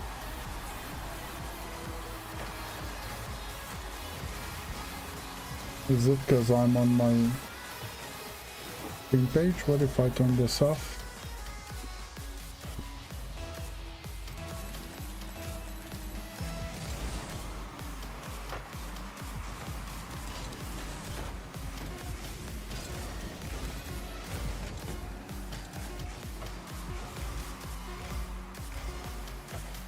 Sure. Seal the deal.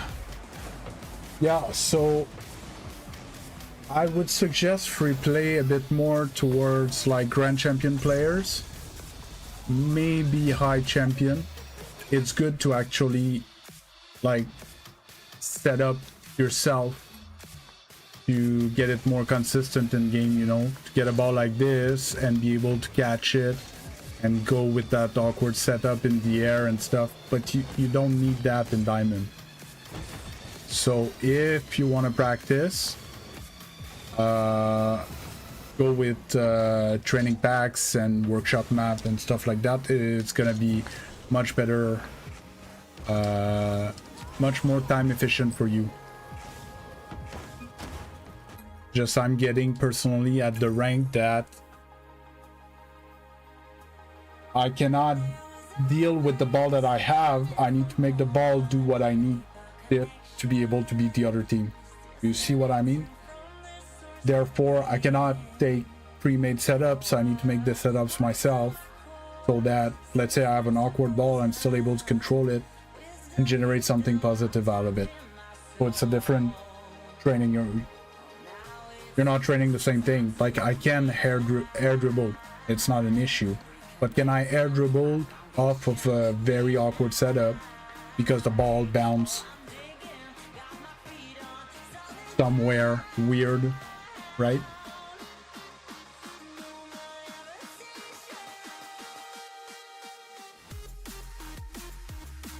And if your question was more learning by doing like learning in game, you can do that. Are you still there, TikToker? Just make sure that I'm not talking to nobody.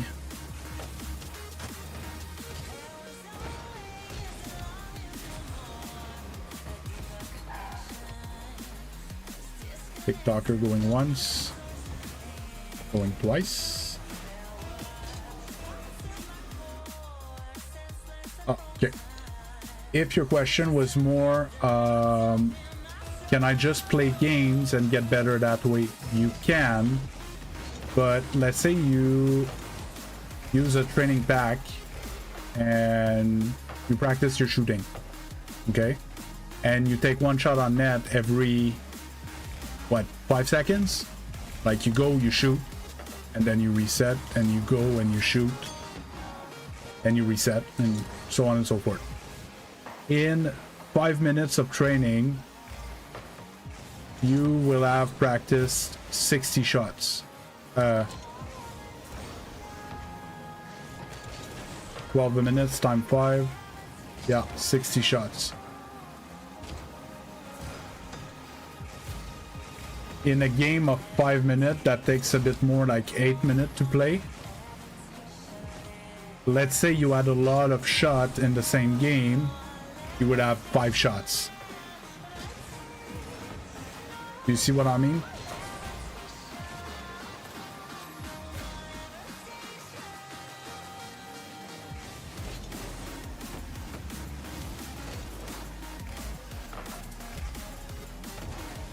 So the big advantage of practicing, whether it's in pre-play or in training pack or stuff like that, it's that you get much more time of the thing that you're trying to practice.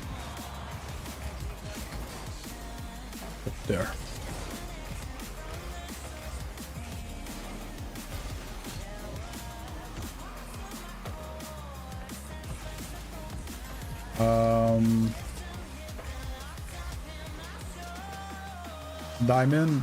Diamond, you need to be very comfortable with power shots, volleys, and you need to start thinking about like higher sort of volleys. It's you actually need to jump once, fly for a bit, and then shoot again. Work your way towards actual high shooting and maybe double tap. But most likely, like just straight up power shots and volleys should be your bread and butter still in Diamond.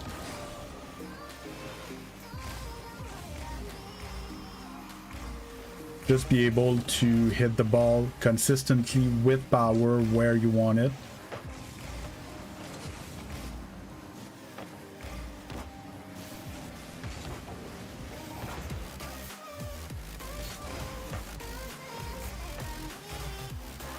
And you had another question that I kind of forgot.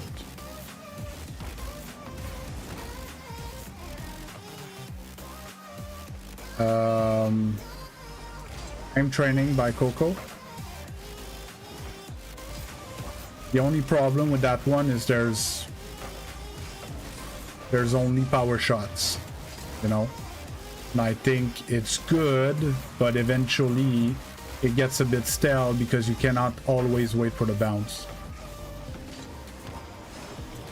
Like there, I took a volley, I didn't take a shot on bounce. And practice several shots and stuff like that. What about the teammate factor? So over one game, okay, if you play one game, it is possible to get a teammate that your game is unwinnable. It's not impossible, and I'm never gonna argue with you on that. The thing is, over the amount of games that you play in a season, your teammate should have the same skill on average as the guys in the other team. It's your job to prove that you make the difference in a game. Because yes, your teammate might throw this game, but the other guy's teammate is gonna throw the next game or whatever, right? And if you have no issues, normally it's twice as likely that the teammate that throws is on the other team, right? Because there's two of them and one on your team. So statistically speaking, the worst player if you're better than the lobby and you deserve to rank up, 2/3 of the game, the worst player should be in the other team. But yes, if you do your 10 placements and then you put the game away for the whole season, it is possible that you got bad teammates in a few of those, and you could have ranked up higher if you had better teammates. But obviously it's an extreme example, but last season I played 2,100 games of 2v2. So like, I can't whine at my teammates because my opponents were as bad as my teammates. Not that I did not whine at my teammates, like, it's, you know, it's a natural thing in Rocket League to be annoyed, but as long as you don't seize the responsibility, you don't take it upon yourself to get better, you're not gonna get better. You're gonna keep waiting for better teammates forever. And I'm telling you, I'm Grand Champion too, and sometimes I have teammates that don't belong there, right? It's not because you rank up that you're gonna have, well, you're gonna have better teammates, but better than the lobby more often? No. It's always the same thing. It's always 1/3 of your game. The worst player is going to be on your team, but 2/3 of your game, if you're better than the lobby, the worst player is going to be in the other team.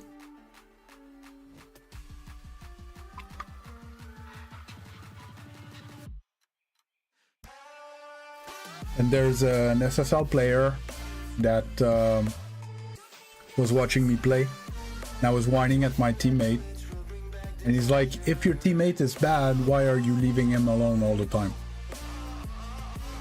So I was throwing myself out of the play for nothing dangerous on offense, and my teammate had to defend on his own.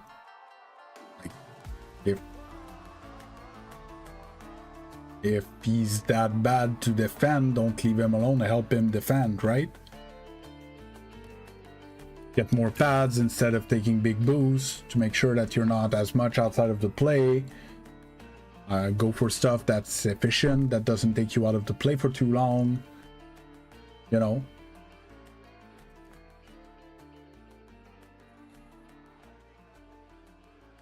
Be a bit more aware of the consequences of your action in the game, positive or negative. Don't be too passive either, you know. It needs to be a balance. Like, you need, most likely you're gonna need to be the better player on offense and be the better player on defense as well. Like, you need to be able to do both. It is a team game, but you can't always rely on your teammate. And another thing I've been explaining a few times is that, you know, there's the games that you get smashed 5-6-0. There's a game that you smash the other team 5-6-0. These, there's nothing we can do about them, right? Then there's the games that are close, that either you won 3-2, well, you won, good job, we don't change anything. The games that you lost by not much, that you lost 3-2 or you lost 2-1, something like that, is there one more save you could have done if you had done something different?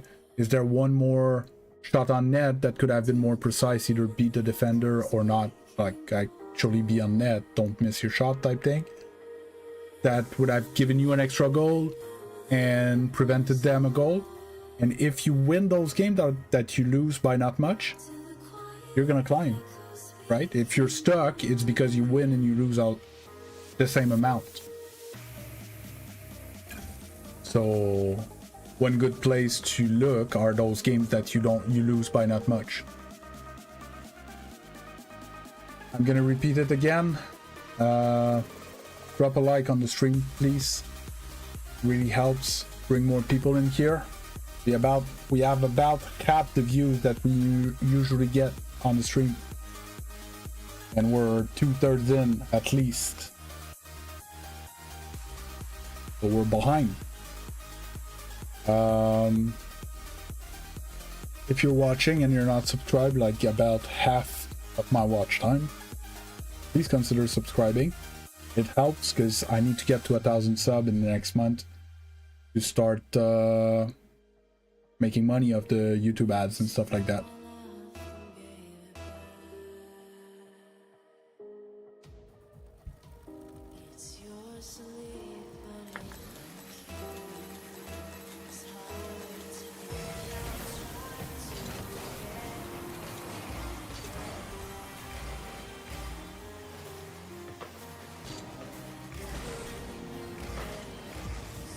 No, we're at 4 subs for the day right now.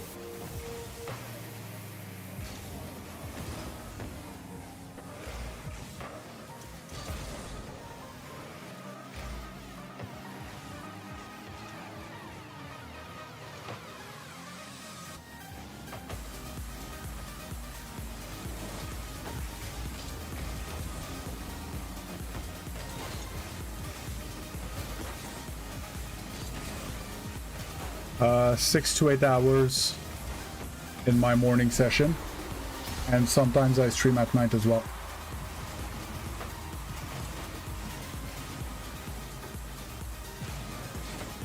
Like tonight, it's the finals playoff for my league, day 1.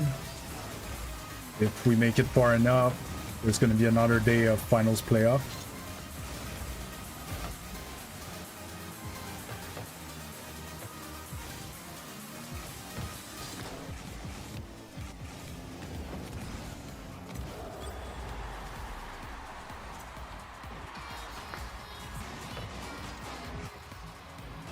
So I'm gonna be streaming at tonight in basically in 7 hours from, well, 6.5, because I usually start half an hour early to warm up. So in 6.5 hours, I'm gonna be back on stream for at least an hour. Likely after I'm done with the league stuff, I might go on a bit. Maybe play with Xeno, maybe play some, you know, extra mode, a bit, something a bit more casual when I play at night.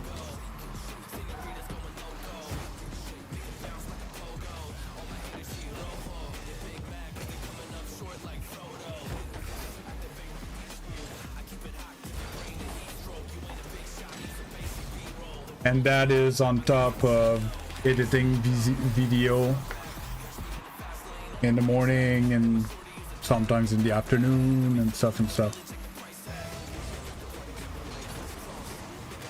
But yeah, I work a butt ton.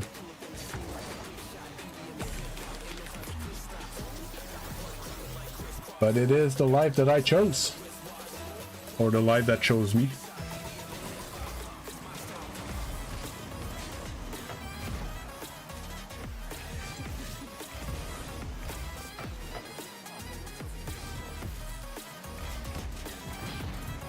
Never went for the ball.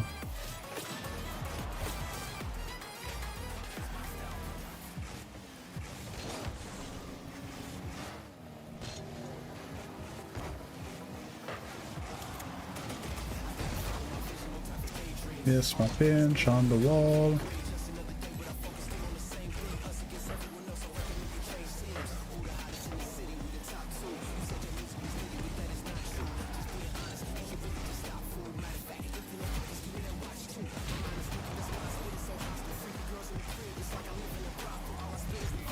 Nice. So I saw that got a few new viewers. It fluctuated. Make sure that you drop the like on the stream to make sure that more people get recommended, so we can get more people in here, more growth. If you guys enjoy it enough for me to keep on going after June.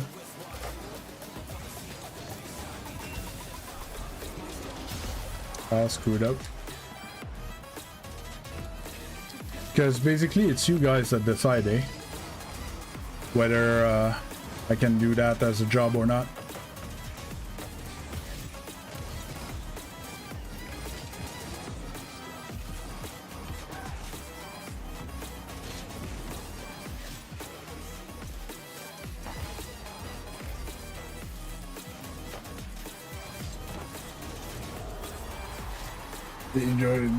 I do, you know, because if I don't please the audience, I don't have a job. The idea is to entertain and please, within reason.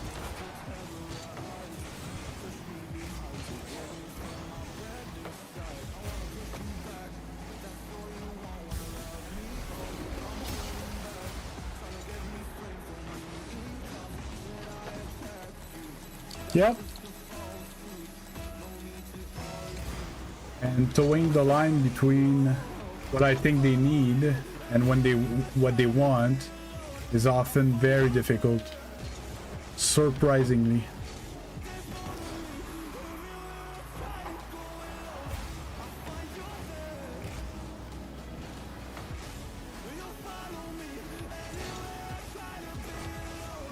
That was lame attempt.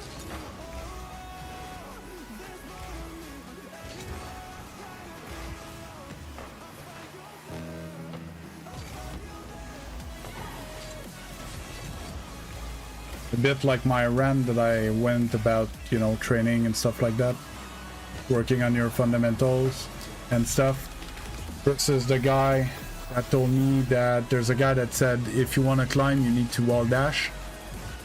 He most likely got more views than if I talk about fundamentals. It is not sexy.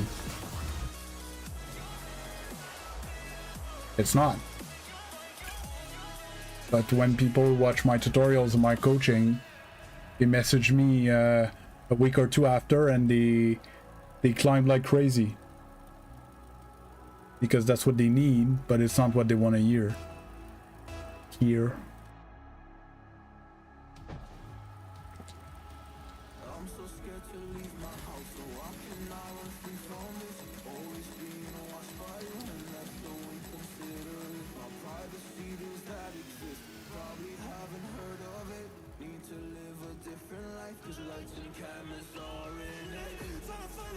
Oh yeah, definitely. Just remind me of the video I saw. They asked a bunch of people on the street, would you rather have a minimum salary job in a super nice clean office, or you would like to make 100 grand a year cleaning sewers?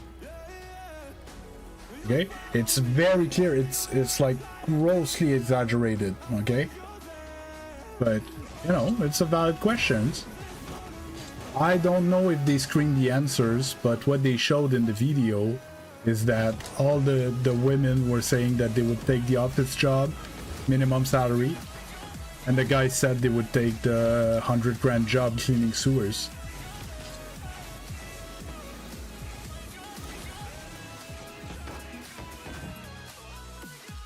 And my point is not about like gender or whatever. It's not nowhere near that. But yes, the thing that sucks more gives you more payout. But yeah, if you don't want to do it, take something that has less payout. But be aware that you're gonna have less payouts. You can't whine about the payout that you get if you take the easy way out, right? You don't want to work, well, you're not gonna get paid.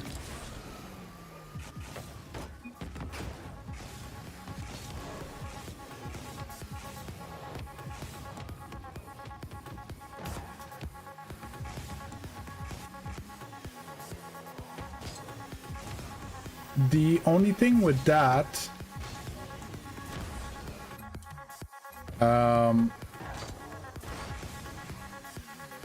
90%, because I saw a it was a study. Yeah, give me a second, Legend. There was a study that studied whether success was luck or dedication. Okay,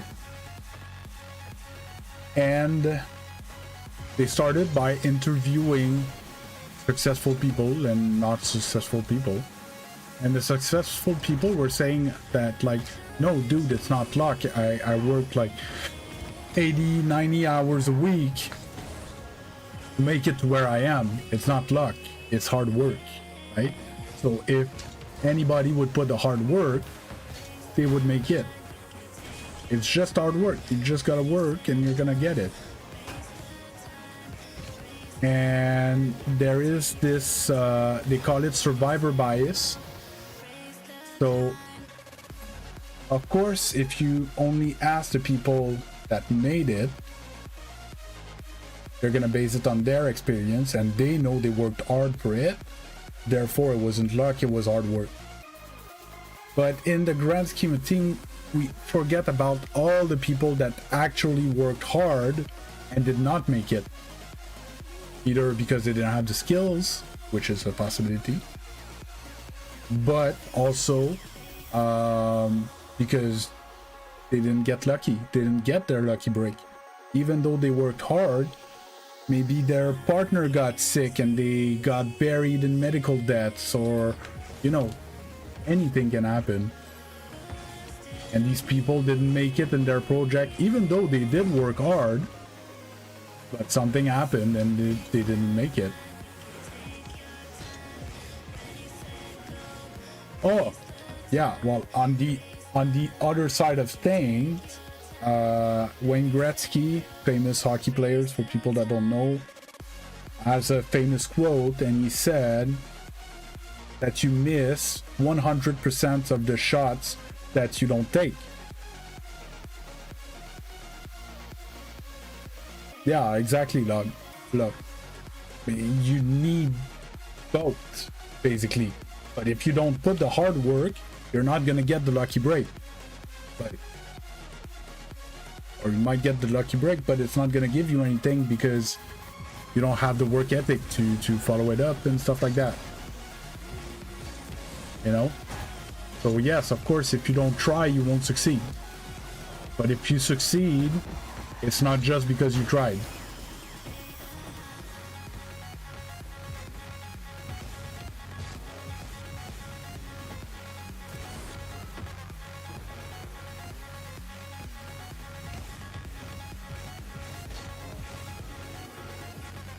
I know the name Mark Cuban, but I'm not exactly sure.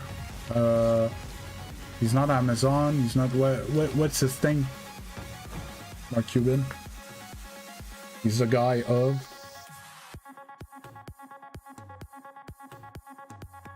Apple?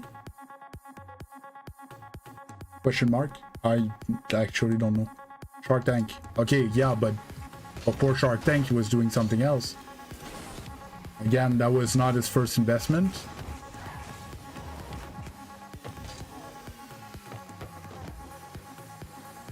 Okay.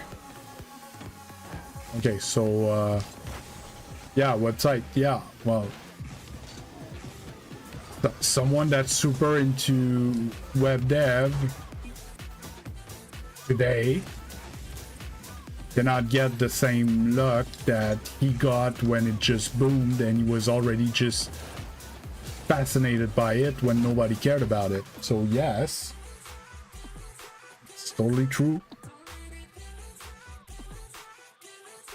Okay. Hey, no problem, Legend. Make sure you drop a like on this video, on this stream, please. Get more people in here. Views are dwindling down.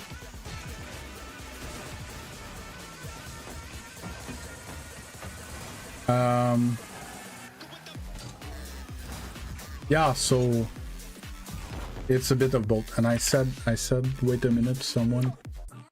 Oh, it was Legend. Air control workshop map.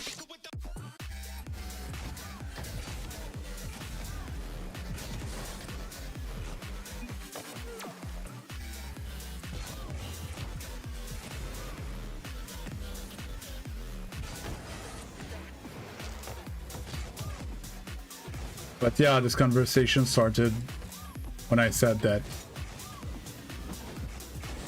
people that make it, like streaming or YouTubing or whatever, they make it because of their audience. Well, because they were able to give value to the audience. Like, you can't become a big streamer by yourself. The stuff that you like to do needs to interest other people as well, or else you're gonna stream to no one.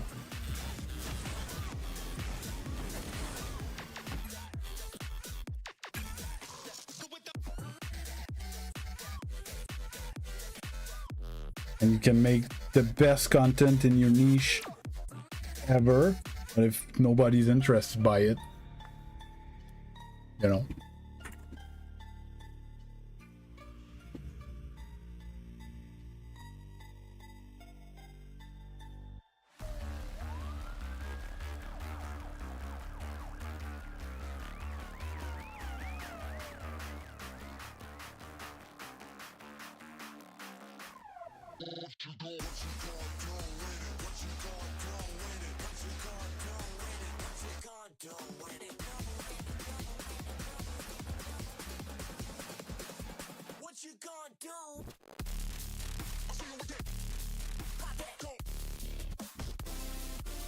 So, by the way, hi Lug, how you doing?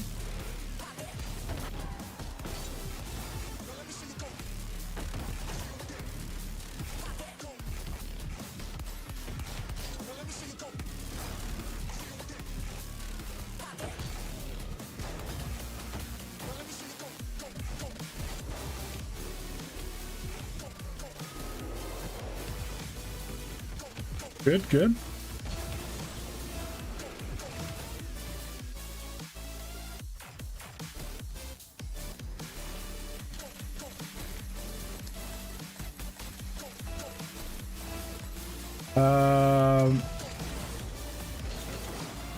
Good workshop map for air control. It would be a rings map. Basically, that's where it needs to start.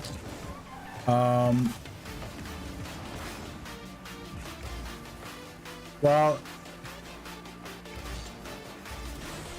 yes and no, in my opinion. Obviously, one that you like, because if you don't like it, you're not gonna do it. They all have their pros and cons, in my opinion. No, exactly, that's where I'm gonna go. So I think the staple is Speed Jump Rings 2. The one that I do from time to time, the one that I did backwards earlier on stream. This is usually, you know, when you're at X level, you need to be able to clear this map under 4 minutes. Most likely right now you wouldn't be able to clear it. Yeah, that's the one with the tiny red rings.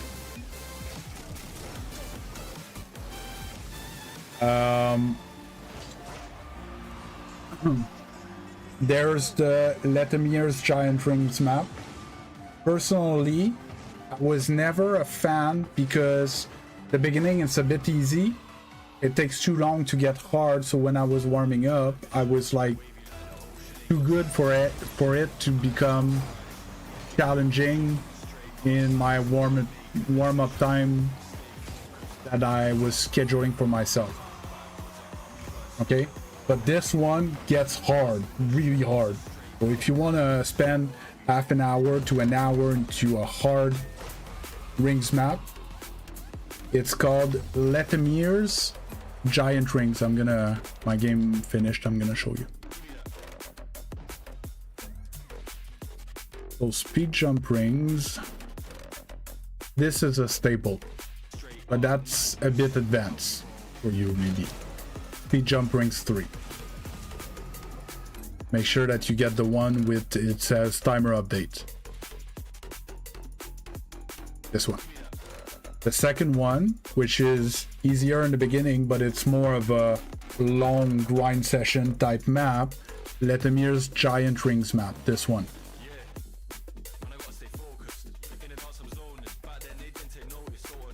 You can't control the ball in the air if you can not control your car through rings. Just like put the ball aside for some time and work on controlling your car. Because to control the ball, you need to be able to do the adjustment to be able to control the ball. Right? Just by improving your car control, your ball control is going to improve. So Letamier is a good one for that, but it would be more of a long grinding session. And the last one that I would suggest, which I think would be the best one for you, would be this one, Letamir's knee and height string. I'll get back to controlling the ball after.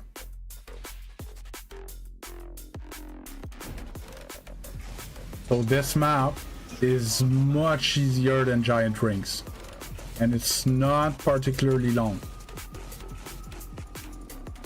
If it would be to do again, I would start with this map from nothing. I would start with this map, and then I would move on to speed jump rings. Okay? And then when you want to put the ball as well, because it cannot be air dribbling or rings map. So it's rings map because that's going to help you in the air in general. But if you want to work on your air dribble, air control as well, there's a few as well. The one that I like, but is much too hard for you, is this one. Don't touch this one until you're GC, and even there. One great one, but I think it's still a bit advanced for you, is this one, to fly to the ball and try to keep it up as long as possible. It forces you to hit the ball up as much as possible.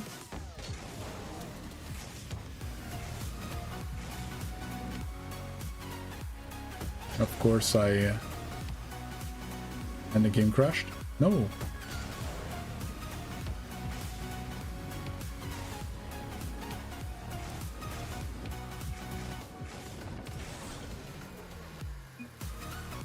And the other one that's good, I think I removed it.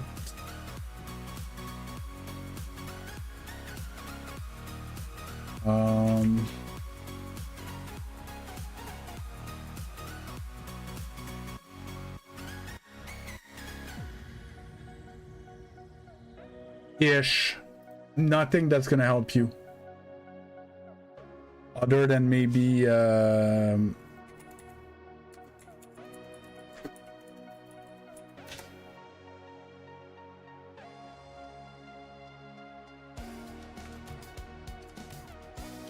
play offline workshop. This one. Air dribble gauntlet.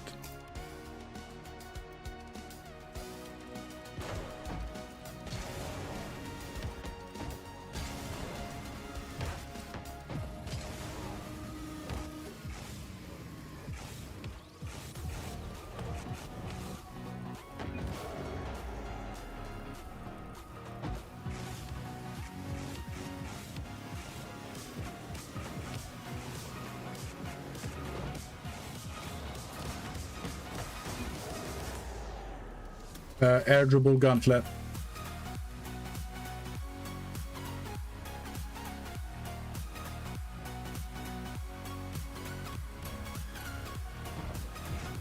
But your goal shouldn't be to work on your air dribble in this map type thing until you can do it without working on your car control, because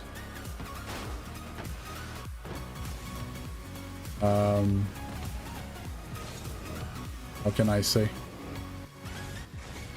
It starts with your car control. Like, if I can't do all these little readjustment that I just did there to control that ball, I wouldn't have been able to control that ball into the net. Unless you just do the level 1 or the level 2, but you're not practicing much doing that.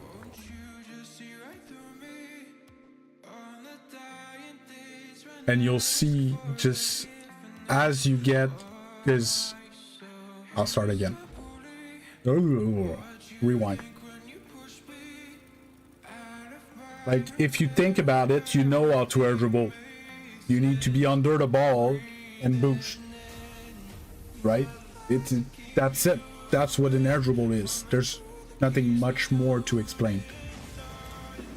But what is hard is to be able to manage your speed, to be able to follow that ball, well, follow/push that ball around. And for that, you need to have control on your car to be able to do what you want. Right? But just by doing the rings, you're gonna have a setup in game, and you're gonna be able to air dribble suddenly out of nowhere. You're gonna be I'm able to do that because you know what you want to do. Yes, you know what you want to do, you're just not able to do it with your car. Well, imagine if it's hard to fly through rings, how much harder it would be to do something with the ball that is balancing on your car. It's the same idea as this, but in the air while flying. That's why it's hard to have control over an air dribble, because you need to do this while flying when people are struggling to just fly and touch the ball in the air.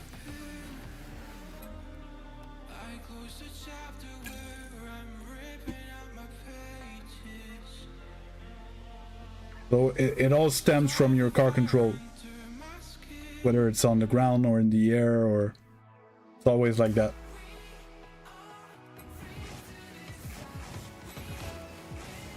Of course, car control has its limit, because eventually you need to play with the ball to feel how the ball reacts and stuff, and there's, you know, more advanced mechanic. But if you can't control your car, you can't do any of that.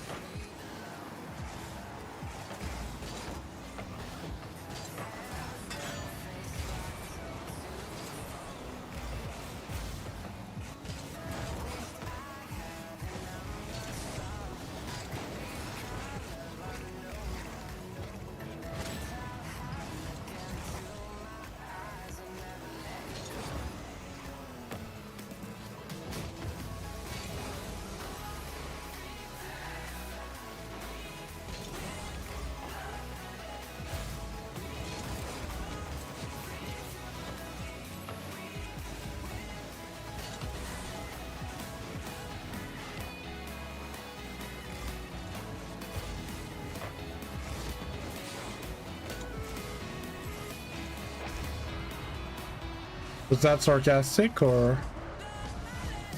Because I'm trying to get them into my play, but it's I don't practice it enough. I don't remember.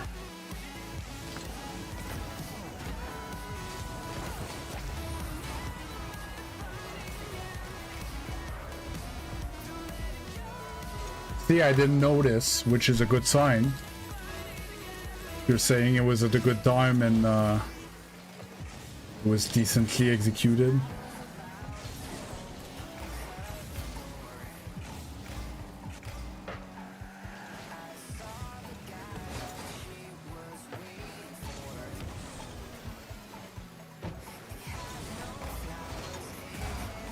Like that?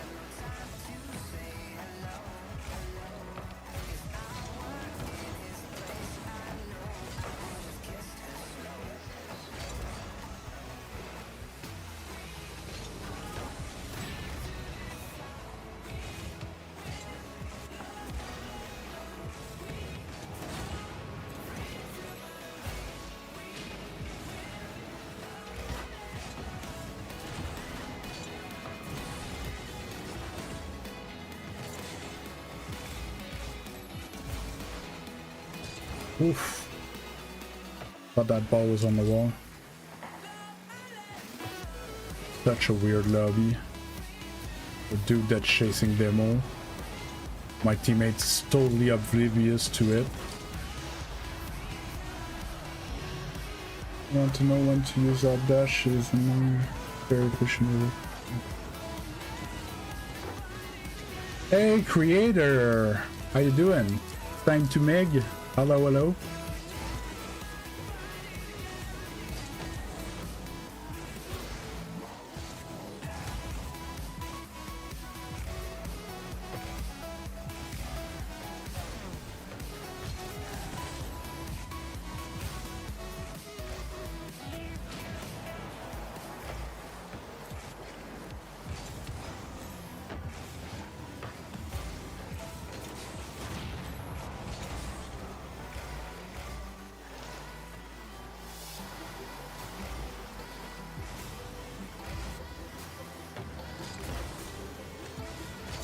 That challenge.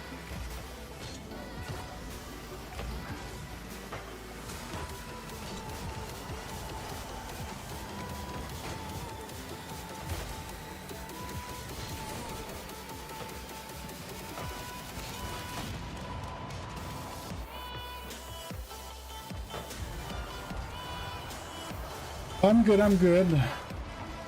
Struggled with sleep last night, but I'm surviving.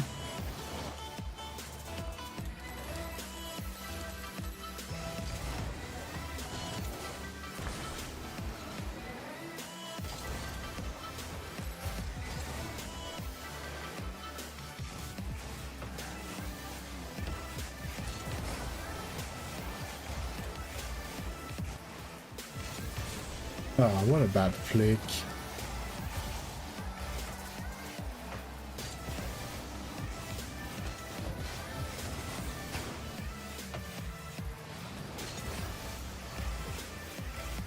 Yeah, well, if you run away and you park, he's gonna demo you, bud.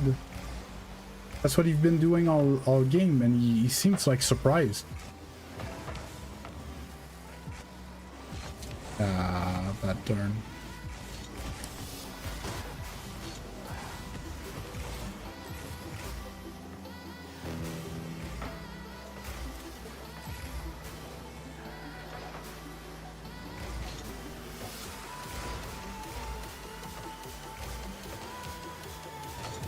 Oh. That's too close.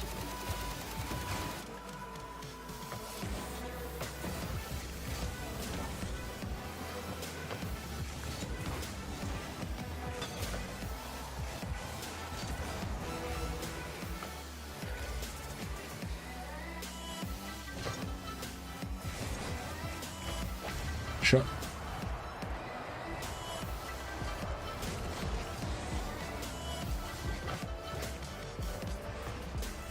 Yeah, well, Seb tends to be very annoyed by demos.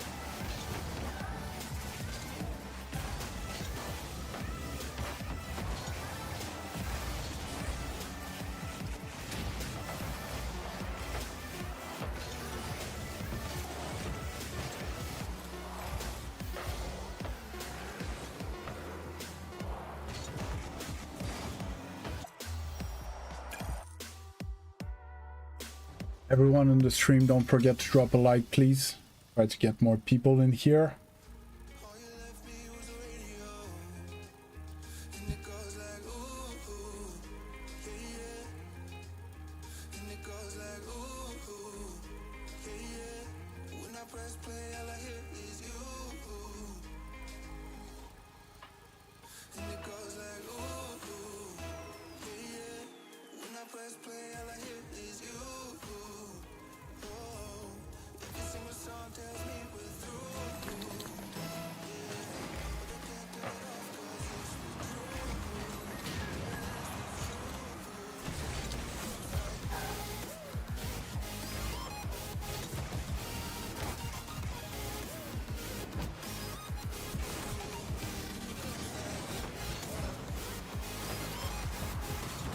I'm even for the day so far. Ish. Oh, I'm +1 game.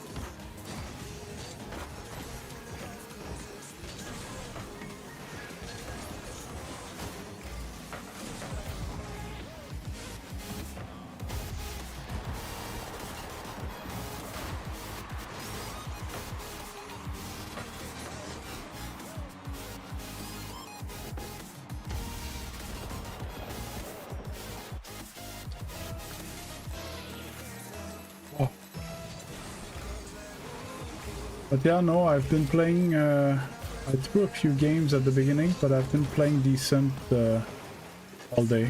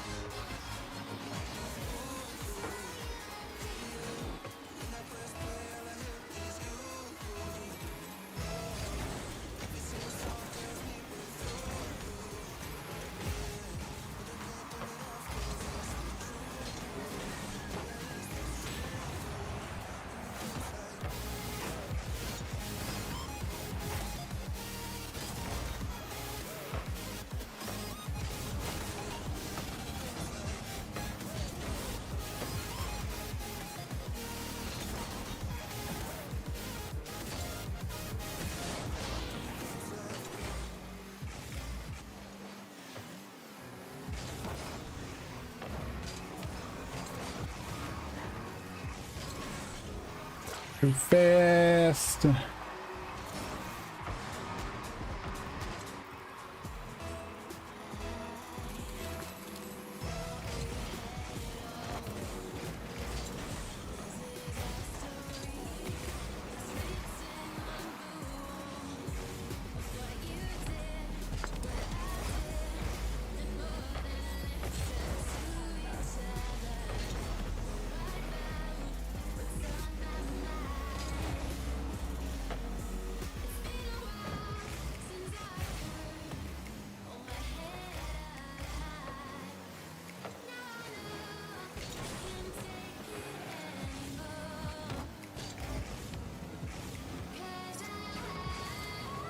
I throw opportunities like that, teammate picked up everything.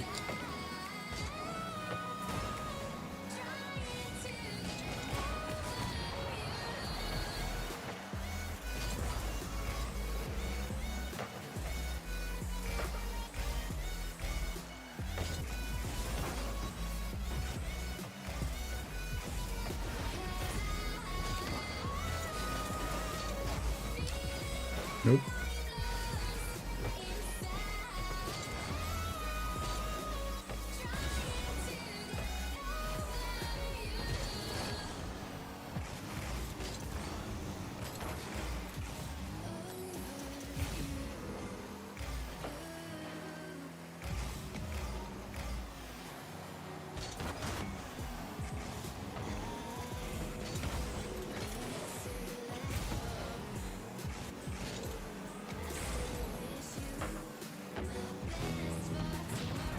Gotta watch yourself, Lug. Seems like Xeno has a new favorite. Just saying.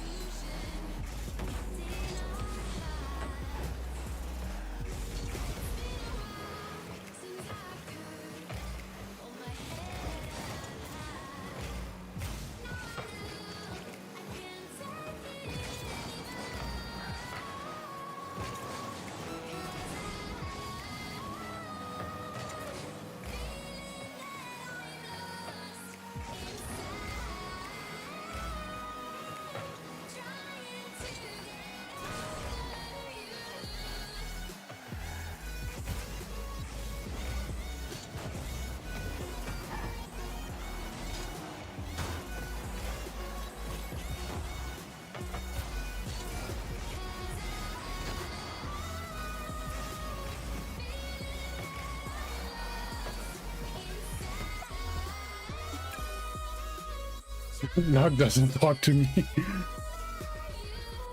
F's in the chat for Lug.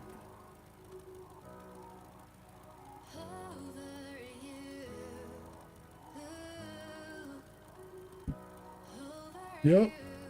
Apparently.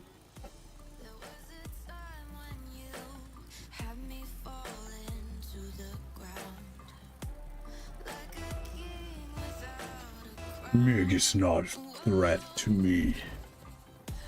Sounded like a villain line in a movie. Make sure that everyone on the stream... What the heck am I doing?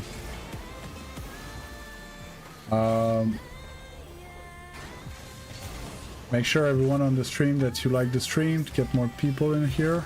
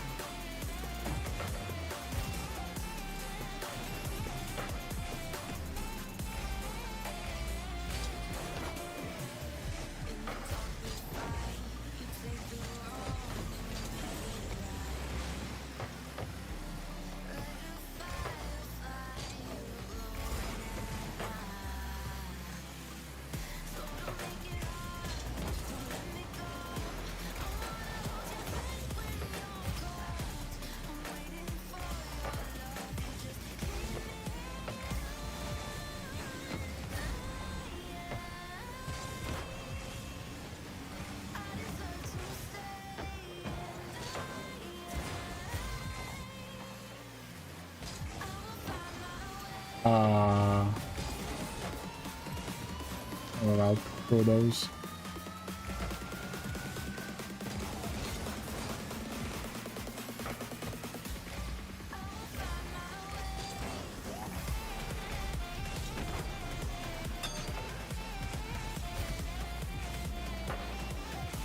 Good shot.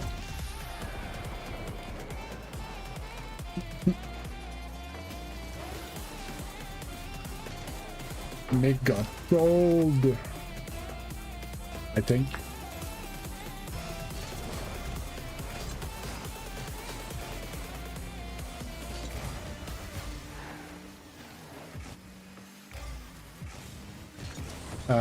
Bad touch.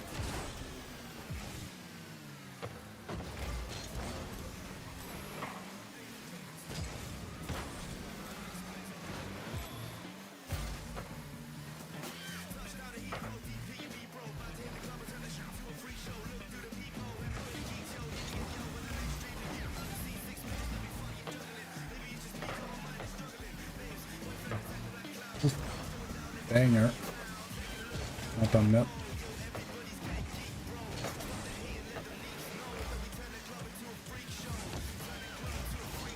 Of course. Basically, I have an open net.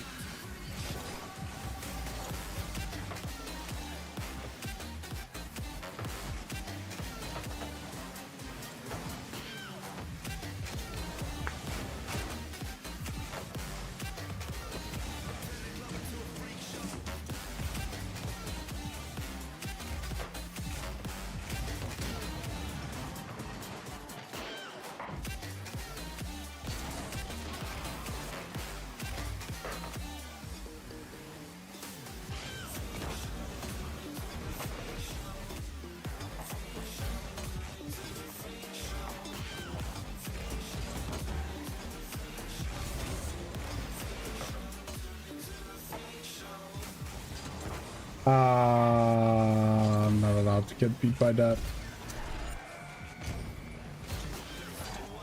What do you mean, Radazin, dog? Or we probably called him Radozin or whatever. Radozin.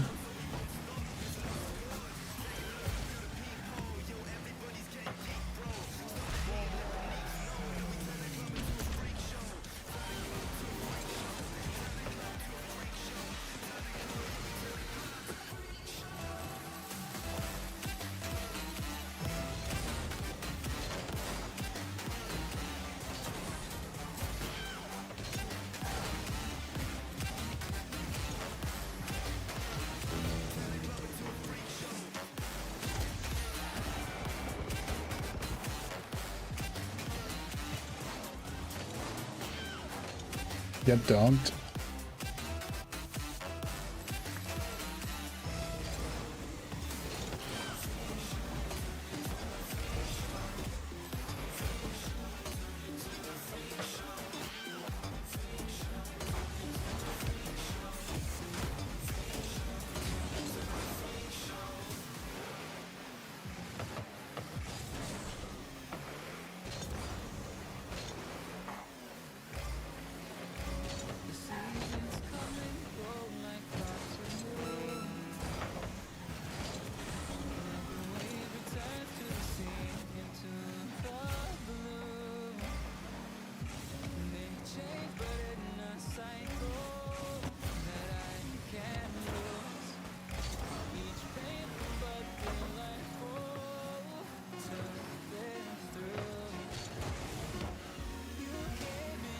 Always get bombed when I take off and I ball someone.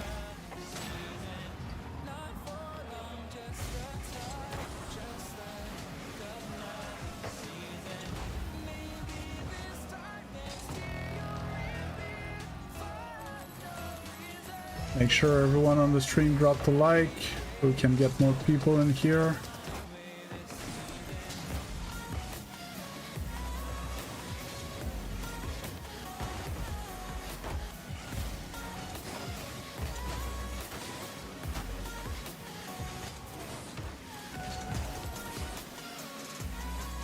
That's how you do. Hey, 1570-ish. One more with Gc2.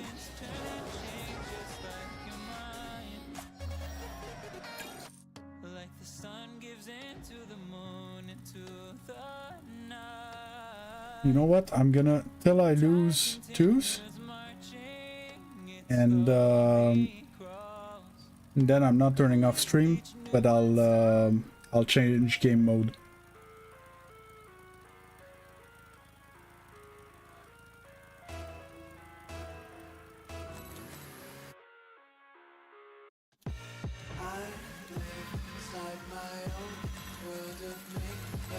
We win this for Gc2.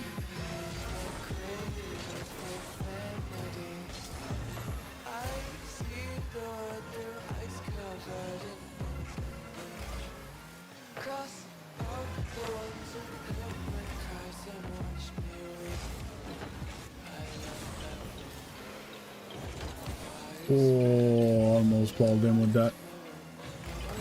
I don't know what teammate's doing. Off.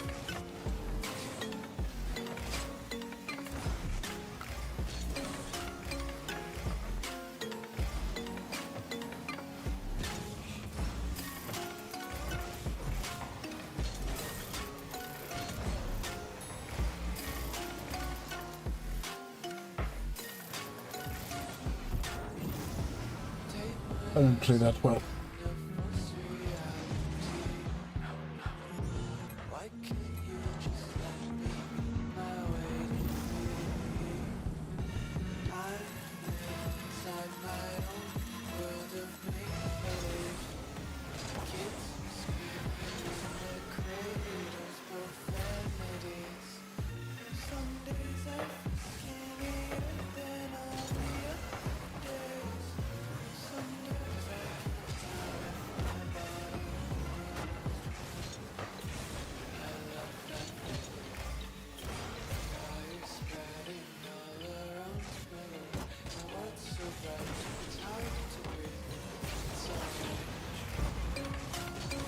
Did I not get a 50 on that, man?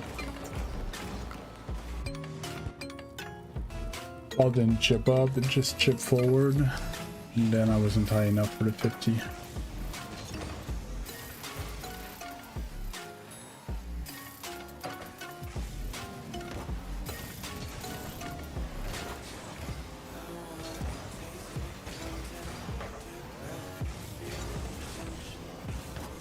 Oh, I didn't get a touch on that.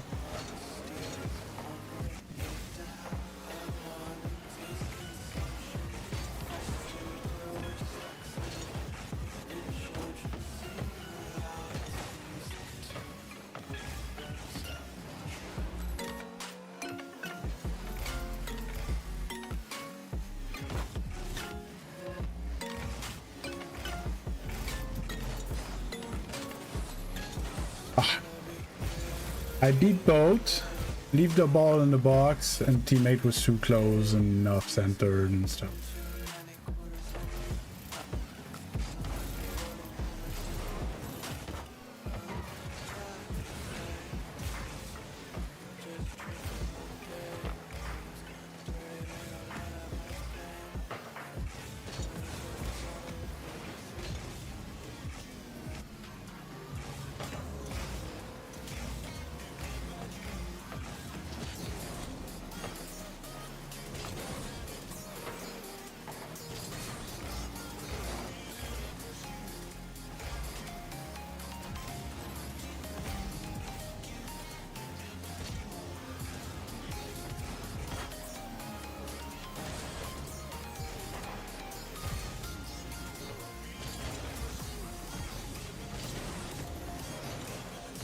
Okay, teammate went out of his way when he was full boost. Take a boost, that would have helped me.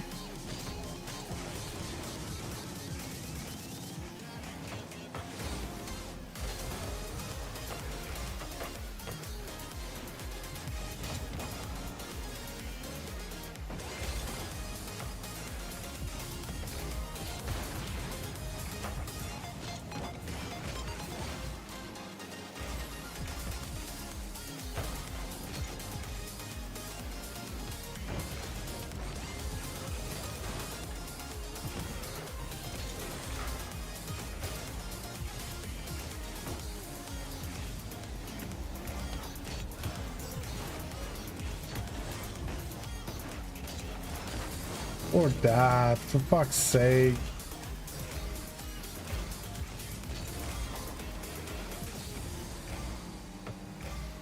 Today we need to score. We're down by 2. Dude, that's less air control than me, man. Almost impossible.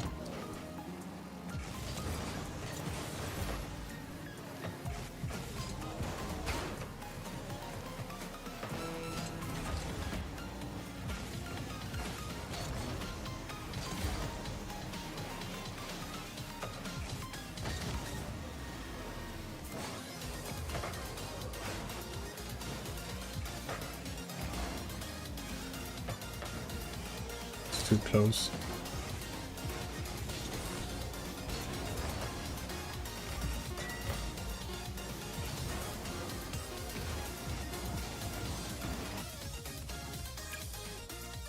Why am I training packs weird after I downloaded package? So I did water dribble and double tap again. It's not the same as before. Okay, so you press on F2 to go into your package mod settings. Click on no variance. So basically there's variance in your shots, so either very low, low, or medium, or high. Okay, what it does, I'm gonna put high just so it's obvious. If I go into custom training packs and I would launch something like ball to air dribble, like look, the ball's not on the ground and it doesn't have the same power, and see, it bounced weird, right?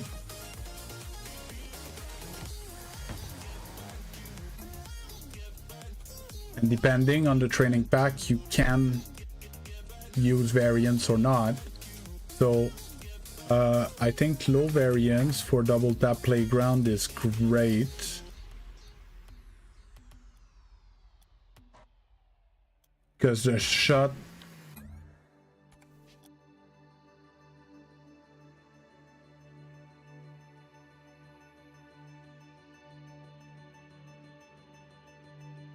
it fire.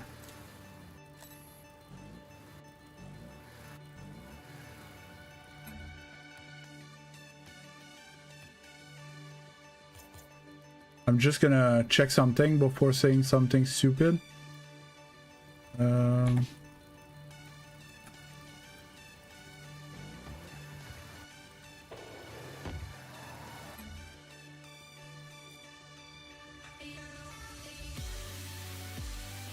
Okay, so variance, that's what it plays with. It even plays with the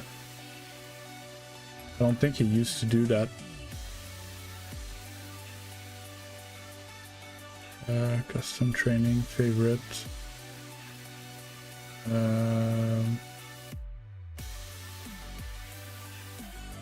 So I would suggest, if you can, to play with variants, your training packs, because it makes the shots much more realistic, because they're not going to be the same every time. And with the, you know, the starting speed and stuff like that, you're gonna have to adjust your speed depending on the aerial you want to make.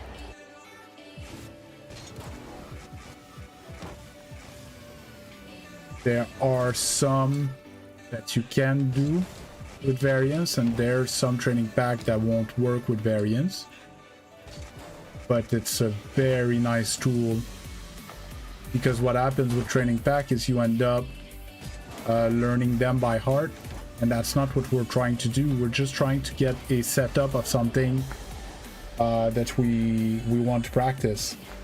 So in a double tap training pack like that, even if there's some variants, I can still make a double tap, but they're not going to be the same every time.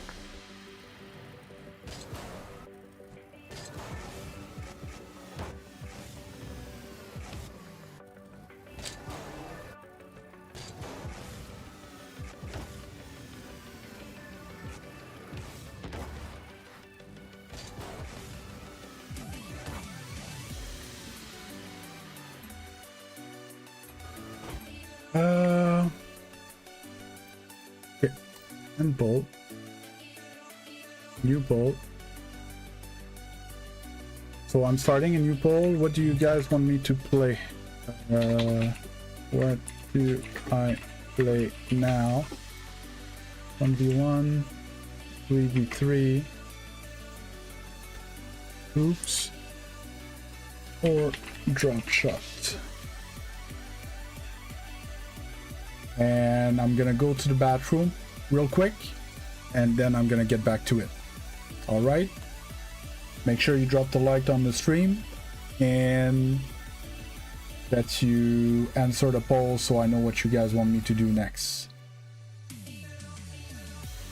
All right.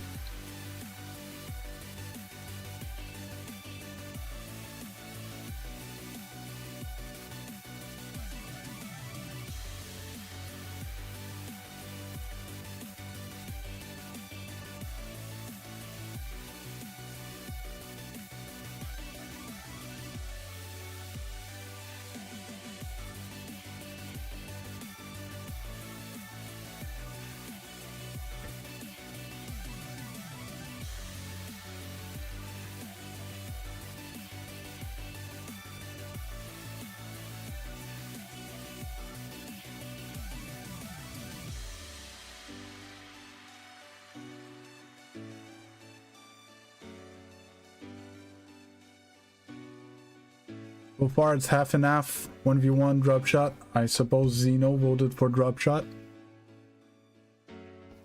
So I'll be back shortly.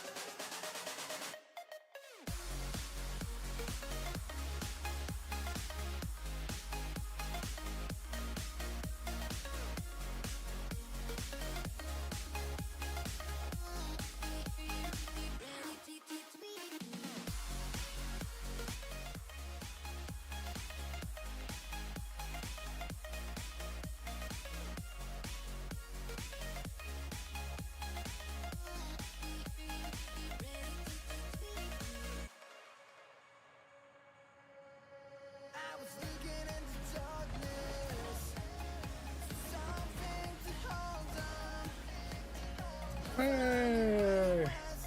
Oops, flip resets.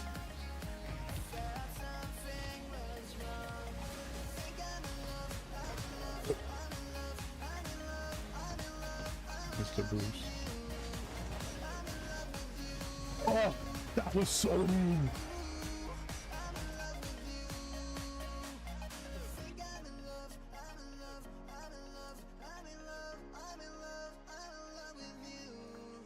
Let's go.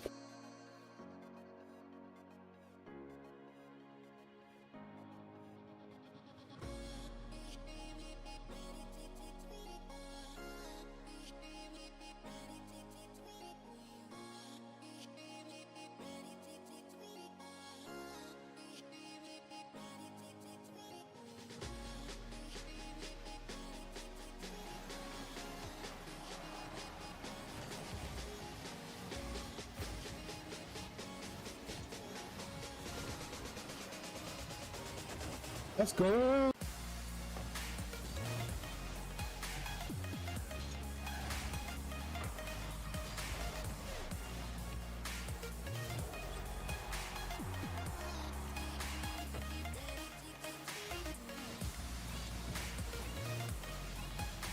Let's go.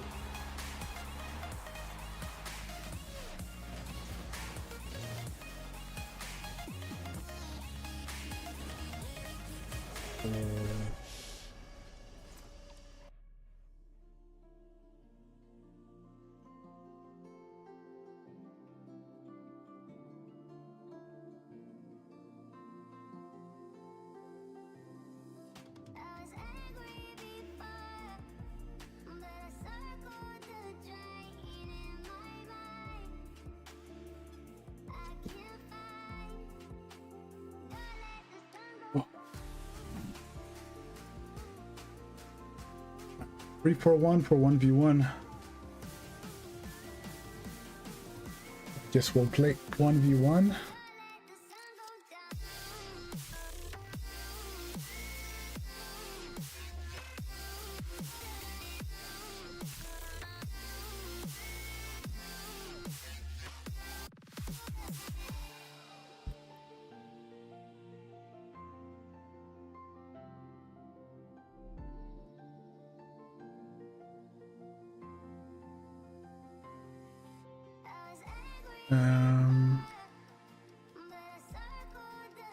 Pull this away.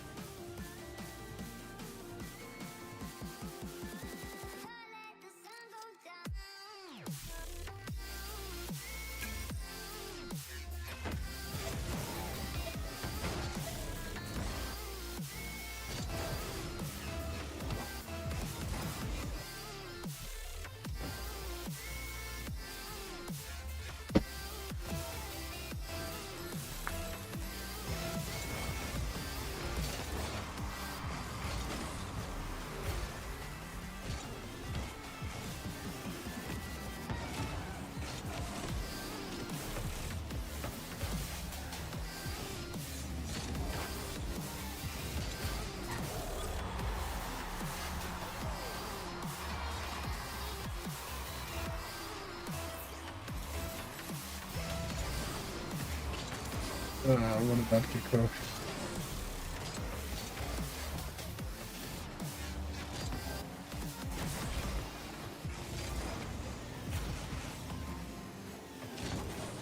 For sure I was getting there in time.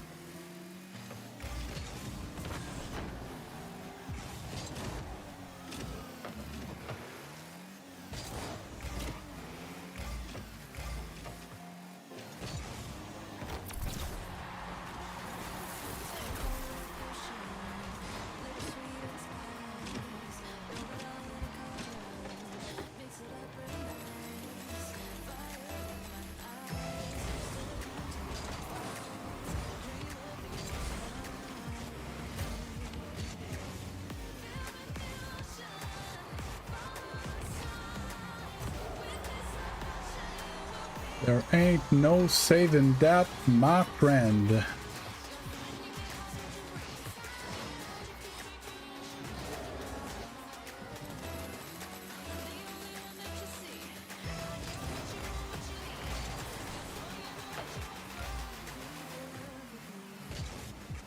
No, no, I'm not allowed to miss that.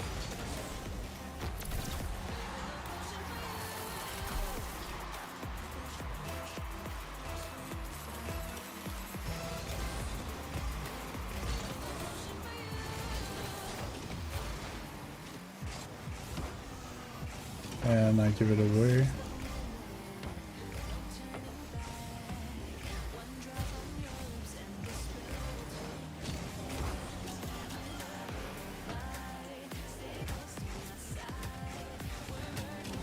Well, you know, you say that, but you know that used to be a great stream for me.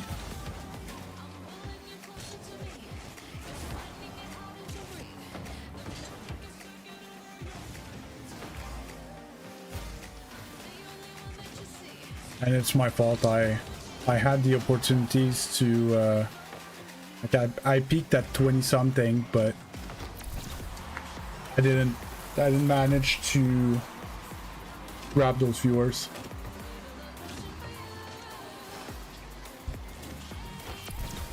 You know? And I had these long like we talked about stuff that was super interesting, but I don't think it was great for Rocket League viewers.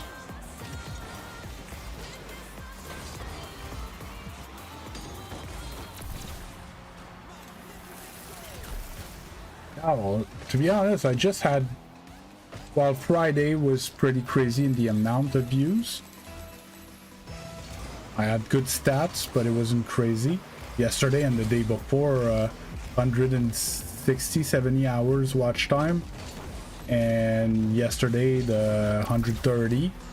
These are crazy stream. It's like 1.5, 2 times what I usually get.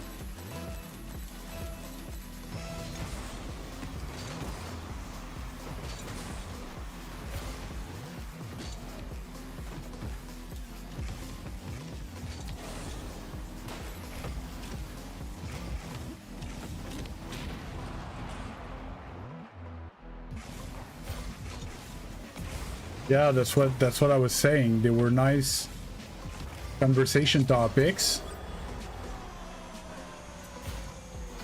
but they didn't, you know, it wasn't what someone that don't know me shows up and wants to know what I'm about. It's not interesting for them. I know you're here, Legend. I didn't say anything about you. And I'm happy that you're here.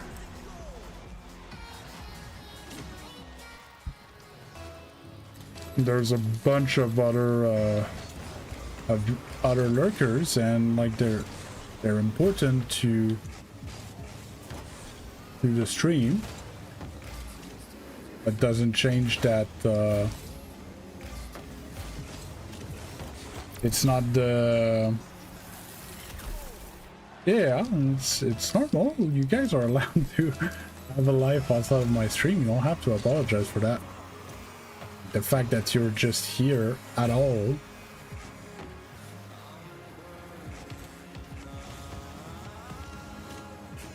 is still support.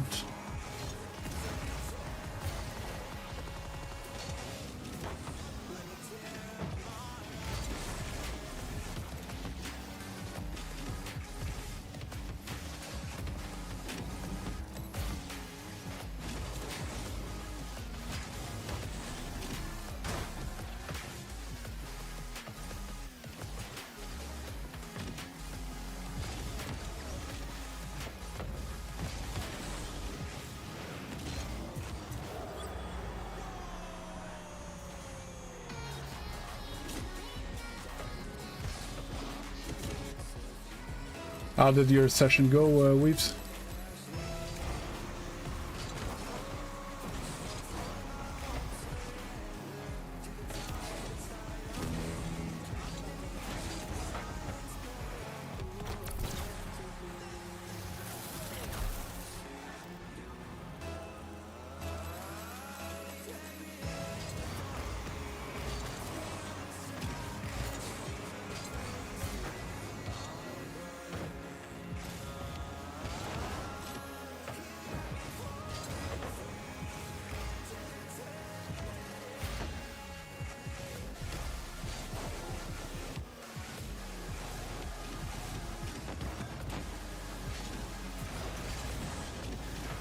We heard the crossbar.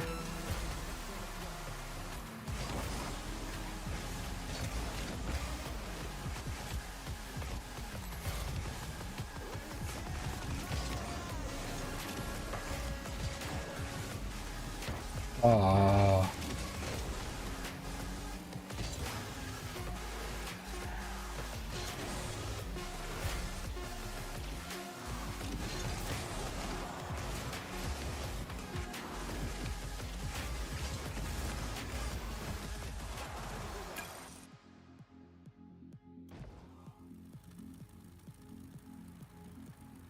Was ping. Nice. But dude, the finals is final 2 out of 32. That's great.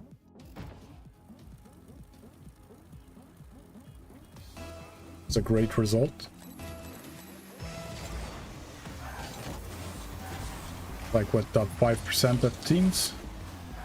Something. I would have taken that in my RLCS tournament.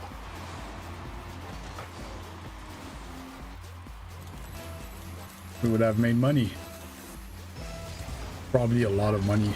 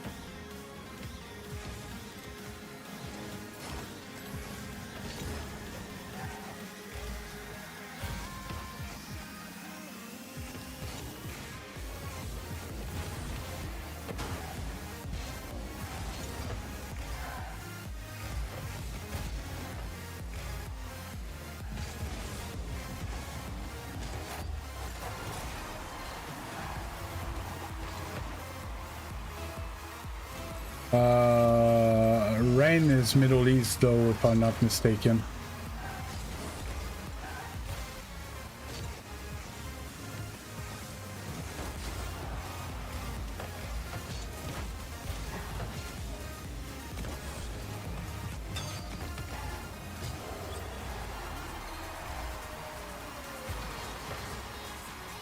Lucky, but that was a nasty double.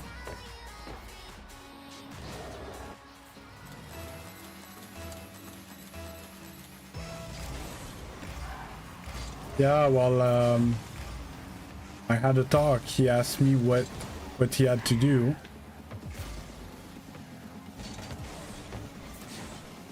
And I didn't tell him that he had to do that much.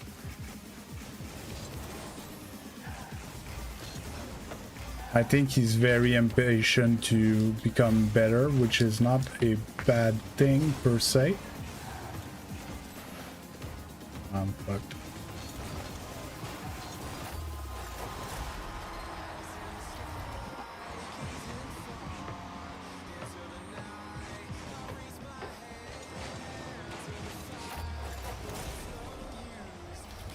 That was pretty much what I was doing, to be honest, at Diamond Champion rank at some point. Not every day, I would have a few days that it was more like 20-30 minutes total training. But I had days that I would do 2-3 hours of training.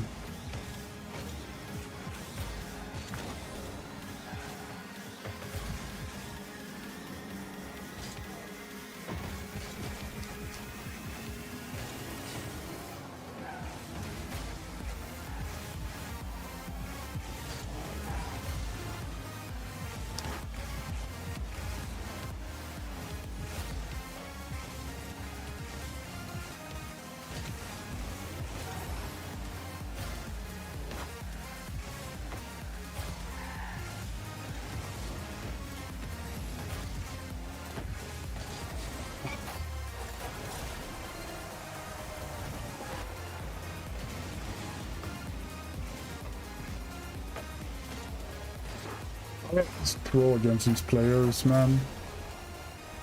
I starved all his boosts, and then I throw a control at the end. Could not find the hole to do something on net.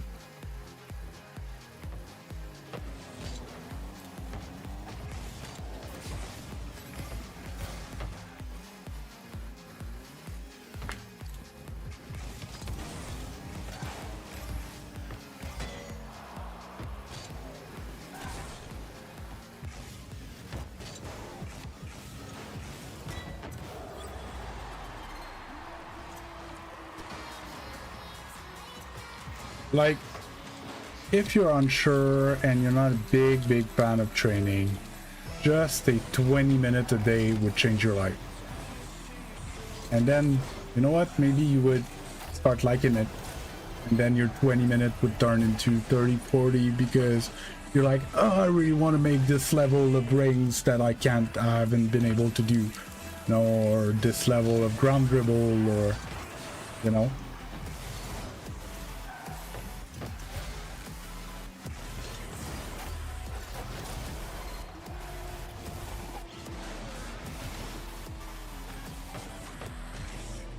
Why not?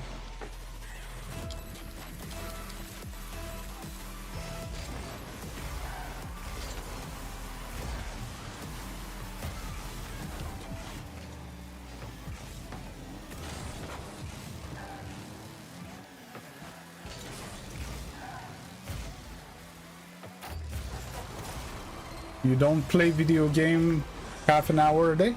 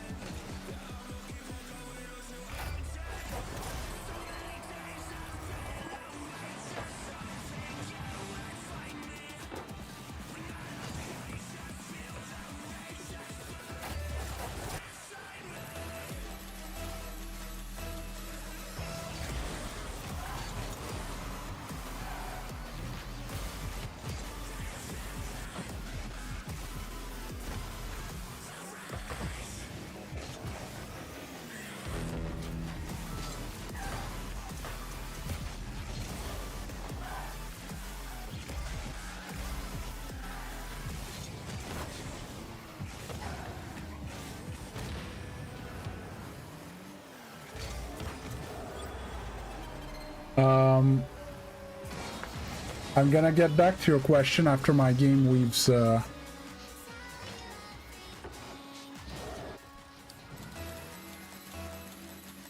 get good.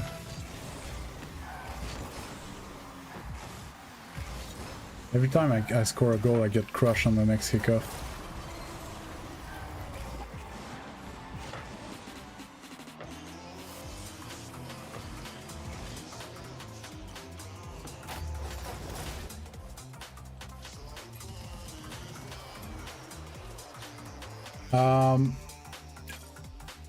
So weaves motivation for training.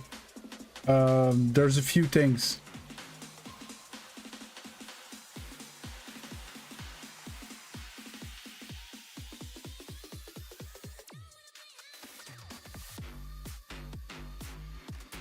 So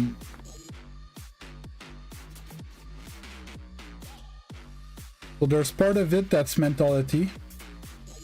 Okay, that like you need to put your head down and get at it. You know, I was giving the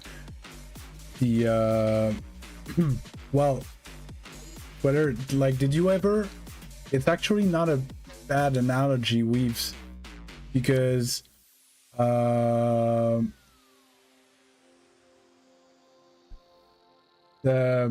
like for me, I pulled a lot from my martial arts background, where when I was doing a move, if my pinky was out of place, I would have to like redo it and redo it and redo it and redo it until I was perfect. And it was attention to detail, and I would actually like drill the same thing thousands of times until it was perfect, right?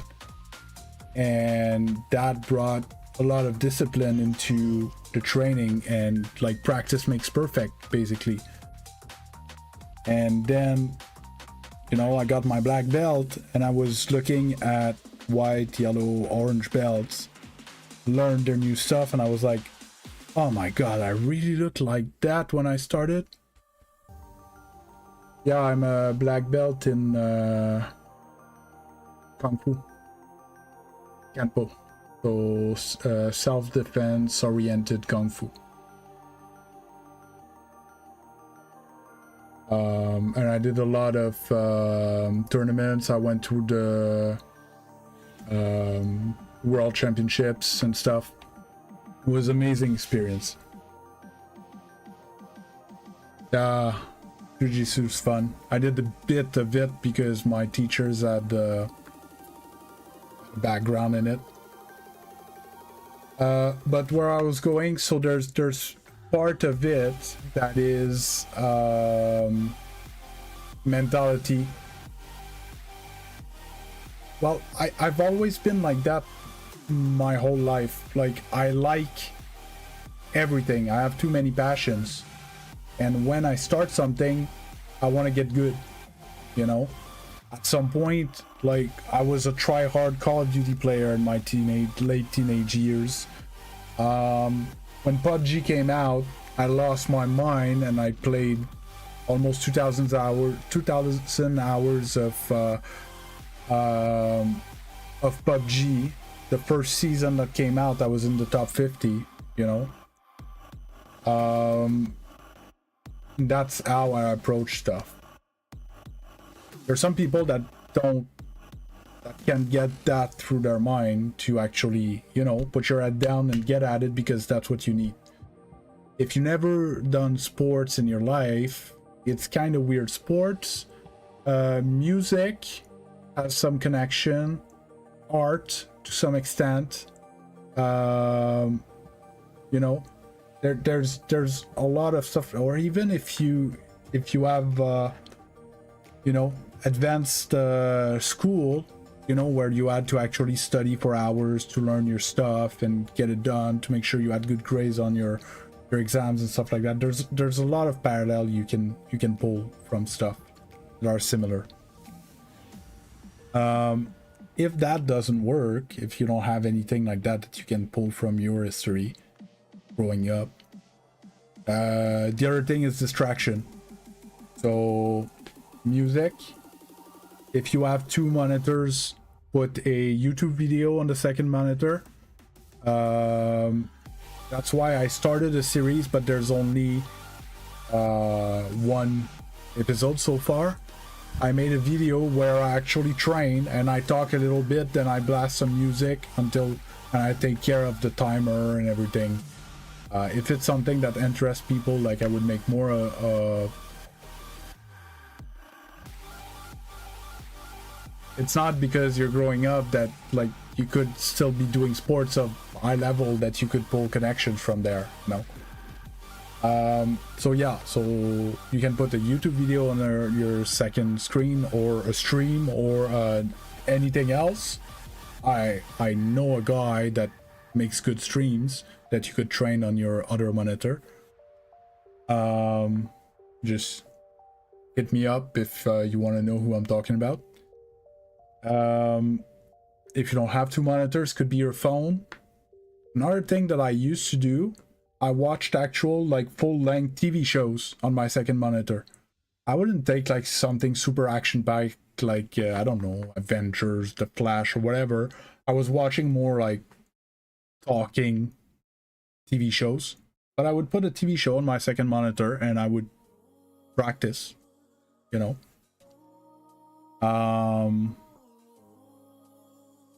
There's so many things that you can do. Or you can, like, I was struggling at some point. I had a lot of rank anxiety in Rocket League up until recently. Like, I had the good rank and I didn't want to lose it, so I wasn't playing rank. But if I want to climb, I need to play rank and I need to improve my game sense and stuff and get good myself. And for me, it was actually to force myself to do it. Like, block a time in my day to do that. Stream kind of helped me to do it because I was like, okay, I'm streaming 8 to noon while I'm gonna be playing Rocket League 8 to noon. I'm streaming Rocket League, right? And I won't be able to just do nothing or play another game, or, you know, I'm gonna have to play Rocket League and I'm gonna have to play some rank for X amount of hours. And that 4 hours turned into 5, turned into 6, turned into 7, and recently I've been doing 8 hours a day stream, right? Plus what I do at night. So actually, like, book it into your calendar is another way, you know? Like if you had an appointment somewhere, you know? You want to invest into yourself, you need to make the time for it. And get rid of rank anxiety. You just need to, it's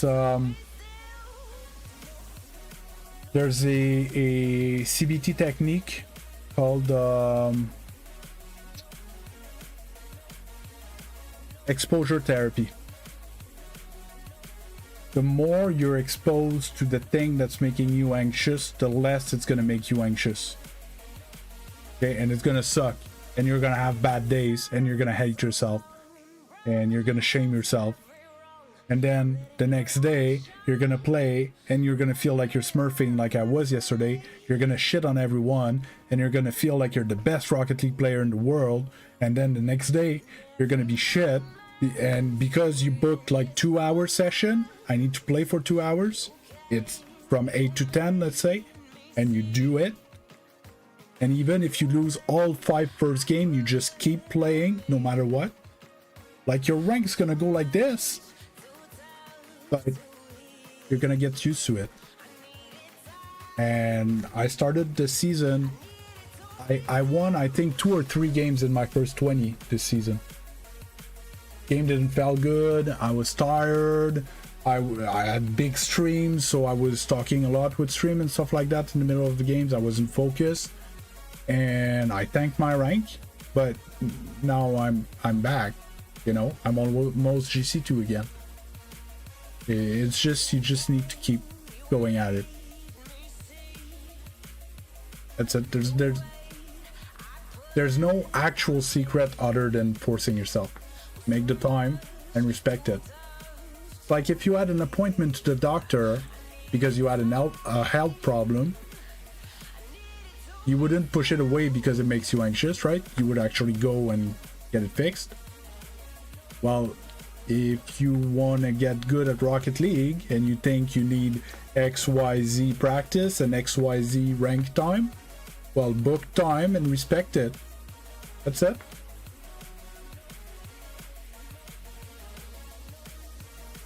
So, I'm gonna tell you, but first I want you to understand that it's double-edged. Okay? Because I got that plugin because some days I felt, and I have ADHD, so me looking at my rank at the beginning of my session and remembering it at the end to see if I climbed or I went down, there's no way. I can't. I just can't. So there's days that I felt like I played like shit, And then I looked at the session at the end and I was one game under. I'm like, oh man, actually didn't do that bad. You know, for a day I didn't do good and I played somewhat even. That's great. But when you're gonna lose 5, 6, 7, 8 in a row, because it's gonna happen, you're gonna see it tick up every time you lose up there, and you're gonna lose your mind. You need to be aware of that. Okay? And I thought about removing it at some point, but I think it's good for the stream. People show up, ask me how it's going, how's the game's going, and then I checked and I'm like, oh, okay, I'm 2 over, like it's actually going pretty good today. 2 over 10 games or 12 games, or, you know. So for the stream, it's actually a very good tool for me. But yeah, what's the word? PSA? Public service announcement.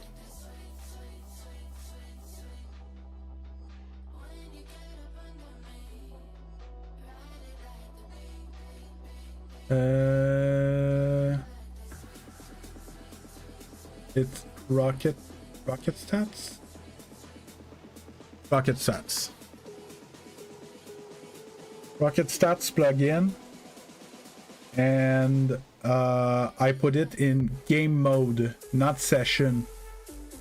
Okay, because right now session, it would add my 2 losses of 1v1 with my 12 and 10 that I did in 2v2.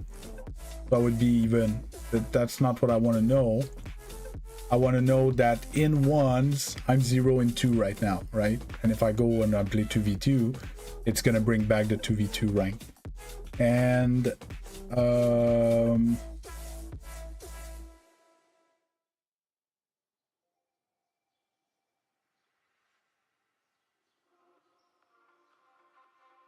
give me a second, Legend.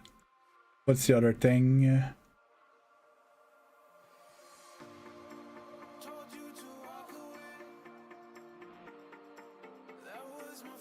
You can change the team.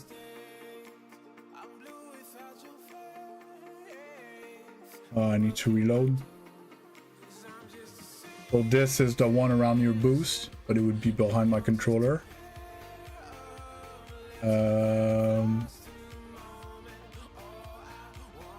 Just like that you can put anywhere on your screen. That's the default. Yeah, I really like this one.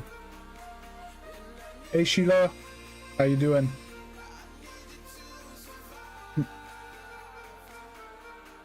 What do you mean by change your Backesmod settings back to the normal Rocket League 1? I accidentally put the Backesmod. I'm doing good. A bit light on sleep last night, but I'm pushing through. We had a lot of downtimes like this where I chatted with people and we had conversation. It was I loved my stream today. I had a lot of fun.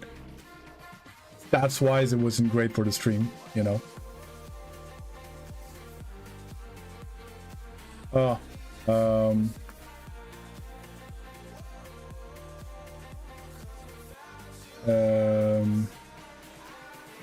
It's here. It's in free play.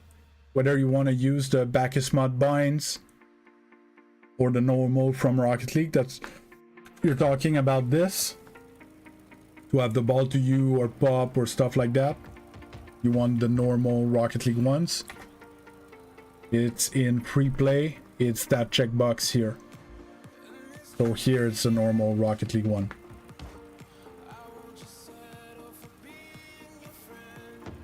Telling you guys, if there's something you want to know about Rocket League, I most likely know it.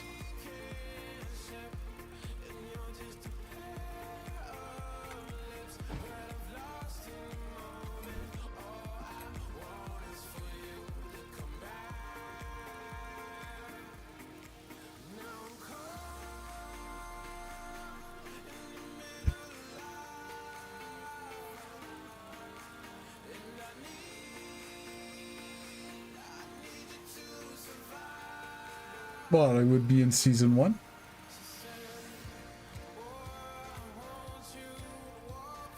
Am I wrong?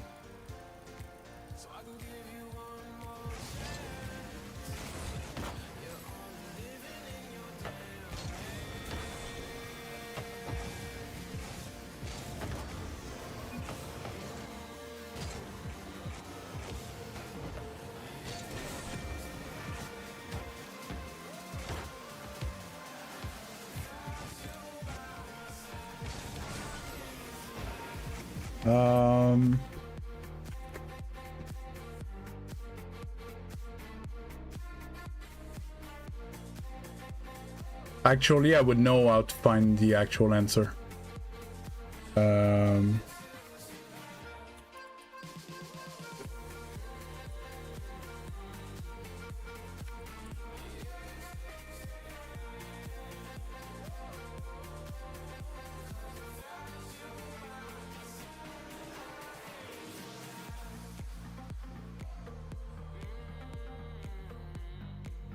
So most likely end of September 2020.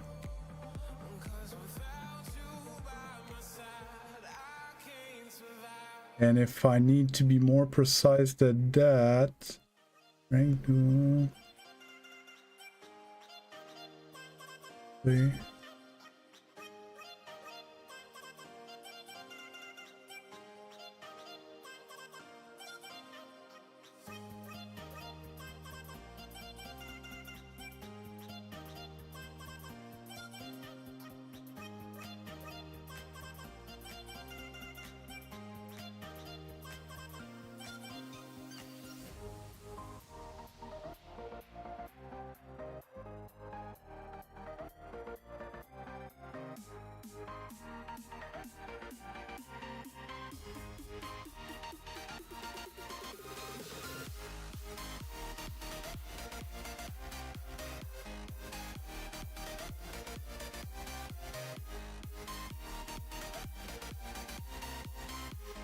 I'm actually curious now.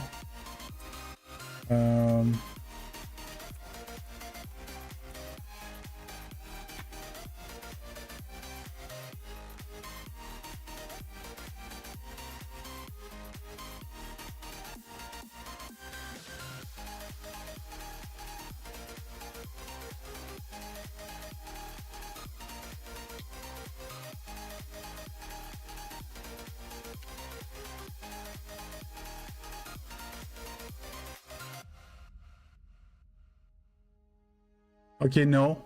So it shouldn't be at September. It would be December 2020.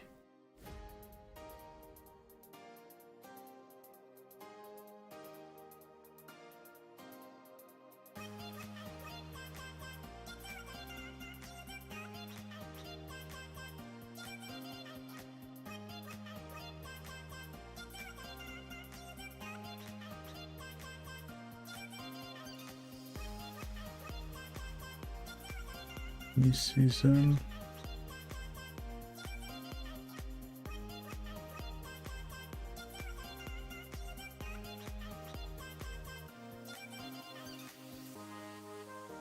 So, wow. So the earliest SSL 1v1 game replay that I can find on ball chasing is actually February 2021.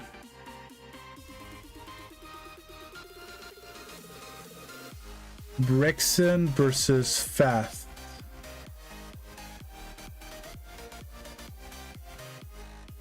And then same day, a few hours after, Hapt versus the BNG. What if I go Gc2 to SSL? One free to play.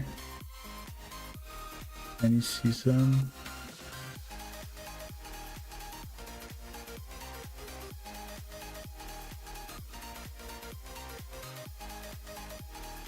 Ok, Okay, because an SSL against a GC3 is considered a GC3 game.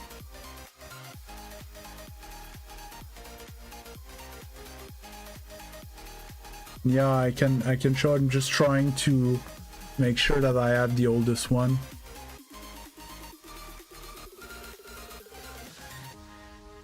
(2021) 0216.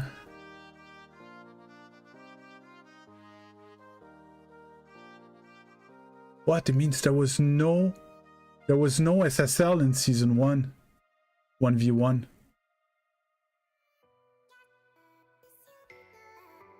Well, there's no replay on ball chasing.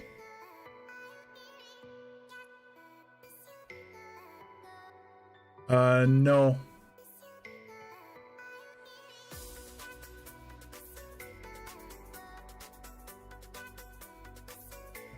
If I go season 2 on the season, it doesn't work.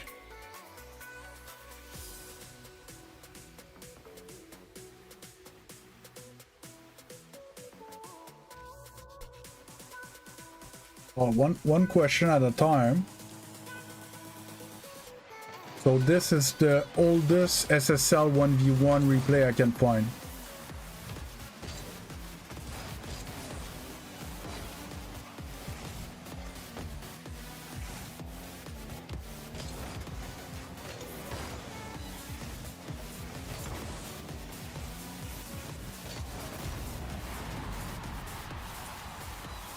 I don't have that anymore.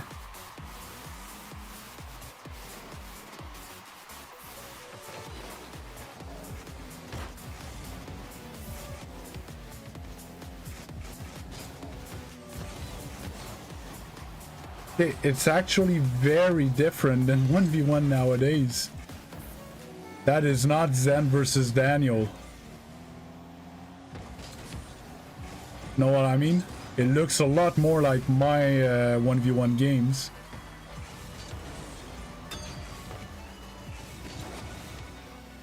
To be honest, I actually go for bigger plays as well. Really?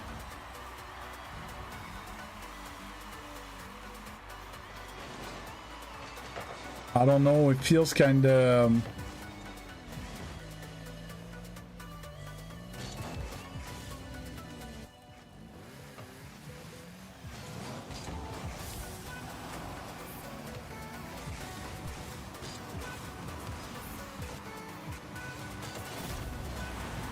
that air dribble reset thing, I kind of do better than that. I don't know. I think it would be pretentious to say, yeah, I would beat them. They both have the tag of pro on ball chasing, so most likely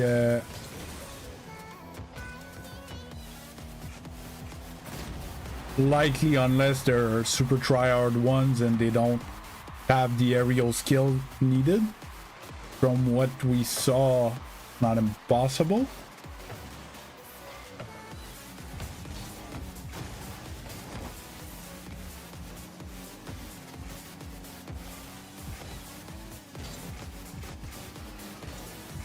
Miss a reset. None of them are SSLs. Because on ball chasing it says they are. And they have the pro tag and everything.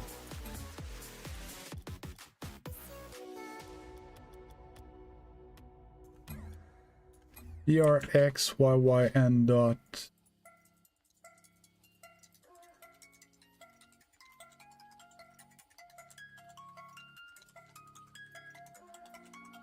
Non mais ça c'est season 2. ERXYYN ERXYYN period.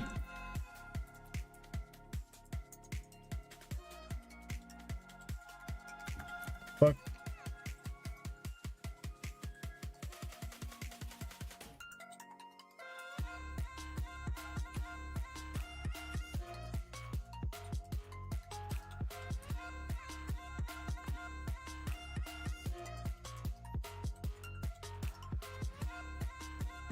Peak SSL in ones.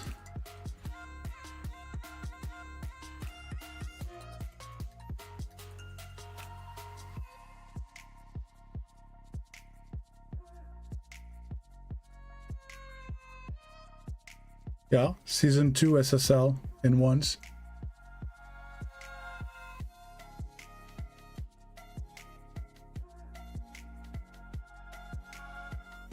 So Rexon SSL in ones, SSL in twos in season 2. He was 2000 in twos in season 2.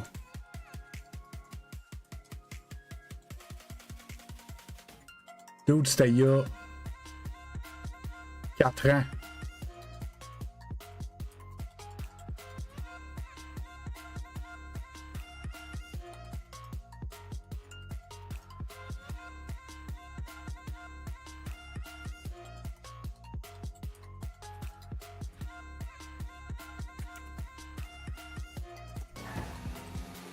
So it's the first SSL game I could find on ball chasing. It's in February 2021.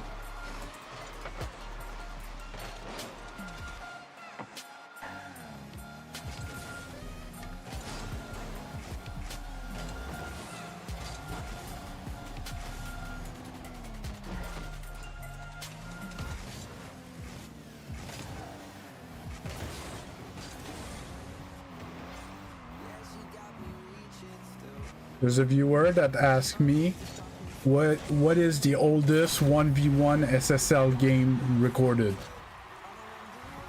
and that's the oldest one I could find, and I pulled it up. So this is the oldest SSL 1v1 game I could find, which happened in February of 2021. Yeah, Fennec has been out and was played since it's been out years ago. But yeah, it's 4 years ago. Of course, low SSL of 4 years ago is not low SSL anymore, right?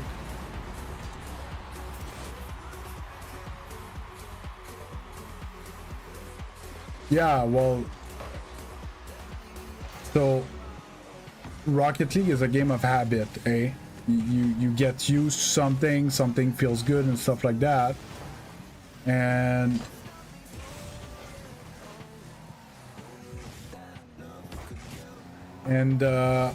when the Fennec came out, Weaves, you're talking to a population of pro/high rank players that had played either or of these cars: Octane, Dominus, Batmobile. If it was not one of these 3 cars, it was not played in competitive. And people that played the Octane for 6 years, even if a new car came out with the same hitbox, like, they feel better in the Octane. They played 8,000 hours on the Octane, right? So it took a while to kind of, you know, take a look at it. People would start using it. That pro's doing well with it. Why is he doing well with it? People started making video about the fact that it's closer to the actual hitbox. There seems to be advantages of playing the Fennec versus the Octane, and slowly it converted a bunch of people, and now, yes, it seems to be considered as the best car in Rocket League. But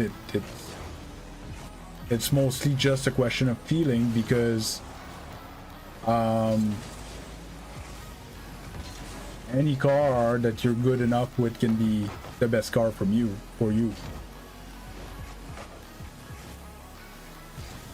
I would tend to say that there's some cars that it's going to be easier to get to a certain level with.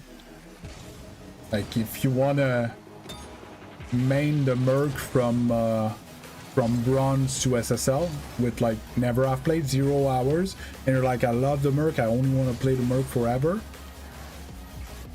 I think there's some stuff that's going to be harder to learn. Not impossible.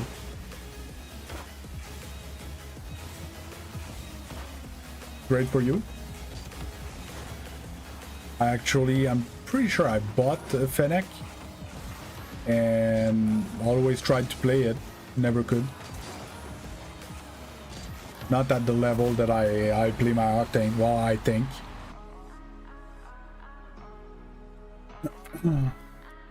Okay. Your question about speed jump rings. I think it's just the orders in which he made the maps. So Speed Jump Rings 3 is the third map he made like that. The first one is garbage.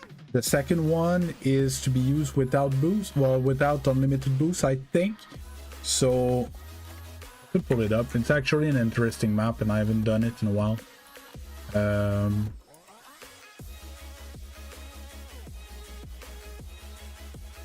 Show you.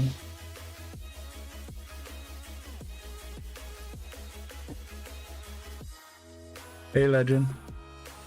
Oh no, it's the second one sucks.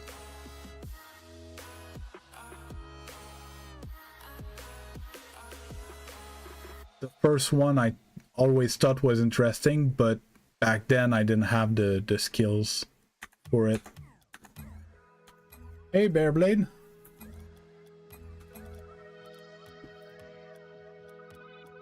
So, Speed Jump Rings 2.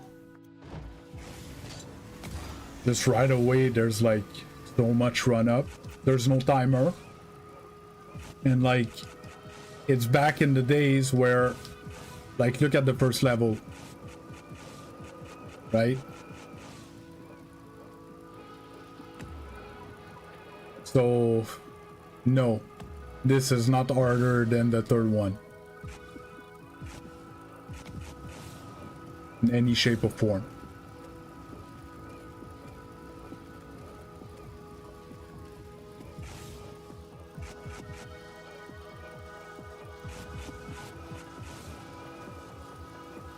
So it's very, very beginner.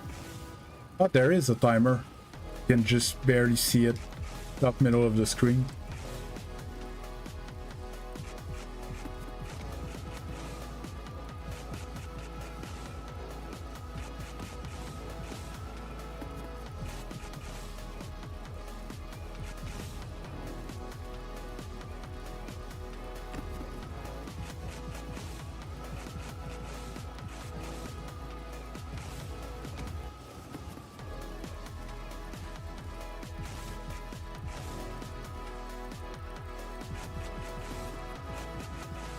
Okay, so I won't go through the whole thing, you kind of get the gist of it.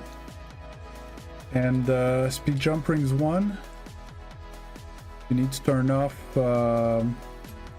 unlimited boost. And the rings give you boost.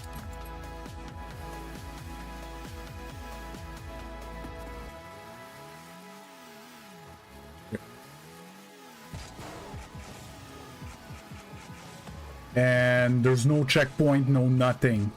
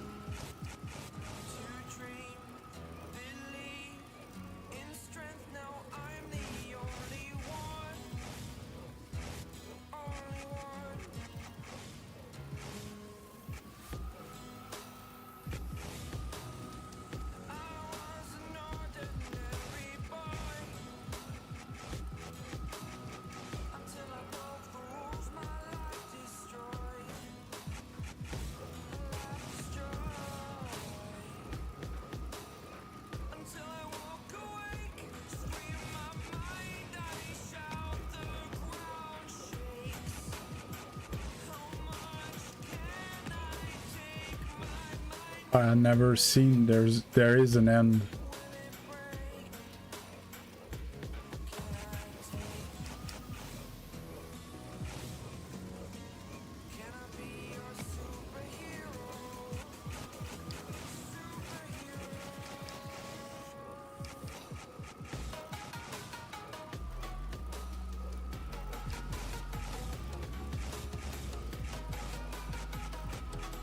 I've tried that map in the past, but not since I actually know how to fly more properly. No! Run out of boots. Now you need to restart completely. So it's not a bad map, but it's not fun to train.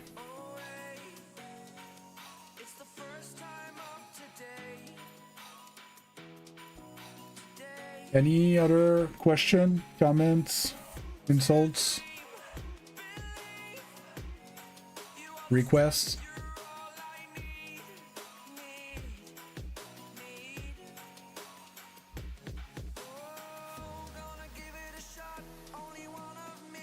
That's 2.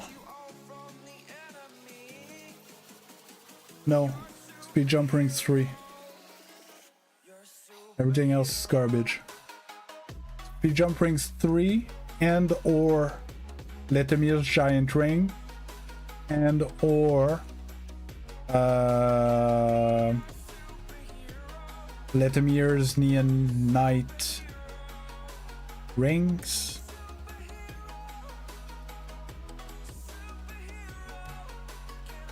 We don't like speed jump rings 3? Why?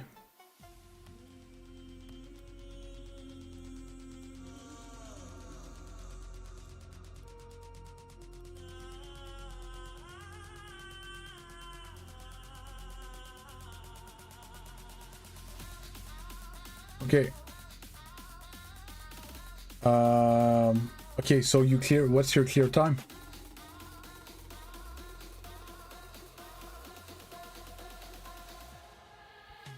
I know of on 1. Because you have no benefit if you clear it to do 2 or 1, it's a waste of your time.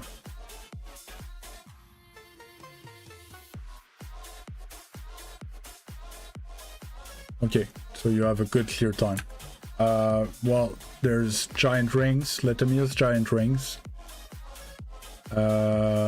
Neon Night is easier, but it could be different. If you're clearing jump ring 3 with a good clear time sub 4 minutes, like you kinda did what you have to. Now I would advise you to work on stuff like the air dribble gauntlet, or this one, Mudsgurd's air dribble gauntlet, or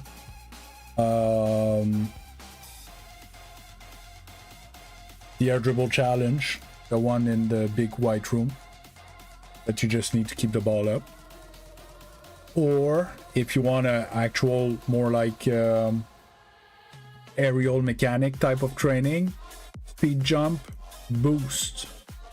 Okay, so it's a map without infinite boost as well, but it's a fun one,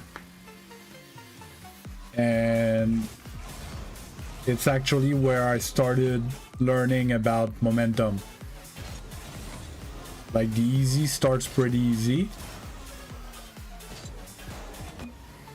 but like this one, if you've never done it, it's possible that you struggle, and it's the second level. So you need, I didn't get the boost, what the hell?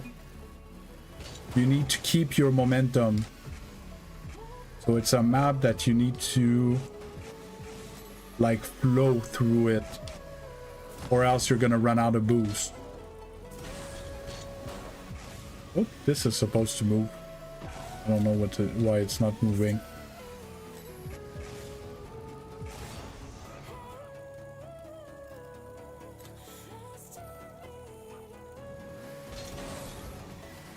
Okay, that was a glitch.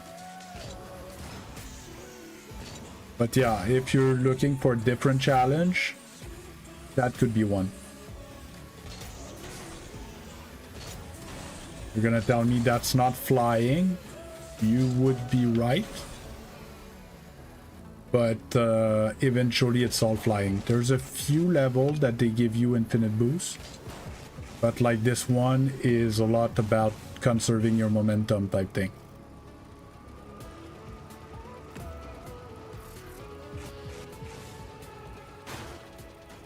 And I fell.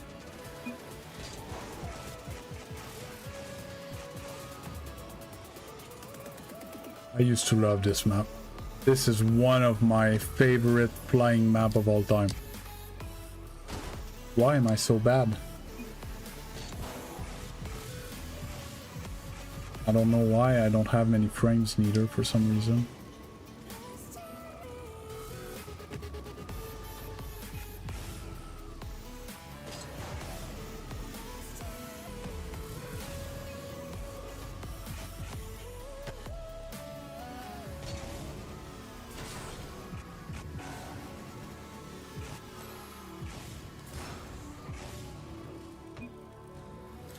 And about, you know, using your flips, move around, even like in your dribble, to notice that here, see, I still have my flip because I didn't jump off that wall. So if I needed it, I could have flipped.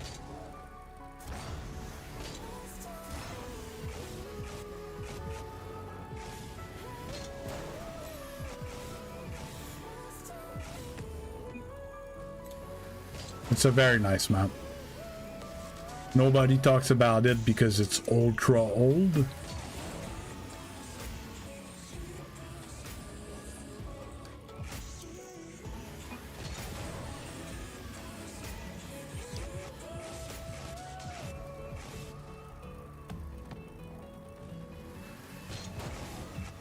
This level, the first time, took me forever to cross.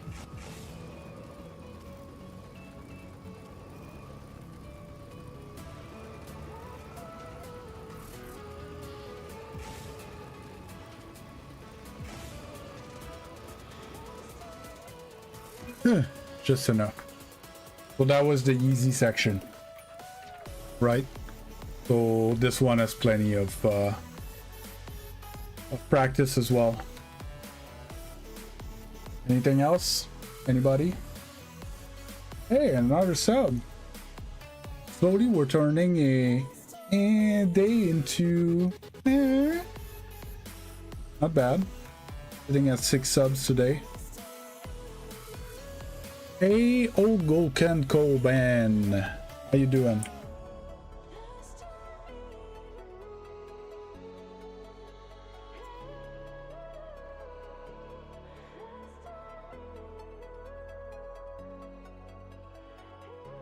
Yes? Oh, I was in window, that's why.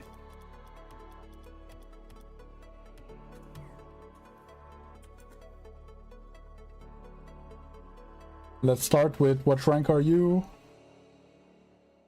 Where do you want to go?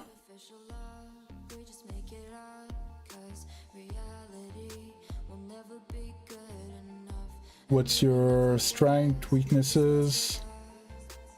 Kind of need to know a bit about you before I can be helpful.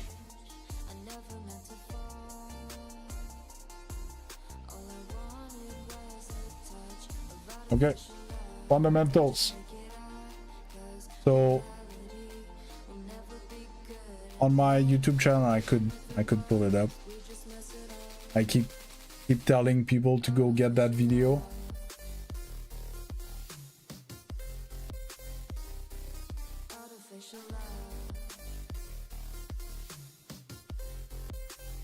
The button here to share.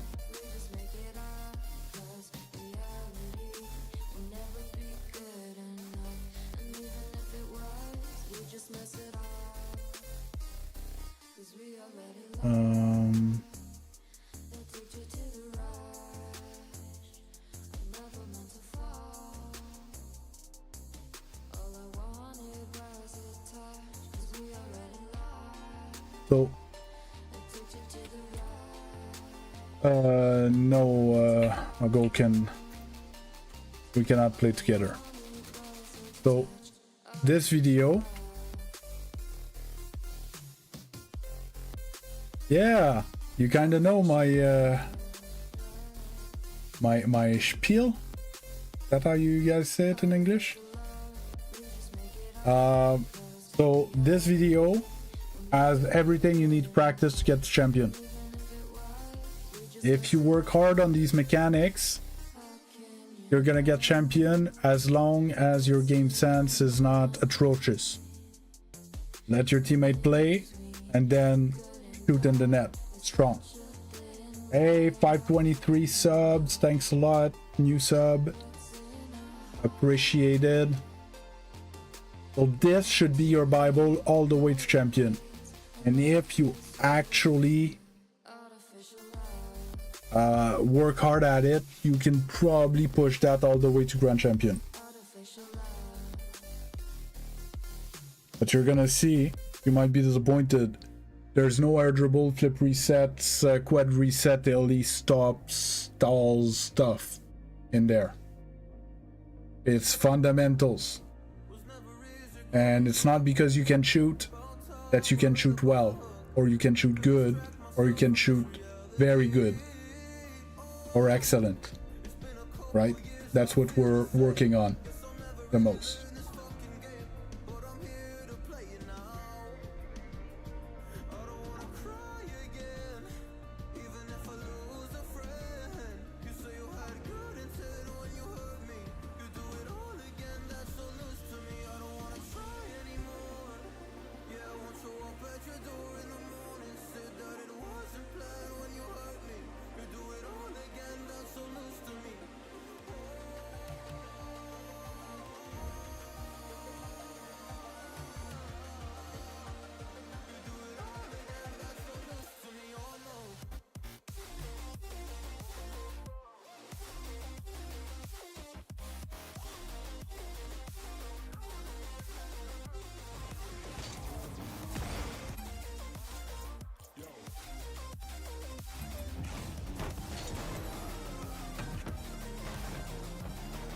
Yeah.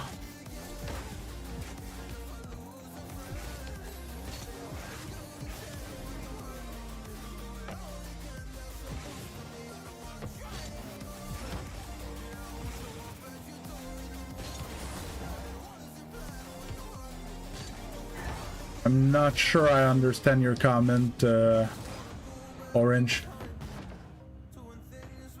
Yeah, well, Weaves, you beat me in 1v1 first to 5 goals, and I'm Grand Champion 2.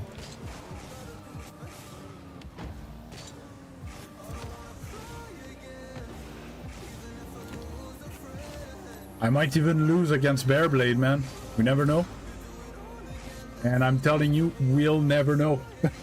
I'm not taking that risk. Look foolish on stream. Yeah. There's a few factors in that, like ones is not twos, and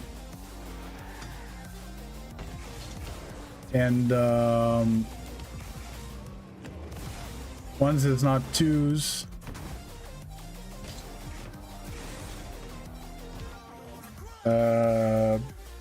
And over one game, anything can happen.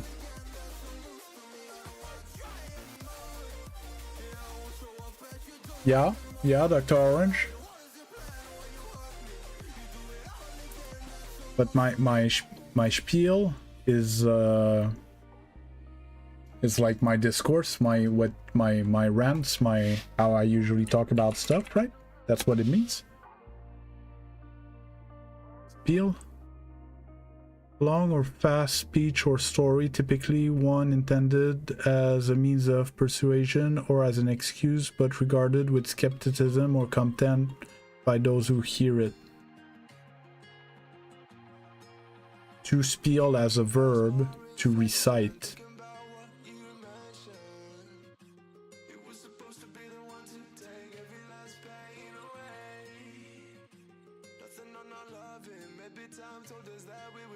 But basically you're saying that it sounds more like Yiddish German than English, Dr. Orange?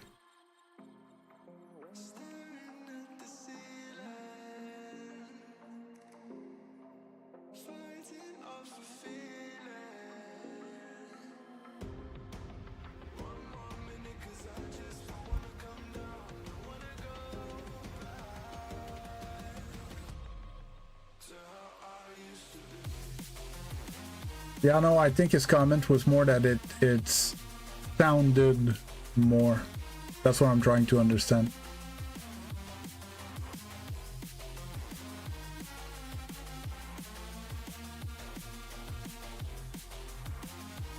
Okay, American use it more than British. That's what you're saying.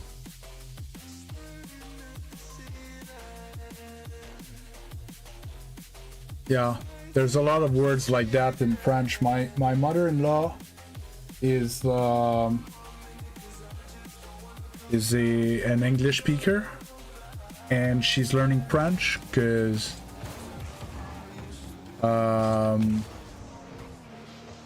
we live in Quebec and the main language is French everywhere in the stores and stuff.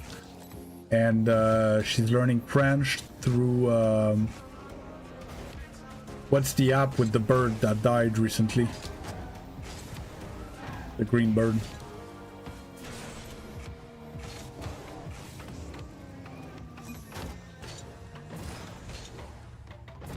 Duolingo, yeah.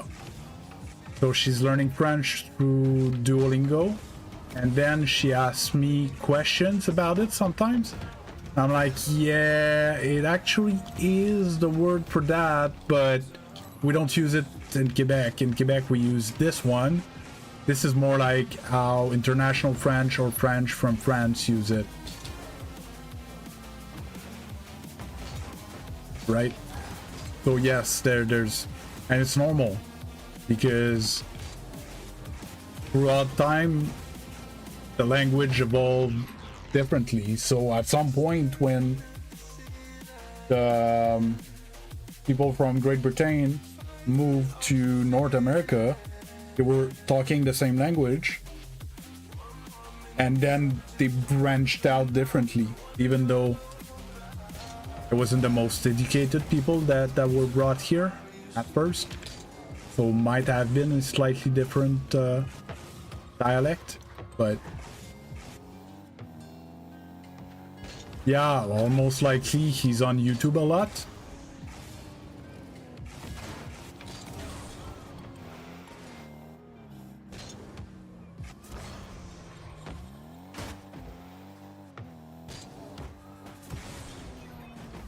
Yeah, so like I was watching Naroditsky, and he kept saying that this thing is dubious, and I started just picked it up, and it became part of my vocabulary. It's a nice word, very refined and stuff like that. But then I was like with the in-laws and we're talking at supper, and I just dropped dubious in a conversation, like because it's the meaning that I wanted to say, and they're like, where did that come from? Like, it wasn't on par with the rest of my vocabulary, so they all thought it was funny. But yeah, it's normal. Yeah, it's very chess. It's very, you know, intellectual chess. Refined. Tea time chess. This opening is a tad dubious. Still playable. Because your opponent needs to know reams of theory.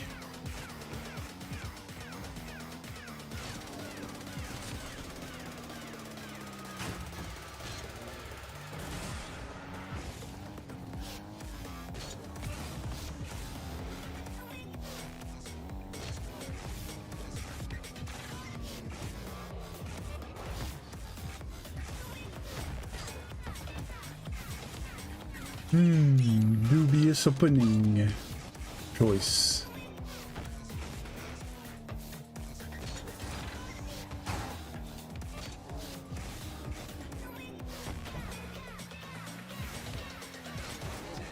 Yeah, it wouldn't, I'm not sure the Rocket League population is ready for dubious.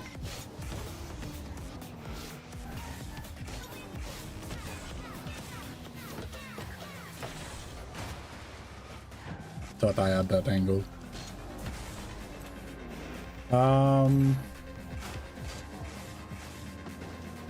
Any other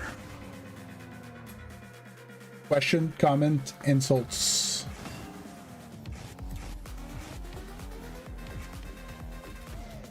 Yeah, well, Naroditsky's an intellectual. The whole library of chess books behind him are probably have all been read cover to cover multiple times, you know. And he prefers books over, you know, engines and stuff like that. He's old-fashioned like that. I like the character, you know. I feel like it's someone that's fun to be around. That's the feeling I get.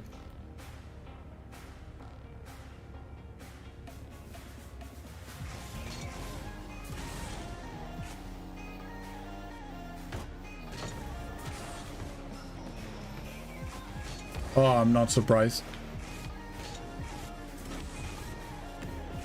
Probably studied something very refined like English lit or something like that. I doubt he has an MBA. Not to shit on people with MBA, that's not the point, but okay, so history major and his thesis was on chess. Yeah, that's not surprised.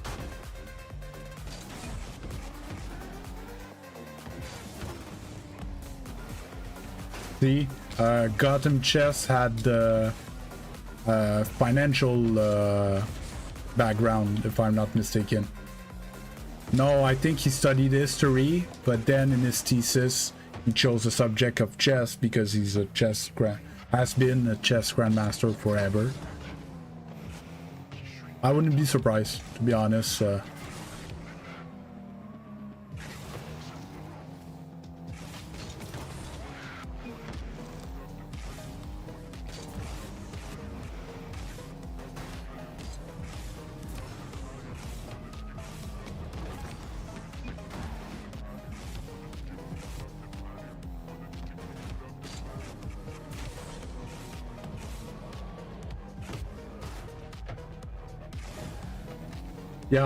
Yeah, I think, seriously, I think if I'm not mistaken, he studied like finance or more like MBA style type of studies, more like to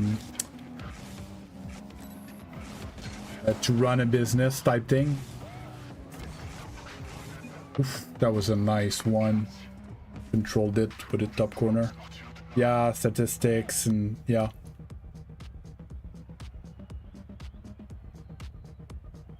I remember he talked about his background at some point.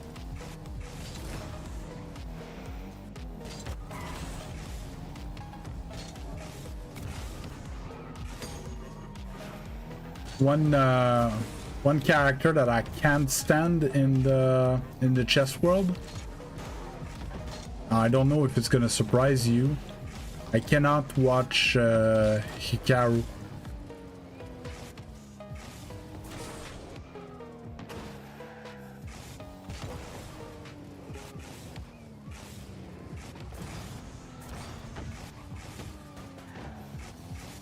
I can't stand him.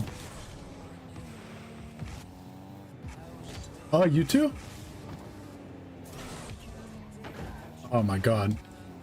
So, were you there? I think it was yesterday or 2 days ago. I was talking about my subs and people were like, hey, just do like stupid stuff and like the quick chat and then you know.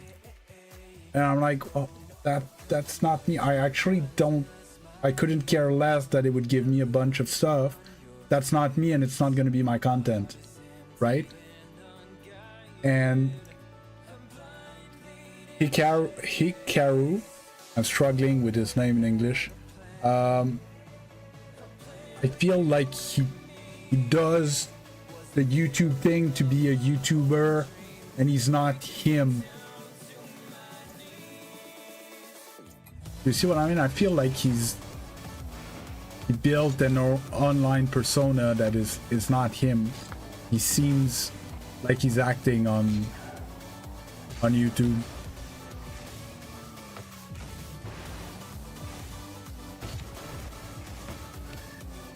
To be honest, to say something like that, I don't know enough the person. I'm more talking about, you know, what I know is his content, right? Because I watched some of his content, especially when he was, because it was nice to have his point of view on Gotham's chess tournaments, and that was nice. Hey, TNT. And like, he's a good chess player. It's just, I don't know. Content-wise, I can't stand his content personally. But obviously, it's working because he's very successful. Good for him.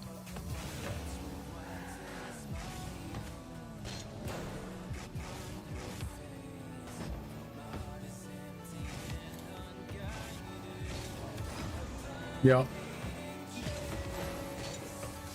Well, I guess it won't be a surprise, but I'm not a fan of Hans Niemann either. But, you know, talking about someone that's difficult to get along with.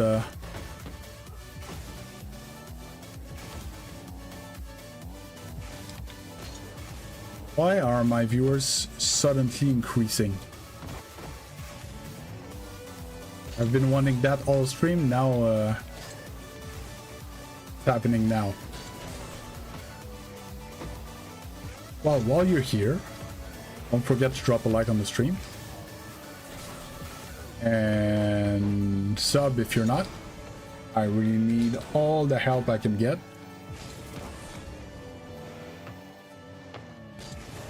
Appreciated. Any other question, comments, insults?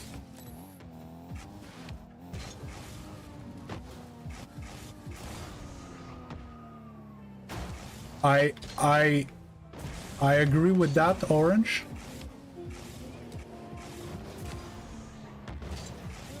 How can I say? Some people are struggling to make this distinction between the person and how they were treated. Like, I can dislike the person while still saying that this should not have happened to him. Like, it's, for me, it's really two separate things, right? It's not okay what happened to him. Magnus, I don't think, was right in this whole thing. Now he reacted and pulling out of the tournaments and stuff like that. But yeah, I don't find what's his face, Neiman, likable as a person, personally. That whole interview he had with Gotham Chess at the, is it the Speed Chess final? I think it was the Speed Chess final, where he just kept interrupting him and like moving the goalposts and stuff.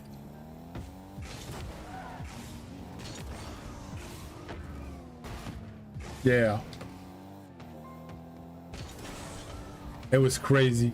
Like, all the other interviews were what, 15-20 minutes? It was all like super nice stuff, and then Gotham starts super nice, the interview with Hans, and then it just went on and on and on and on. It was just rambling, and yeah, it was funny and entertaining, but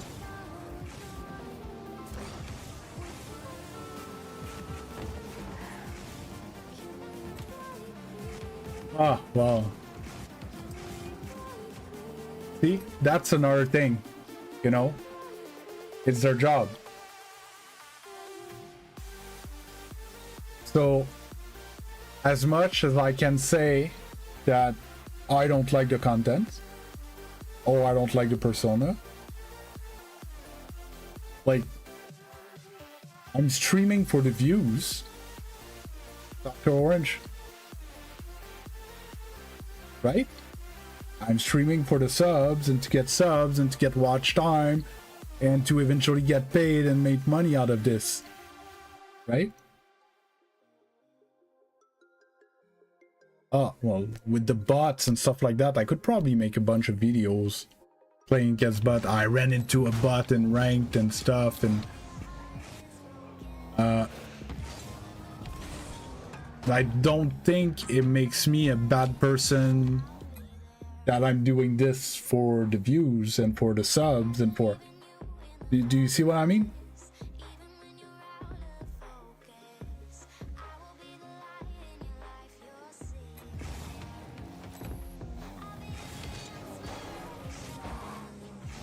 Because if I wasn't doing it for the metric that is gonna make me successful, how am I gonna be successful and making it, you know, an enterprise that it can be my job? So I'm struggling to, like, there's lines that I would not cross myself, but if it's not illegal, you know, what's the problem with other people doing it? If you don't like that content, if you don't like clickbait content, and there's one person that's very clickbaity, don't watch his content. That's it. Move on. Like, to some extent, Gotham Chess is very clickbaity, but I like his content. I don't even read all his titles. I just pop his video of the day and I watch it. I don't really care. You know? But yes, he's obviously doing that for the money. For the, well, for the views, for indirectly for the money.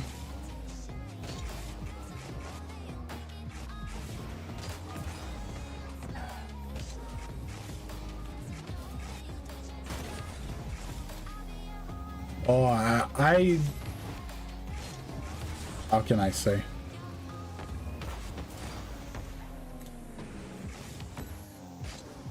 I would say yes and no, because Naroditsky is the most, like, content wise, I would like my content to be like Naroditsky. He films a screen, he puts the intro at the beginning, makes a few cuts in the middle, and posts it like that, and the title is like this opening, this opening, this opening. Like, I would love for my content to work and be how do you say,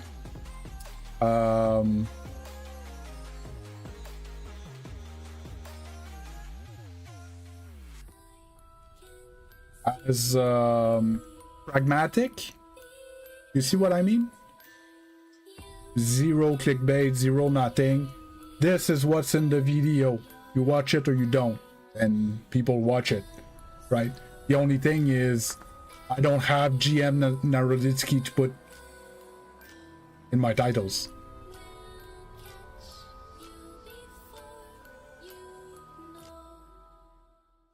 Yeah, well, me and Dr. Orange, we like chess, and I said, like, today I'm tired and I'm not feeling it, and I kind of just having a good time and talking about interesting stuff.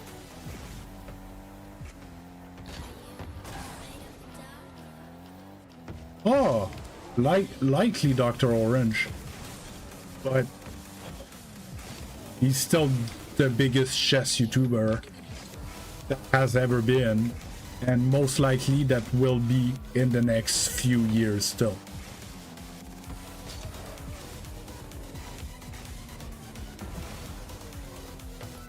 And I wouldn't say that he's lying per se in his title. Like sometimes his title is like, he won. Okay? So you think that Magnus wins because the video tends to be around Magnus, but then Magnus loses it, you know. I don't put that into clickbait.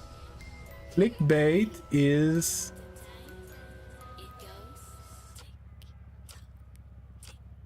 a disingenuous way for people to click on the video. A bit like I play a phone game and I get these ads from time to time, and now they started that when you click the X to close the ad, like if it's over, it pops the store page. That's a clickbait. Like, you show me an X like you're gonna close it, and when I click on it, you bring me to the store page. You know, that is disingenuous.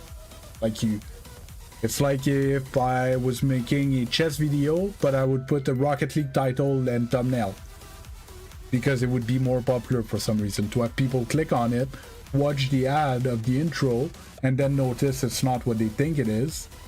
You know, that's my vision of clickbait.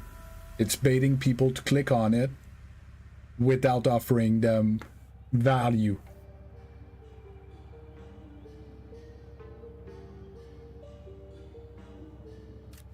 I get your point still, Dr. Orange. I'm arguing semantics.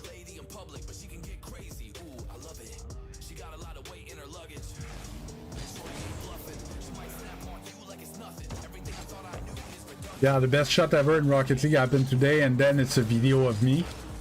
Like, it's some if I'm being, you know, if I'm being honest, like, it can't be the best shot ever in Rocket League, because like, I'm not the best player ever, and I did not hit the best shot ever. But my best shot ever in Rocket League happened today or whatever. Could also be considered clickbaity if it wasn't actually my best shot ever, right? Yeah, no, this, and again, like, if you don't like you're doing, if you're not enjoying it, don't watch it. That's it. And like with everything, most of the time, it doesn't matter to like talk about it and argue about it, and you know, just, you don't want it, don't get it. That's it.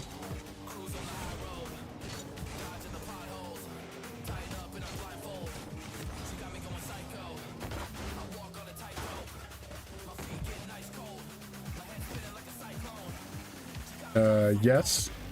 I don't know if that thing actually has a name, but I call it the Zen shot.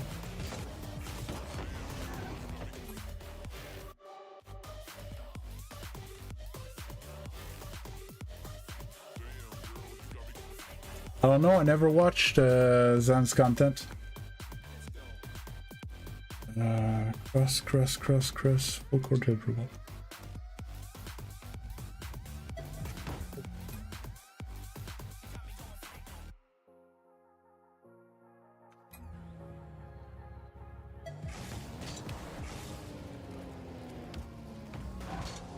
That thing, but with a pinch double tap.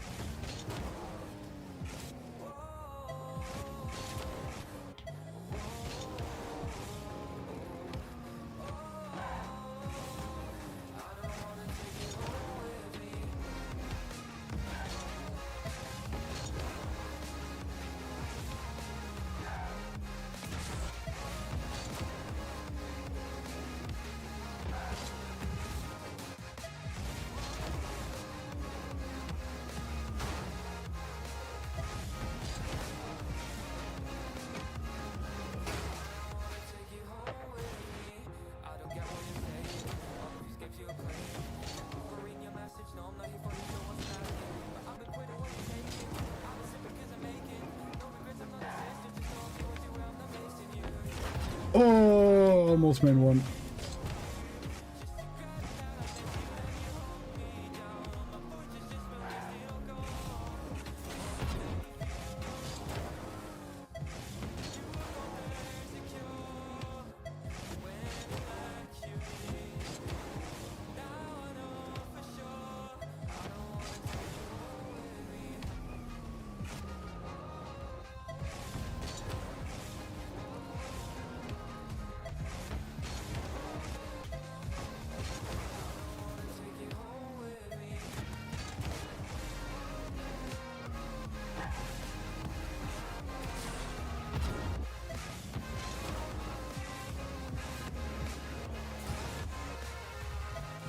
Anything else, dear viewers?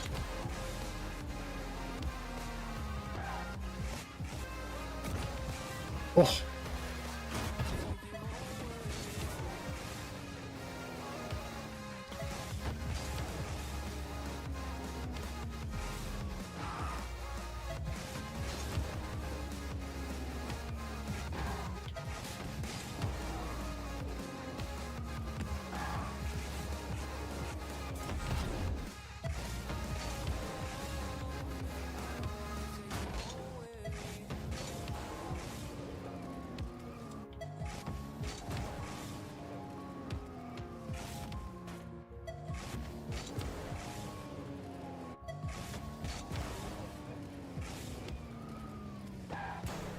Ah, you piece of garbage. Used my double jump when I wanted to jump off the ceiling. Too far.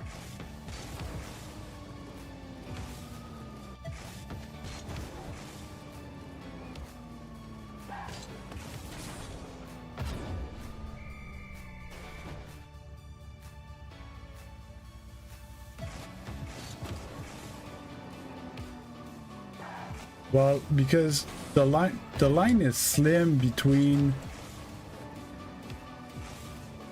because you know you're not known. You need someone to click on your videos to know you. Therefore, you need to be enticing. In my book, as long as you're truthful to what you're trying to present in the game, in the video, I don't consider it clickbait, you know? Like, yes, I try to be original with my titles to try to get people to click on it.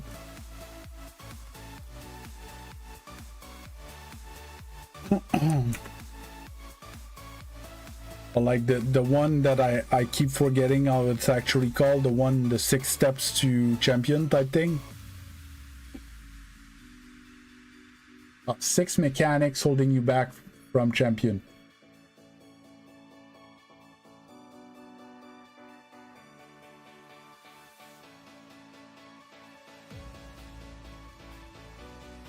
You know? Is it gonna be, like, if I want to be ultra pragmatic, is it really what is holding back 100% of the player base from getting champion? No. There are some people that their fundamentals are sound, but they just have 0 game sense, you know? This video is not gonna help them. But vast majority of players that are stuck underneath champion, their fundamentals could improve and it would help them get to champion.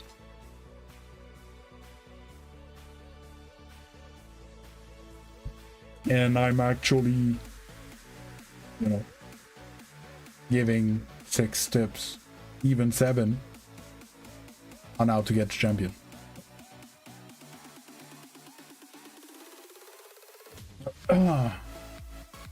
Good. So we're gonna call it here. I'm gonna have an ear rest moment.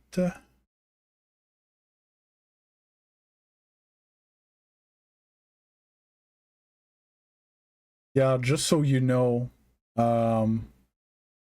reporting Smurfs is not gonna work because smurfing is not actually illegal.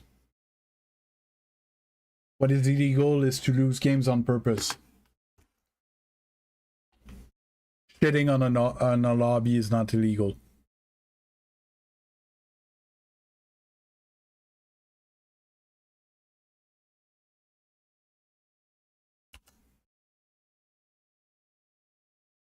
So actually, it's the people that are throwing in your lobby that you should report.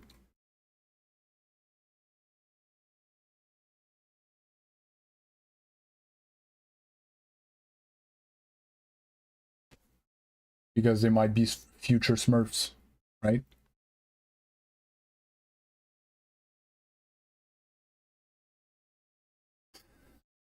Yeah, all of them. Make a plugin to auto-report your teammate for throwing every game. Just gets in the game 0 seconds in, the kickoff's not even started, report for throwing, and then play the game as normal. So different kind of stream today, to be honest. I was very tired, and but it was fun. I enjoyed it. Today, to be honest, I actually don't care if you guys enjoyed it or not.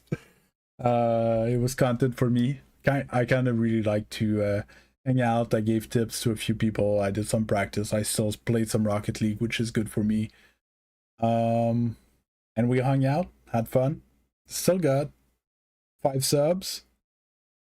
Over 75 watch hours, which is the standard of the past 2 days. It's not a good stream, but in the grand scheme of things, it's still in my top 10 best streams.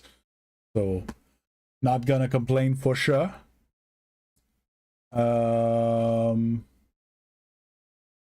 I'm trying to think. I started uploading a bunch of shorts, tried to scavenge a few subs here and there. I'm gonna keep doing that. I was supposed to upload the next coaching this morning, and it is a Champion 1, and it's 3's gameplay, so it's a bit different. We'll see how it goes. But I didn't have time this morning to actually...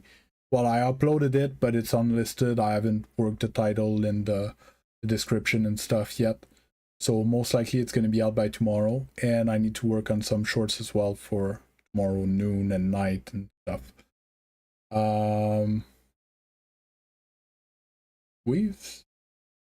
So basically it's Riddler that's coming up for the next few days. And Riddler was different as well because he was in voice chat. Then it's... What the hell is this?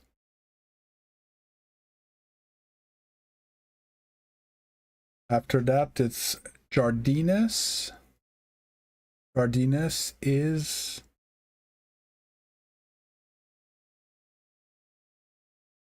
Diamond.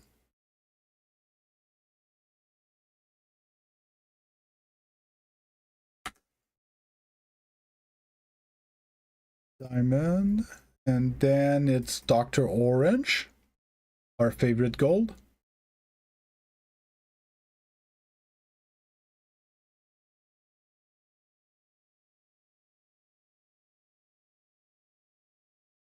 Gold plat. Were you plat at the time of the coaching? Gold 3, div 3, gold 4, gold 4, or gold 3, div 4.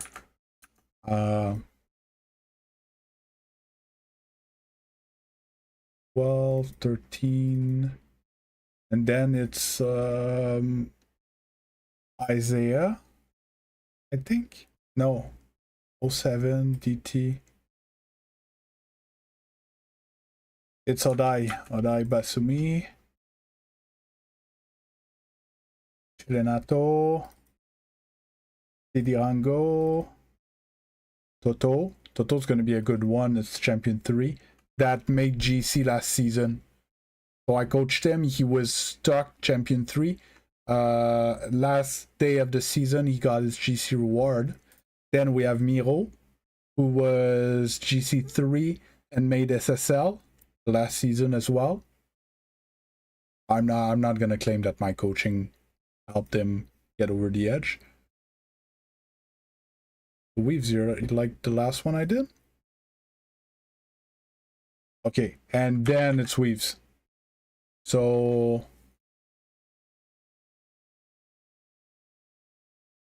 it 1, 2, 3, 4, 5, 6, 7, 8, 9.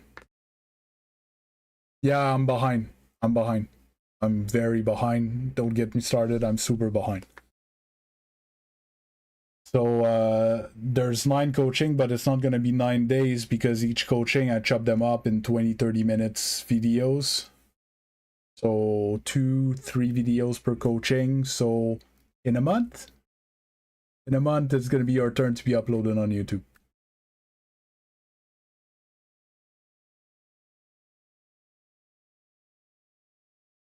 You guys are all my favorite, whatever rank that you guys are.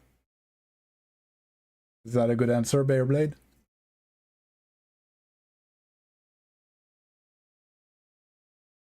You guys are my favorite human beings. After my family, obviously. And maybe Chuck Norris.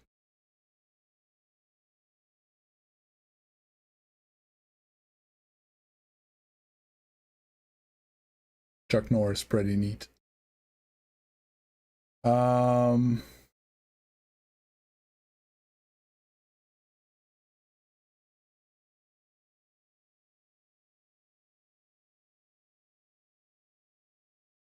I think that's about it. Well, I said my family. My girlfriend is. Oh, you saw family as like blood family? No, I mean my extended family. Well, means a lot, Bearblade. I appreciate it, and it's because of people like you that I actually have a shot at it. I was gonna say something else. Yes, tonight, big night for our team. We are, it's the playoffs for the league with the team.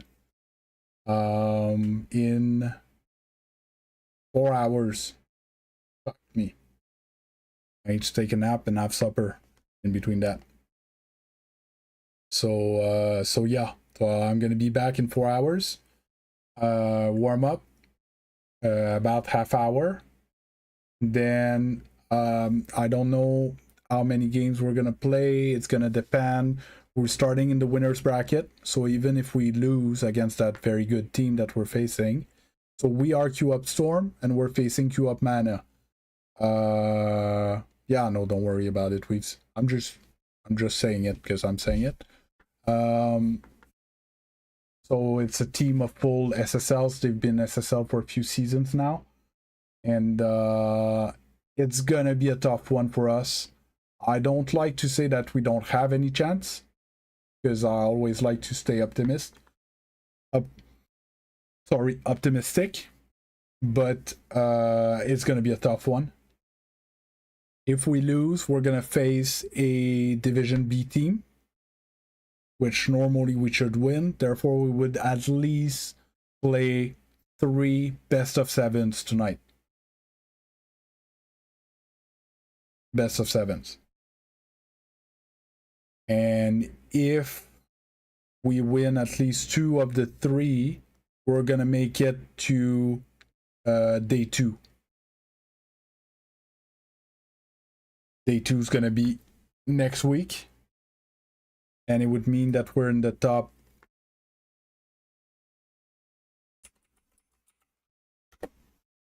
Top. Okay, ciao, legend. Anyways, I'm just rambling. Final playoff.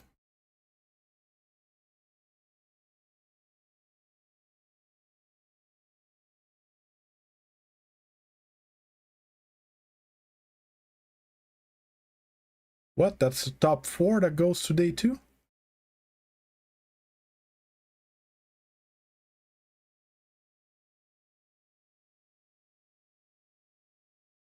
Jesus. So if we win 2 out of our 3 matches, we make it to day 2 and we're in the top 4 of the league. Yeah, no problem, guys. I'm sorry, I'm just taking too long.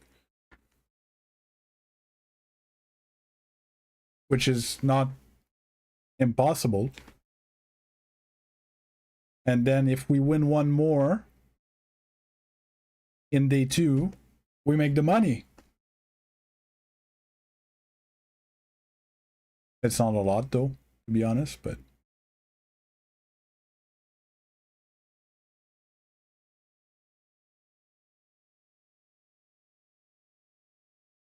do you have the price pool here? Oh yeah, money's fun. You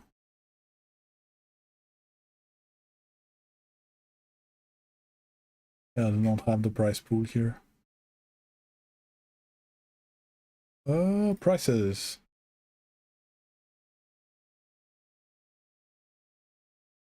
Yeah, no, I think that's wrong. I think we make like 60 bucks or something if we make top 3. So 20 bucks each. There's worse in life, you know. To be honest, it's unlikely. But we're gonna try. We're gonna try our best. And yeah, on this fabulous note, I'm gonna call it here for real. I'm exhausted. Gonna go chill for a bit and have a nap to be refreshed for tonight. Good? So see you guys tonight, or worst case tomorrow morning. I'll be there. I might play a bit with Zeno after league.